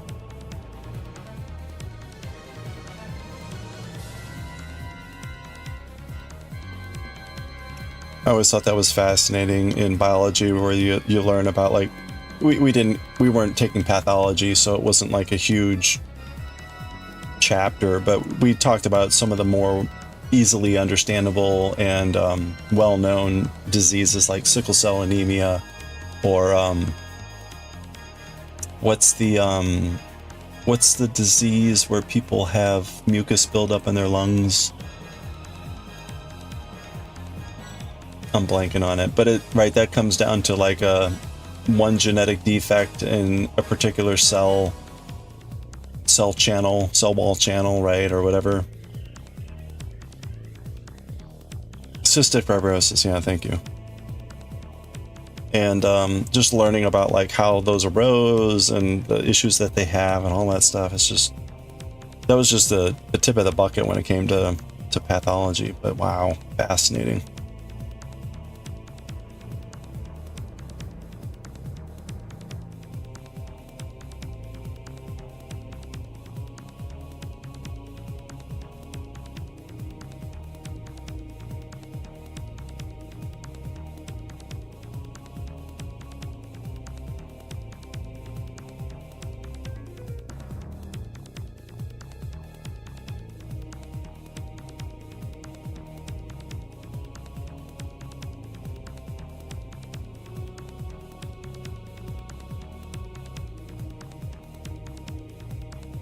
Hemoglobin synthesis diseases are pretty wild.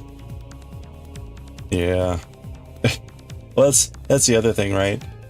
When you sort of first learn about like how hemoglobin works and how oxygen exchange works, it's the other thing that's like, are you kidding me? I mean, after you get more familiar with it, it's like, okay, yeah, I see, right? Transfer of oxygen across the membrane, a protein that binds up to 4 oxygen molecules, and the binding coefficients change depending on the configuration. Like, it's all incredible.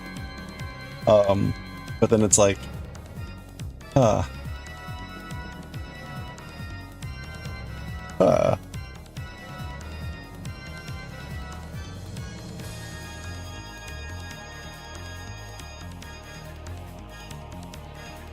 That was the one thing I did not like about studying biochemistry, was like every time I was reading the chapter, it was like I could just feel my protein synthesizing. Like, no, I want to know this level of detail.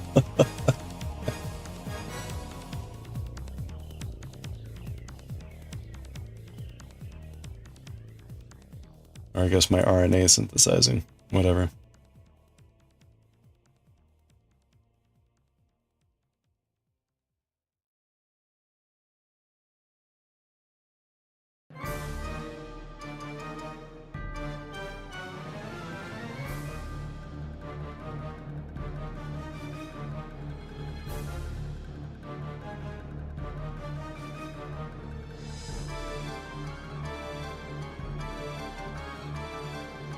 Oop. Okay. All right. We're getting down pretty close to the end of this. Don't get you started on the dissociation curve. That greatly affects how... Yeah, exactly.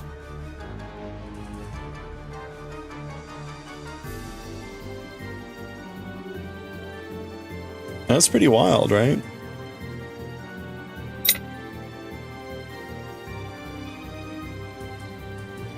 All right, look at that. We're getting close. Again, we're going to be necking down to about here. And we're on row 213 out of 230. That's only 17 rows. I will finish that off, I think, easy tomorrow. So we should finish off the sleeve tomorrow, which is exciting. Yeah, thank you. So after this, we'll start the front panel. Hello there. We'll start the front panel, or sorry, the back panel.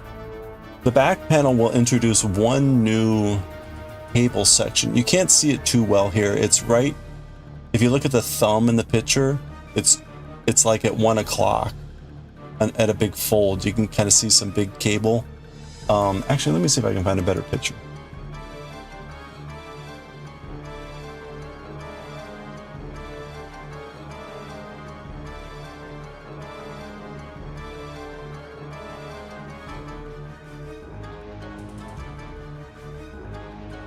Yeah, there we go.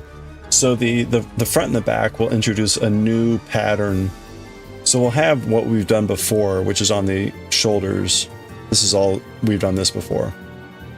But it'll now be framed by these really thick cables here. So lots of cables on the front and the back. So this is gonna be a lot slower. They're obviously bigger too. But, yeah. You know, it makes me think that I didn't quite do this right. Like, look. Take a look at this. Let's get a close-up of the shoulder. Yeah, there we go. See, like, look at this. Look at this area where the cables are vanishing into this thing. Like, look at mine. Here, let me go back.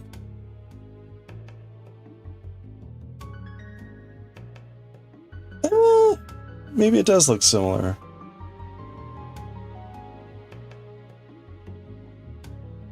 Oh, I guess that does look similar.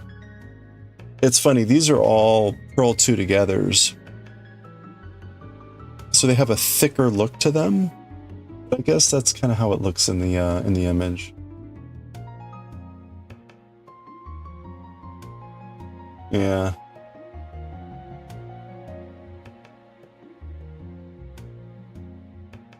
Okay, yeah. You recommend the book? What was it again? Song of the Cell? That sounds fun.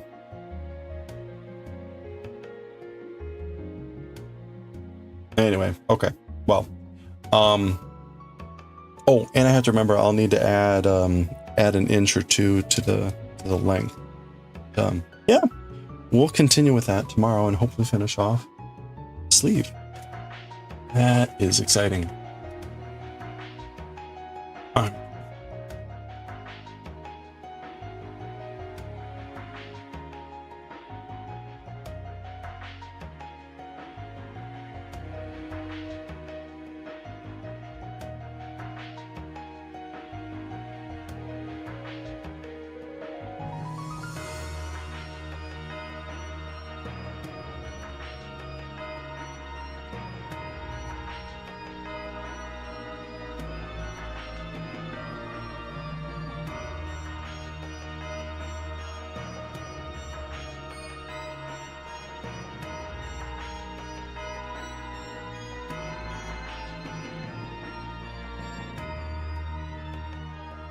Okay, let's finish off Galaxy Express. Well, sorry, let's not finish off Galaxy Express 29. Let's finish off the stream with Galaxy Express 29.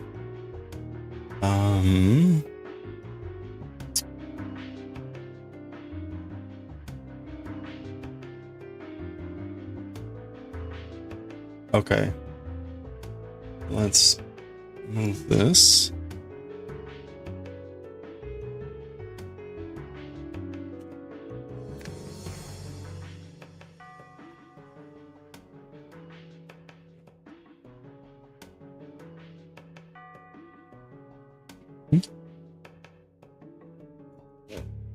Okay, we're starting chapter 7, which is part 2 of this double planet guillotine. Galaxy Express 39, volume 2, chapter 7.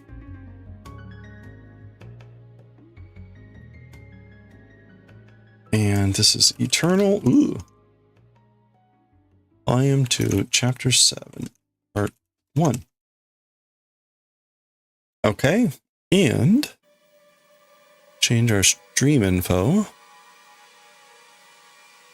Double planet guillotine with Galaxy. Oh, pork. Way too late. Eternal. Now. Hey, thank you for the follow. Appreciate that. Welcome. Feel free to say howdy or lurk, whatever you're comfortable with. We're just about to start reading Galaxy Express here. Writing and reading.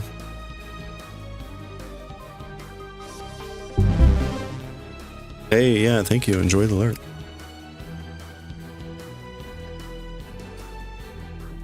Okay.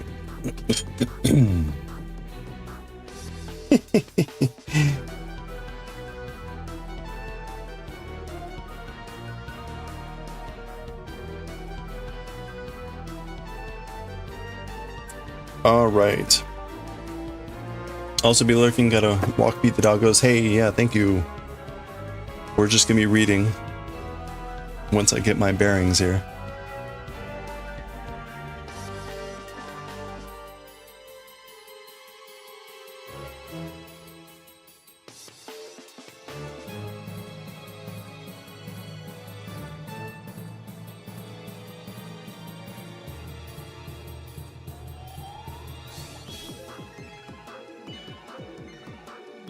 Oh, right. That's where we ended. Okay. All right. Bear rings. Let's see. Okay. Mute that. I think we're all set.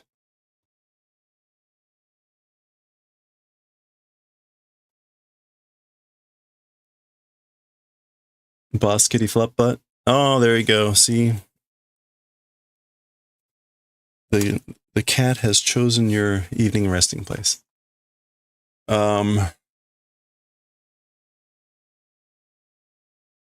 Okay.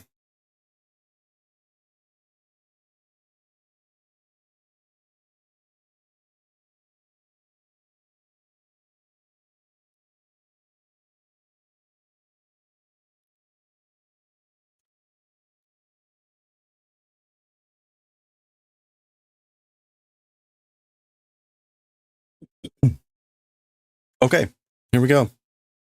Let's hop to it. All right, let's read Chapter 7 of Volume 2 of Galaxy Express 39 Eternal. We'll see the title here on the second page, but it is a continuation of the previous story. So kind of important. We're getting our typical introduction here. The 2 planets, very important. What is our entry scroll saying? この世には行って自分の目で見ないと信じられない事実がたくさんある. Okay, so as for in the world,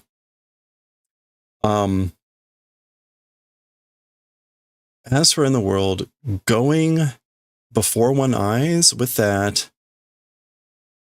見ないと, not seeing, and unbelievable truths many exist. Okay. 行って自分の目で見ないと. Oh, okay. Got it. So as for in this world, if not looking and seeing with one's own eyes and going, unbelievable truths exist, many exist. So in other words, in the world, in the universe, there are many truths out there that exist that if you don't go there to see them with your own eyes, you're not going to believe them. They're unbelievable. この20惑星ギロチーネもそういう場所だ. This double planet guillotine, also that sort of a place is. So this is the double planet guillotine. This place is one of those places that's unbelievable if you don't go there and see it with your own eyes. そこが楽園だったか地獄だったかは旅人の運の問題である.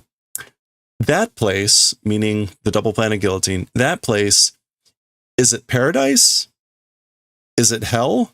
As for that, traveler's luck's problem or issue it is. Okay, so again, that place, meaning double planet guillotine, whether it's hell or heaven or paradise, it is a question of the luck of the traveler. Luck or fate. It kind of has the same destiny. Yeah, fortune or luck.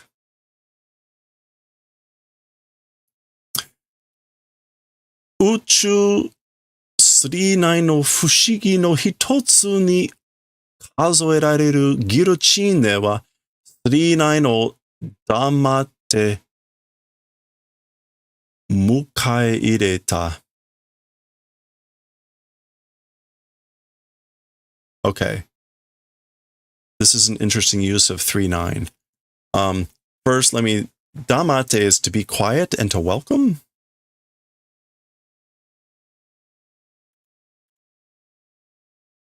Yeah, to be silently welcomes. Mukae ireta is to welcome in.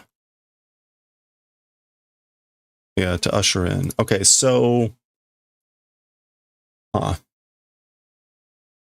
as for Girochine being numbered of one of the 999 mysteries of the universe, it's being silent and welcoming in the 39, which I think is the train. So I don't know that we've ever seen another use of 39 like this before. So I believe, again, this 39 is referring to the train, but this 39 is being linked to mysteries of the universe, which is kind of interesting. So again, as for Girochine, which is numbered as one of the universe's 999 mysteries, which, you know, could also, in a lot of historical texts, really large numbers are used just to mean vast and uncountable. So that's maybe a way to look at that too. But anyway, as for guillotine, again, being silent and welcoming in 3-9, which again implies a train. Okay, I think that kind of sets the stage well. And there's the planets. Again, the previous chapter, Tetsuro talks about how this violates Roche's limit, in which a satellite would destroy, or a celestial body would destroy a satellite based on the distance and the gravitational pull. That's not happening here. That's the whole reason for talking about truths that are unbelievable. Or perhaps there are other reasons. So we go from that mysterious entrance into the splash page. And again, it's the same title as the previous one, but now part 2. So Niju Wakusei Girochine 2. Again, double planet guillotine part 2. They've been welcomed by Girochine, which the person also has the name Girochine, and she is a centurion apparently. So apparently she is accompanying them. And so we got the moon in the background, or sorry, not the moon, the other planet in the background here. They're going on some travel tube here, presumably to the hotel or something. And it looks like Tetsuro's talking. Tsuki ga tsukai no wa tomokaku myou na tatemono bakari de ochitsukanai na. Okay. So the moon being close, as for that, tomokaku, which is like as well as, generally speaking, or in any case. So as for the moon being close, generally speaking, and as for strange buildings only, with only strange buildings, it's ochitsukanai, isn't it? Oh, ochitsuku is to calm down. So ochitsukanai is like not being able to calm down or to be like agitated. Ochitsuku. Yeah. So he's saying it's not doing that, not composing oneself, not calming down with the moon being close and only these strange buildings. この中部帯だって交通量はゼロだ. Okay, this tube belt, talking about this tube belt or this tube area, as for the traffic level, it's 0.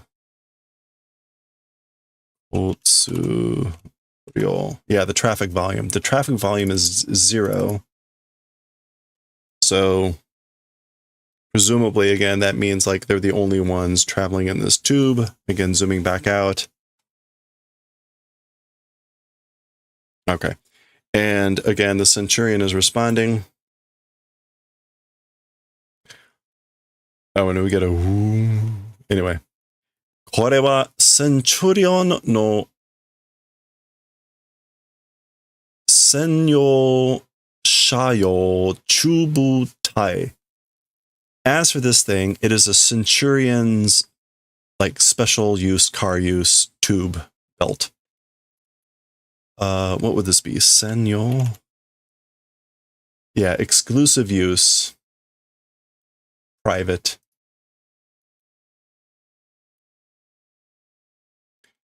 Senyo. Oh, gunyo. Yeah.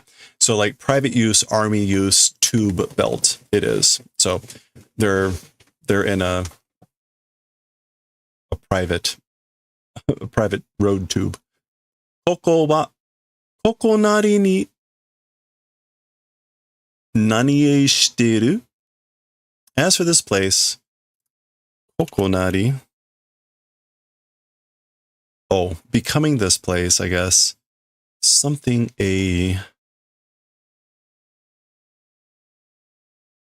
Okay, so we want this A, which is to flourish. I don't want to have to draw that first kanji, so there it is. Han-e, prospering.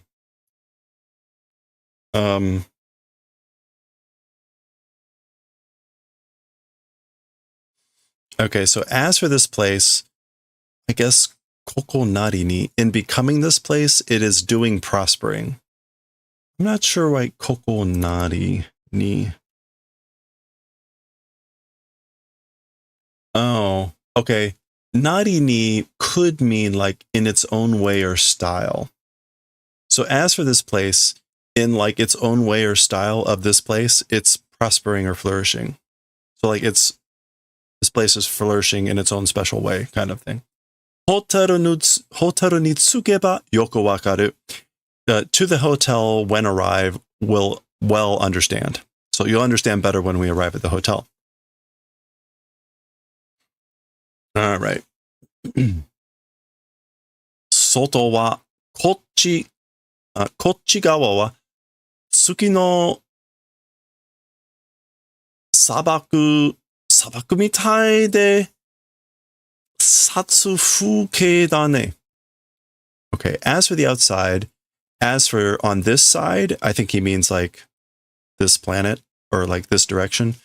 A moon's desert like that is, and it's a killing wind scene. That is sabaku, right? Desert? Yes, sabaku. Tsuki no sabaku mitai. It's like a desert, a moon desert. And what was this? Satsufu? Satsu. Oh. Satsufuke. Well, let's look up fuke first. Oh, fuke is just scenery. And I guess satsufuke would be like a deadly scenery. So it's a deadly scenery like a desert moon on this side. Okay, and I guess maybe he's saying that because she said something about its flourishing.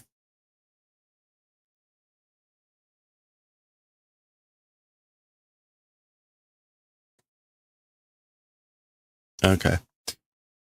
Sochigawa wa, as for that side, uchu daitai, saidai no shokeba desu. Desu mono ne. Satsufuke nano wa touzen yo. As for that side, or as for that direction side, universe's largest execution place it is. It's that sort of a thing, you know. A deadly scenery, as for it being that, it's only natural. So she reveals, now perhaps not surprising if the place is called Double Planet Guillotine, that it is the largest execution place in the universe.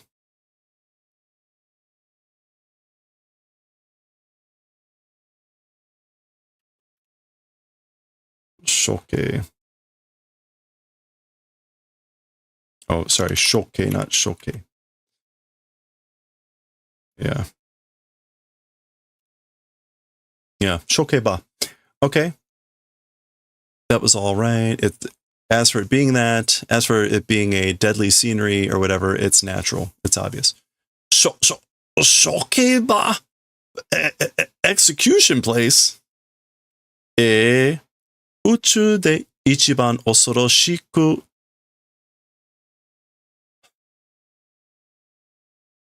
zanpa na shokeba. Is it zanpa? No. Let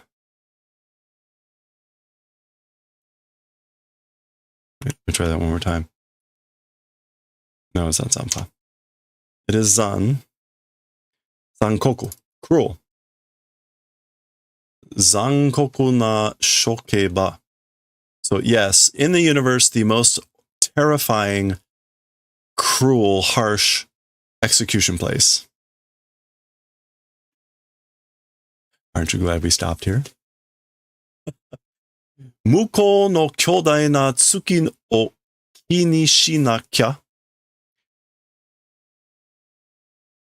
Okay, so if ki ni suru is to pay attention to. So if don't pay attention to the giant moon over there, I think this is Tetsuro talking.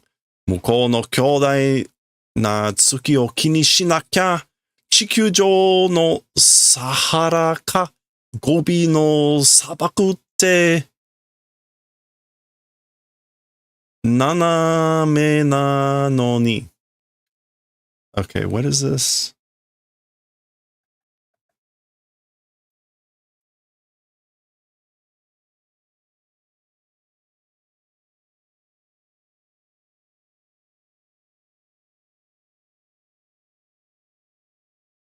Nagame. Seen or to view. All right, so again, if don't pay attention to that giant moon over there, the Sahara from the view of Earth, or the Gobi Desert, talking about that, it's, even though it's like that sort of a scene. So basically, if you were not paying attention to this giant moon back there, it would be like a scene of a desert, the Gobi or Sahara Desert, from the viewpoint of the Earth.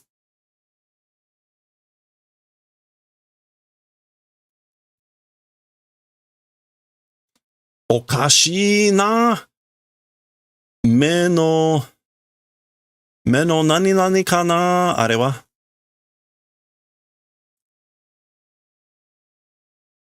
Okay.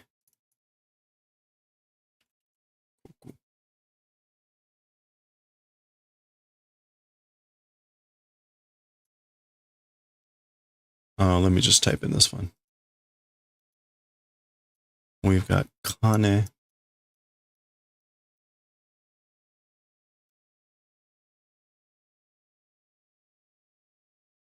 There we go. What is this kanji? Kosuri. Confusion, mixed disorder. Okay, so this is sakaku. Optical illusion. All right, so yeah, okashi na me no sakaku ka? Sakaku kana are wa? So it's strange, isn't it? A illusion of the eye, isn't it? As for that thing, so is that a trick of the eye? Nanda ka chihei sen ga maruku hekondeiru you ni mieru kedo. Okay, so somehow the horizon rounding and bending in that manner is visible. Okay, yeah. So he's like, is that an illusion or something? The horizon looks like it's curved and bending. It's visible in that manner. Are ga shokeba yo, Tetsuro. As for that, it's the execution place, Tetsuro. Are ga shokeba? That thing is the execution place? Okay, you can maybe guess where this is going, right? So he's talking about this. All right. Oh. Okay, wow. Hey, Riku, how's it going? All right, so we're treated to this nice scene. Let me zoom out even more to you can really get the whole thing here. So there's the tube. There's the tube. I guess that's their car, and I guess they're looking out that way. And I guess you can kind of see the dip that he's talking about there if I... Okay. Another giant scene here. So before we go all the way in to see this better. There they are down there. There's some of these buildings. They appear to just be floating. What do we have here? Wow, tatemono ga chu ni uiteru. So, wow, the building is floating in space. I guess that's just chu.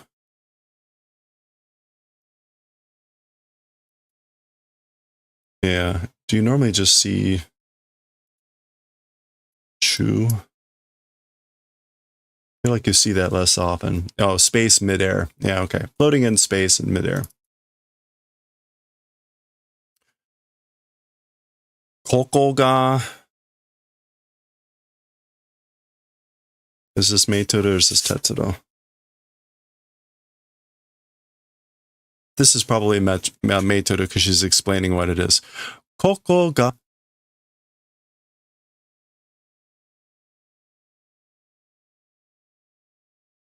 Nani nani yo nani no shite aru Ginga Tetsudo no shite hotaru desu place. Okay.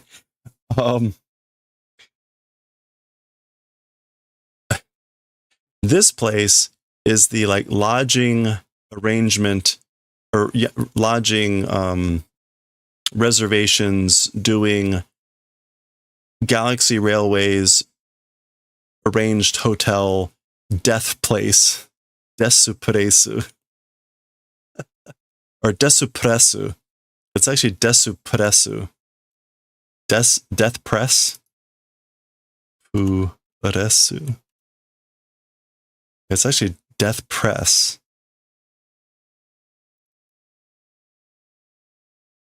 Oh no, I think I know why. Okay. Koko ga. Is this shukohaku? It's lodging, right? Shukohaku. Yeah, shukohaku. Yoteki? No, it should be yoyaku, right? Yoyaku.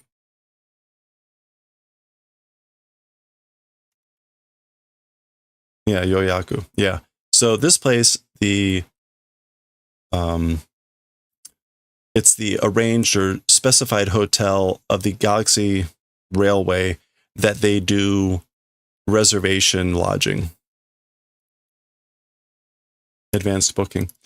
Again, shite is designated, assigned. All right. Again, desu presu, death press. Never mind.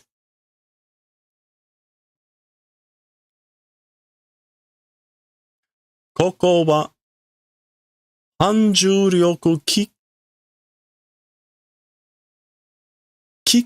nani ga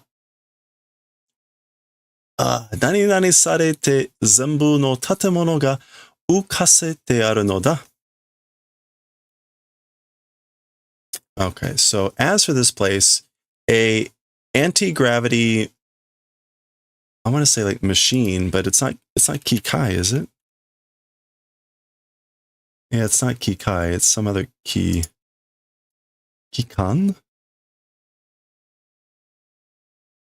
Kiko, mechanism. Haven't seen that in a while.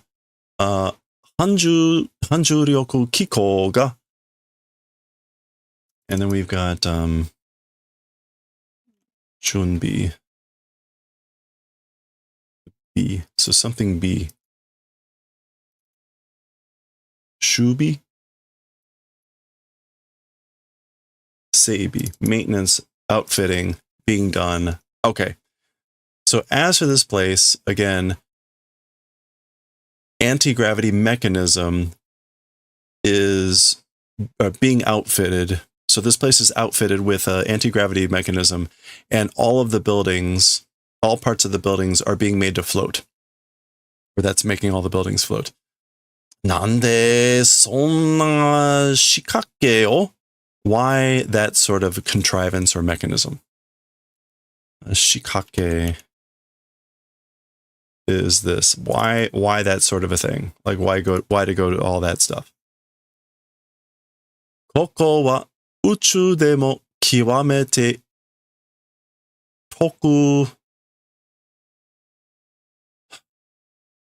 tokunani na basho. As for this place, even in the universe, it is the ultimate special place.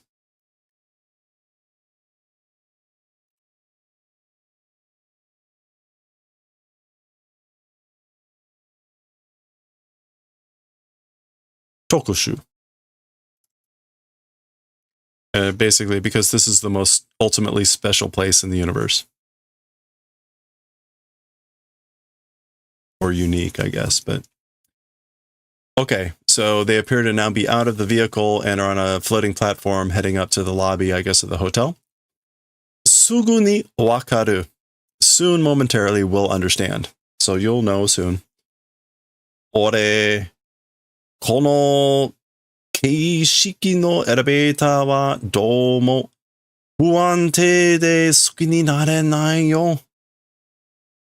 Okay, so me, this style of elevator, as for it, somehow being unstable, liking not able to become, or not able to become used to. So basically, like, this style of elevator, somehow I'm not able to get used to liking it. Huante is like being unstable, not being able to become accustomed to. Keishiki. Yeah, form, method, system. Okay, they hop up here. Naka wa futsu no hotel to onaji da. Like, as for the inside, it's the same as with a normal hotel. So it looks just like any other hotel on the inside. Meituru-san, mata ato de oaemashou. Oheya de go yukkuri, jama shinai yo meijite okimasu. Okay, she's speaking very politely, right? Ms. Meituru, again later, let's meet. So let's meet again later. In the room, go yukkuri, basically slowly at leisure. So take your time in the room, in the manner of not doing a hindrance or getting in the way. Will do meijite.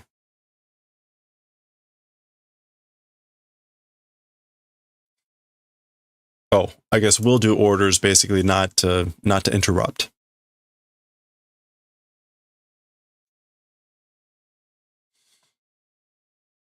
Oheya wa, I guess this would be ichi-san go jitsu desu go annai shimasu.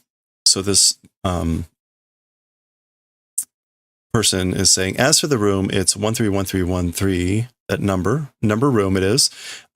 Will do leading, or go annai. What is it when someone shows you around?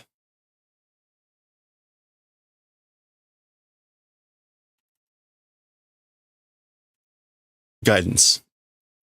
Showing around. Okay, so there we go. Ichi-san nante heiya bango. Oh, 13 Suzuki de nanda ka enki ga warui ne. I think that's probably Tetsuro. Is that enki?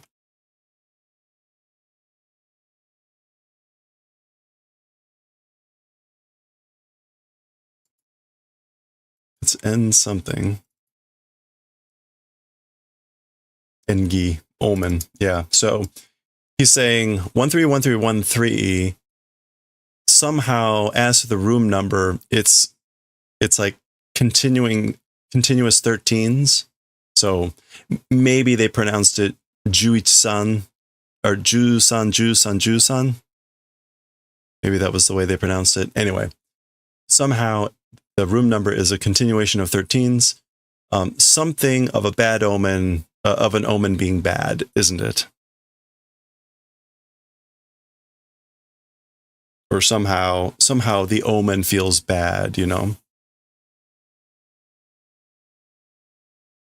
Okay. So they're in the room.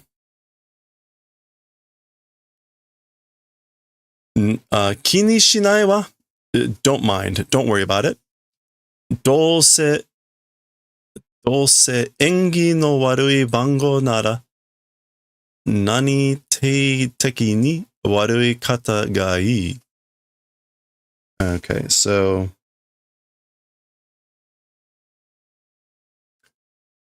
So don't worry about it. Somehow, again, an omen's a bad number. If that's the case, the bad direction is good. So what is this? This is like Sodatsu with that radical. Ooh.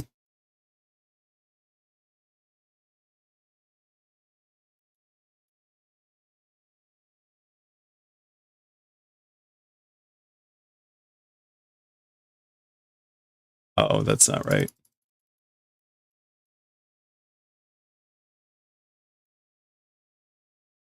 There we go. It didn't feel right. There it is. Okay. Tete thoroughly. Tete teki. So, again, somehow, if the omen bad number, if that's the case, then thoroughly the bad direction is good. Or the bad direction is fine. Fuun mo koun mo sono sa wa kami ichiju hoshi no umi no motogawa yo? That's not motogawa.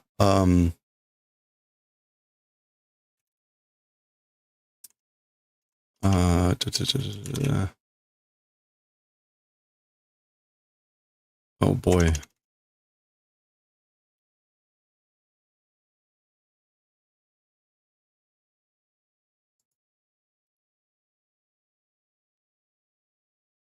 What do I want there?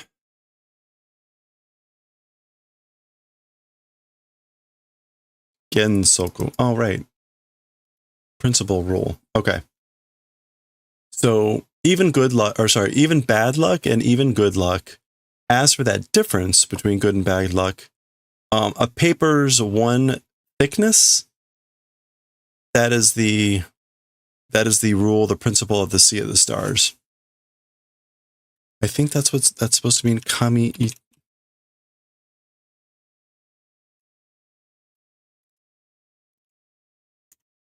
Okay, yeah. Kami ichiju.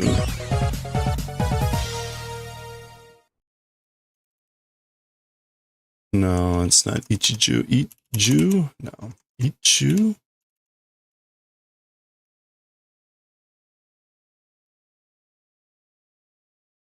All right, that's not working. So let's look up ichi.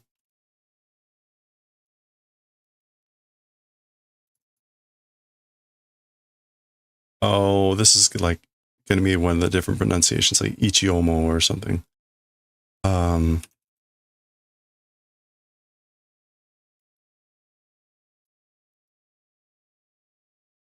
Hitoe. A single layer of paper. Okay. Kami hitoe. Sono sa wa kami hitoe umi no hoshi no ume no gensoku yo. So again, basically, bad luck and good luck.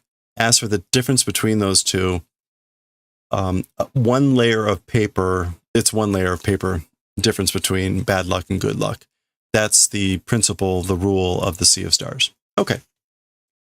Sonna mon kana? Ma ii ka? It's that sort of a thing? Like, it's really like that? Well, okay, fine, I guess. Mi-kun ga oroshite moraenakattaんだから、どうせろくなところじゃないんだ。気にするかい?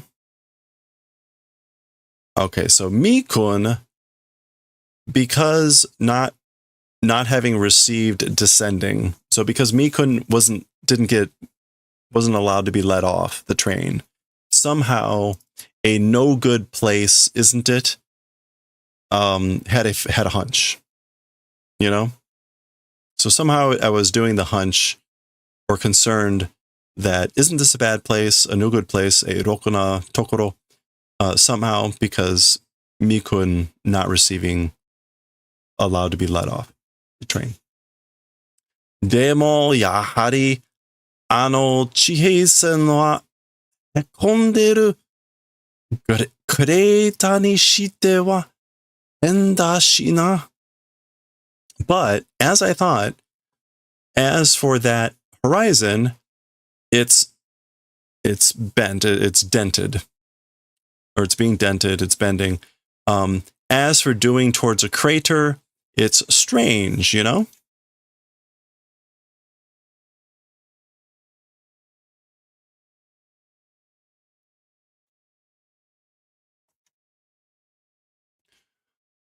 Porororon.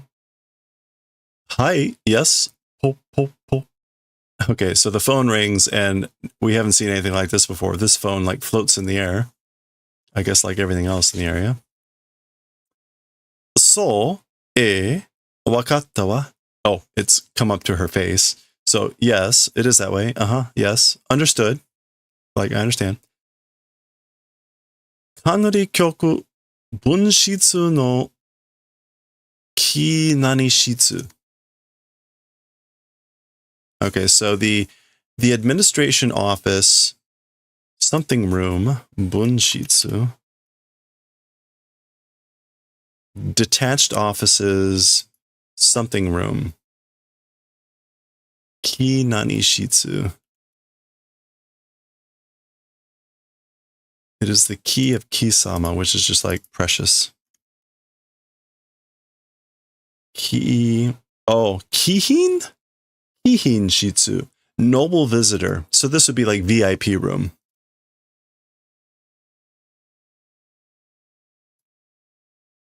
Maybe we'll actually see that as a thing here. Let's take a look.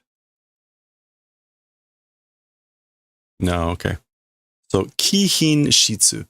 So again, the noble visitor room, the VIP room of the annex administration office. So she's saying a location. So we're not hearing the voice on the other side. Tetsuro, watashi wa kono hoshi ni aru Ginga Tetsuro no kanri kyoku bunshitsu e girochine to hanashiai ni iku wa shinpai shinai you ni ne. So Tetsuro, as for me, this planet's certain or existing Galaxy Railways administration offices to that place with guillotine, meeting to talk going. So as for me, I'm gonna go and talk together with guillotine at the Galaxy Railways administration office, annex room. Don't worry in the manner of. So basically, please don't worry. Hageshi rashi ne, meiteru ga juu o motte iku nante. Okay, so he's saying it's hageshi. No. Not hageshi. Hibishi. Yeah, severe, strict, harsh, unsparing, relentless. Seems to be, you know? It seems to be harsh, severe, strict, you know? Meiteru, going and carrying a gun, how could that be? So he's remarking, wow, this really must be a severe, harsh place if even Meiteru is going and carrying a gun.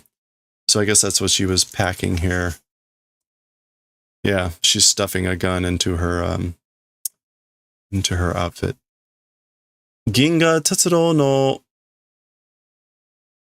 Rosen henshi o yokyū sareteiru no yo. Okay, so Galaxy Railways, like line change? Route line, yeah, a change in policy. Rosen henko. So a change in route or a change in policy. Yokyū, like request. Yeah, demand or request being done.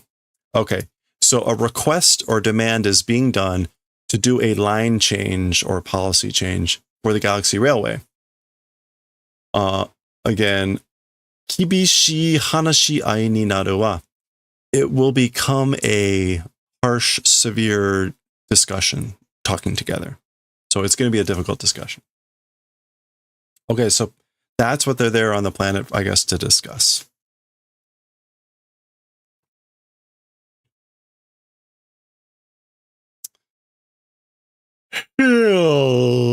So that's Tetsuro yawning in a nice tall panel. And then we get this. Nanika shiran ga mikun demo tsurete kireba yokatta no ni na. Okay. So somehow don't know, but or what it is, I don't know, but even Mikun, if came along, would have been happy, even though, you know. So I don't know what it is, but somehow I would have been happy if Mikun had come along. Anashiai ka? A talking together, huh? Meitoru wa daijoubu da. Daijoubu da yo. As for Meitoru, it's fine. Yep, it's fine. So she'll be fine. Suya. All right, so he is passing out. All right. I guess we're slowly getting closer here.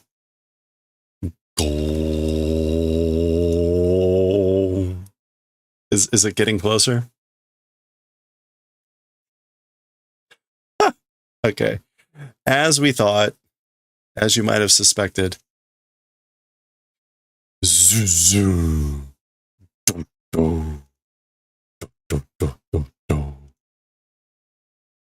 Honestly, with the crack there, this looks completely different.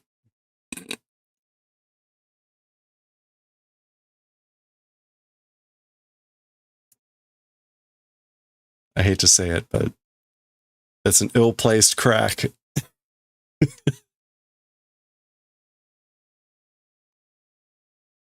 The other planet's having to sit on this planet, I think. All right.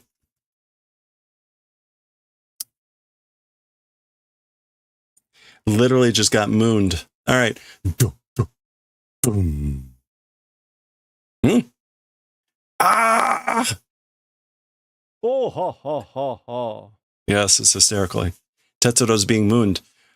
Tsuki mitai na mou hitotsu no wakusei ga merikonda.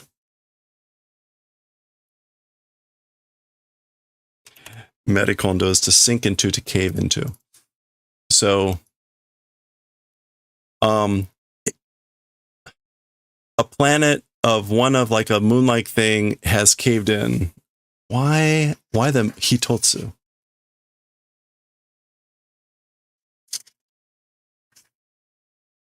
Did I miss something on the previous page? Let me just check. I did not miss anything. Yeah, okay. Just checking.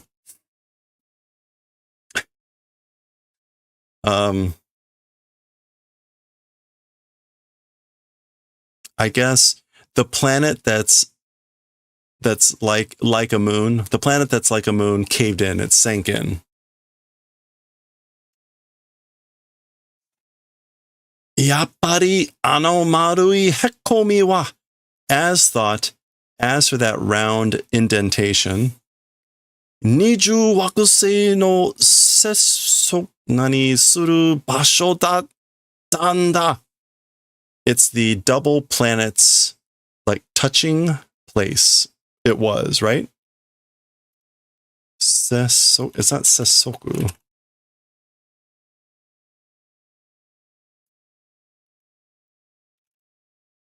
Sesshoku. Sesshoku suru basho dattanda. So again, as I thought, as for that round indentation, it was the place of connection, contact of the two planets. So indeed, that's what it was. And there we go. We get a slow, now the planet is slowly lifting. Hanareta, separated.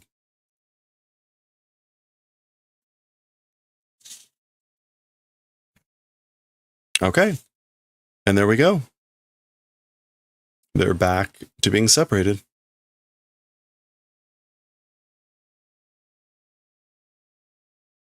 Fascinating.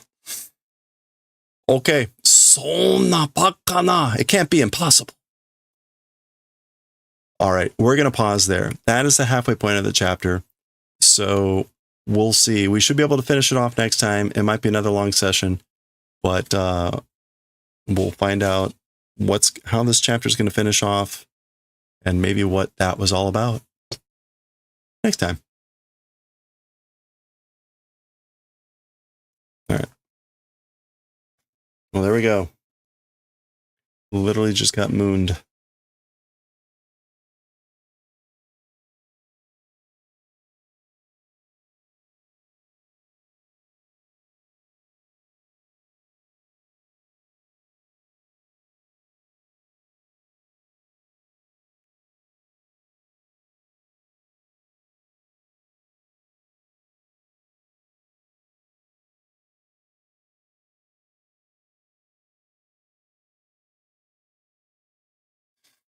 Okay. Well, that's going to do it for us for today.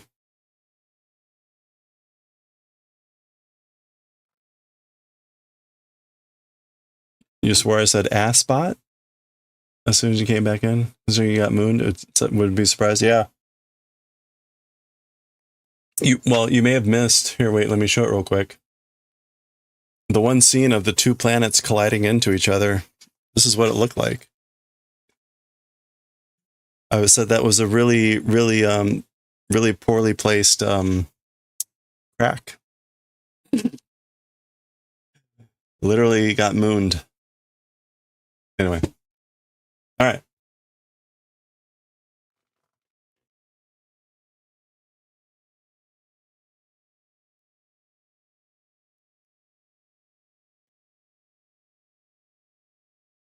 Oh, whatever.